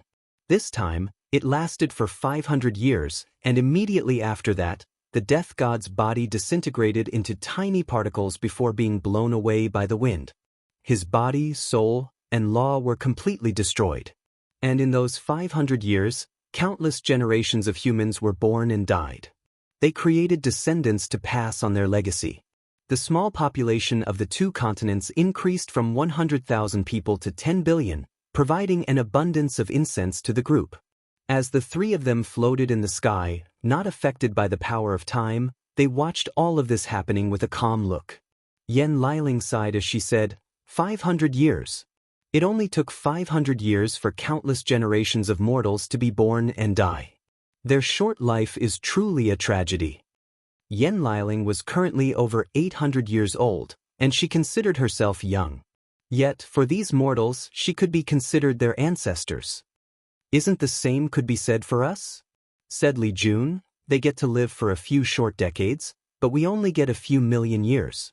In the end, without achieving immortality, we will one day return to the dirt like them. The only difference is we take a little longer. All of them became silent after hearing this. In every generation, when any sect or faction cultivates a great emperor, it is not only because he will become the most powerful being in the world. It is the opportunity of many people to escape the shackles of time. So, if in the future Wang Wei failed to become a great emperor, their fate will also be the same as these mortals.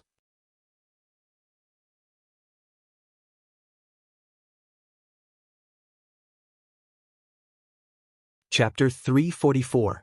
Fire Realm, in a large mountainside. A village hunter walked up the mountain to try to catch animals to feed his family. He was dressed in hunter clothes and had a machete on his side as a weapon, a bow and quiver with arrows on his back, and a small sachet. Underneath his shirt, he had countless scars, showing the fact that he was a man with a story, and also, quite the experienced hunter. As the man walked on his path, he was constantly muttering, "Weapon God, please bless my weapon to be sharp enough to slay my prey. Animal God, please send a prey my way so that I can feed my family today. Life Goddess, please protect my life so that I can survive this hunt as I always did." Every time the hunter went up the mountain, he always prayed like this. He did not know whether his prayer was heard. However, he still believed given the fact that he had survived for so long. The hunter was familiar with the surroundings, so he quickly found the trail he usually used and followed. This path had the highest chance of finding prey. Along the way, he will also look at the plants on the ground. Once in a while, he would recognize one, took it, and placed it on the sachet he carried with him. In that way, the hunter walked for more than an hour before he finally encountered 2 rabbits. With great expertise, he pulled his bow and 2 arrows at the same time. He pulled the string with all his string and as swiftly as possible, swish, swish. The 2 arrows flew with tremendous speed and force, and each one hit a rabbit in the eye. These 2 little creatures did not have the time to react. The hunter rushed to his prey to check. He removed the arrows from their heads, then took out a string to tie the 2 rabbits on his body to carry. Then he hurried to leave this place as he feared that the scent of the blood would attract other animals. For him, these 2 rabbits were enough to feed his family for at least 3 days. If they stretched their meals, it could last for a week. Unfortunately for the hunter, fate seemed to have other plans for him. While he was rushing home, he heard a roar that sent chills down his spine. He raised his head to see a large boar that was more than 5 meters tall. Devil animal? The face of the hunter displayed great fear as he knew that devil animals were the enemies of humans. And only with the protection of the gods that humans could have such a safe place to live and prosper. Without hesitation, the hunter rushed in a random direction. He discarded all his weapons, herbs, and even the rabbits. He knew that his priority was to save his life first. He also knew that his speed was far slower than the boar despite his larger frame. So, he did not hesitate to discard anything that could slow him down. As the hunter ran for his life, he could feel the breath of death rapidly approaching him. Many times, he wanted to give up and accept his fate. However, thinking about his wife and 2 children back in the village, he gritted his teeth and continued to run. For them, he wanted to live. As such, with his determined will, he ran even faster. A few minutes later, when the boar was really closed, the hunter saw a cliff ahead. He did not pause even for a second and jumped down. He wanted to take a gamble. If he survived the fall, the worst-case scenario is that he is injured, but his life is saved. If he dies, it's better than becoming this beast's food. He was also betting that the devil animal will not be as crazy as him and jump too. And he was right. As he fell down, he saw the massive boar look at him with resentment. The hunter had a slight smile on his face after seeing this. Then he prepared for the worst. Fortunately for him, fate seemed to be in his favor this time. He did not hit the ground as he expected but instead crashed into a river. Thank the destiny goddess I learned how to swim in the next village river, thought the hunter as he surfaced from the bottom of this river. The hunter looked around to see a cave not too far from him, so he swam over there to take a look. He was currently thinking about how to get out of this situation. After walking in, the hunter was careful not to encounter another dangerous animal. So he walked slowly. Luckily for him, the cave seemed unnaturally brightly lit. After walking deep inside, he saw a few things inside the cave. However, his eyes were immediately fixated on an orb that glowed golden in color. The hunter wondered whether this thing was valuable enough to make himself and his family rich. He rushed to catch it and observed it. Unfortunately, he lacked the knowledge to know its true value. So, he looked at the other things around. He picked up a book. Regrettably, the hunter did not know how to read. Fortunately, this book did not care about this fact. As soon as the hunter held the book, a large amount of information entered his mind, almost making him faint. Immediately afterward, his eyes changed.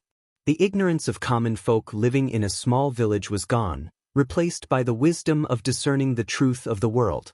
"So, that's how it is," muttered the hunter with a wry smile. "The so-called gods are nothing but mortal who slowly acquires their strength. To keep the people at the bottom in their places, they made it their mission to keep them ignorant." Ha! The hunter laughed maniacally for more than 5 minutes before stopping. A ruthless light flashed across his eyes. God swallowing technique? Very well. The hunter looked at the orb in his hand and knew its purpose. It contained a small amount of reputation that can allow him to enter the first step of cultivation, the divine shrine realm. Without hesitation, the hunter began his cultivation journey. In just 3 days, he opened his Niwen palace and created half of his divine shrine inside his sea of consciousness.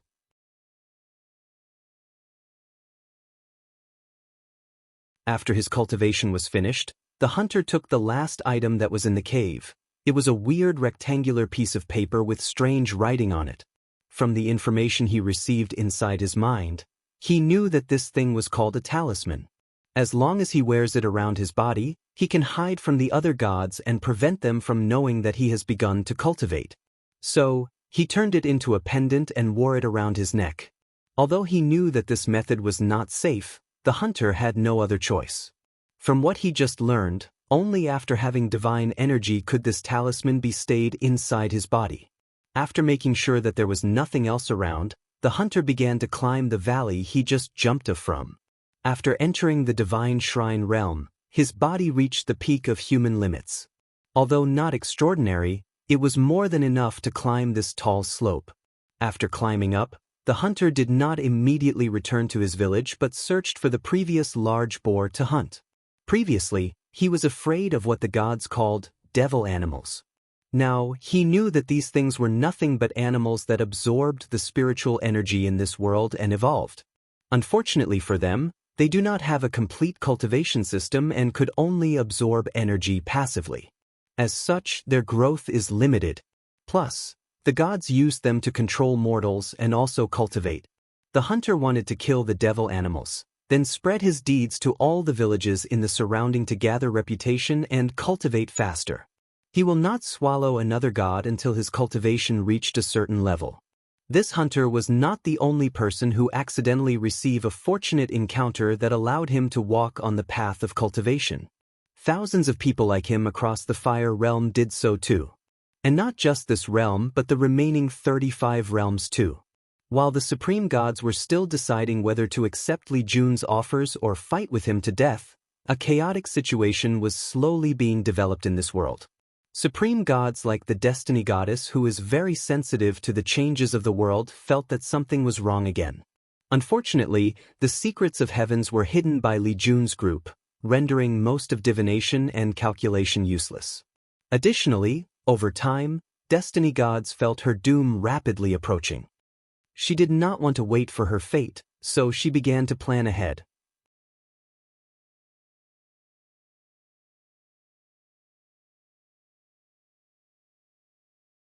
Chapter 345. Death Realm. Li Jun and the group had countless images in front of them as they analyzed the situation. The images not only showed the location, surroundings, and conversation of the gods but also many mortals that have just begun their path of enlightenment. I have to say, conquering this world has not been effective resource-wise, said Tai Gand. Given all these mortals so many heaven-grade talismans, and even a few saint talismans, it does not seem to be worth it. To hide these people from the eyes of the gods, mainly the supreme gods, the talismans are given to them were at least heaven-grade since these supreme gods are considered void-shattering realm powerhouse. And when it came to very sensitive gods like the Destiny Goddess, Li Jun and the others had to be careful and used saint-grade talisman. In the future, if we have to use so many resources to conquer a middle thousand world, of course, it will not be worth it, commented Yen Liling. However, since this world is special and we want to be as fast and as efficient as possible, it is worth it. So, what's next on the plan? We need a distraction. Right now, the world has just entered the beginning of a chaotic situation. With the talisman, we can temporarily hide these people. However, as they grow more powerful and swallow more gods, the The supreme gods will catch their attention and set out to eliminate them. We need to distract them. Li Jun then looked at Wang Jun and nodded. She took out a communication talisman and began to give orders. Fire realm. Fire god was heavenly abode. The fire god was inside his temple, sitting on a fiery red throne. Flames of different colors surrounded the halls, giving the hall a more joyous atmosphere. His eyes were closed as he absorbed incense that looked like a golden thread. Underneath his robes, a few sword scars were slowly healing as he absorbed more. Nevertheless, his face still looked pale. Thinking about the reason he was in his current situation, the fire god gritted his teeth for a few seconds before continuing what he was doing. Under normal circumstances, he could take his time to heal his injuries. However, with the outsiders threatening their world, he did not want to take any chances. Fire god suddenly opened his eyes and jumped off his throne. Unfortunately, it was too late. Before he could react, a sword pierced his heart. His years of battle experience and instinct made him dodge to the side, avoiding a fatal position. However, the sword managed to cut off his right hand, making golden blood gush out. The fire god instantly controlled his body to prevent further loss of blood. Unfortunately, he discovered that his healing ability was hindered. He watched the person that attacked him. Outsiders. The man was dressed in tight black clothes that covered everything but his eyes. Although his clothes looked plain, countless runes could be seen engraved on them if looked with spiritual powers. A shadow-like cloak was emanating from his body. The fire god remembered that person instantly came out from his shadow to attack him, and he did not even notice it. Knowing that he should be omnipotent in his abode, the fire god immediately felt that something was wrong. Then his face became somber. He discovered that the amount of law power that he could control was drastically reduced. Additionally, the room he was in was sealed, preventing him from contacting the outside world or using the power of the abode to teleport away. How did you manage to infiltrate my abode? Unfortunately, the person did not say a single word. Plus, the situation quickly turned dire. 9 more people appeared out of nowhere inside the room, and like the person that previously attacked, these people had an aura similar to peak title gods. The fire god knew that if it was not the restraint of this world, these people should be in the same realm as him. Each of these people was holding a jade in their hands. Then, a strange circle made of runes appeared above the fire god's head.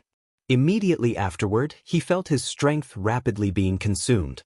Without hesitation, he rushed to the person closest to him, trying to eliminate him. Unfortunately, the 10th person that was not part of this formation rushed to stop him.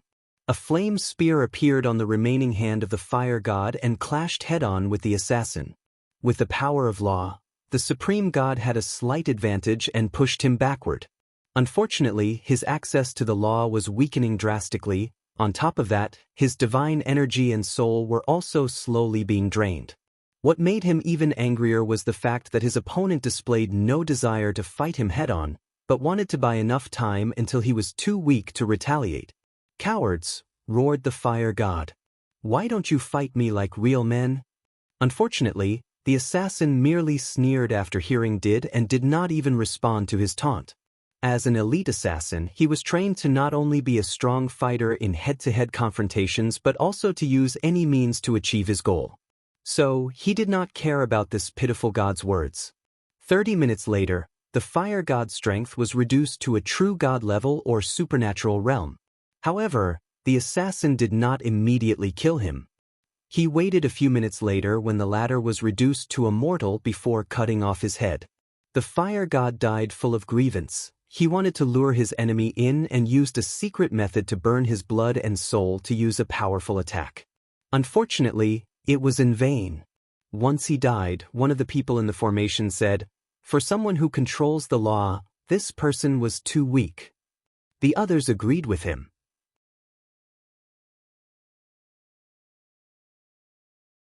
As part of their training, they have watched recordings of people who control law and even fought many of them, including fire law beings.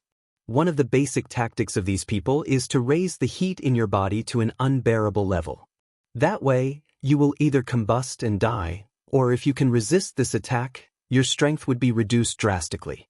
And if you can null all these, it is still distracting to be constantly taking into account the heat in your body, thus giving the opponent the advantage. As for more powerful people that cultivate the fire law, some of them are powerful enough to burn all matter, space, other laws, and even time. Or they can use the mutual restriction of the element to begin to control the other 5 elements, or at least add some magical abilities to their fire law.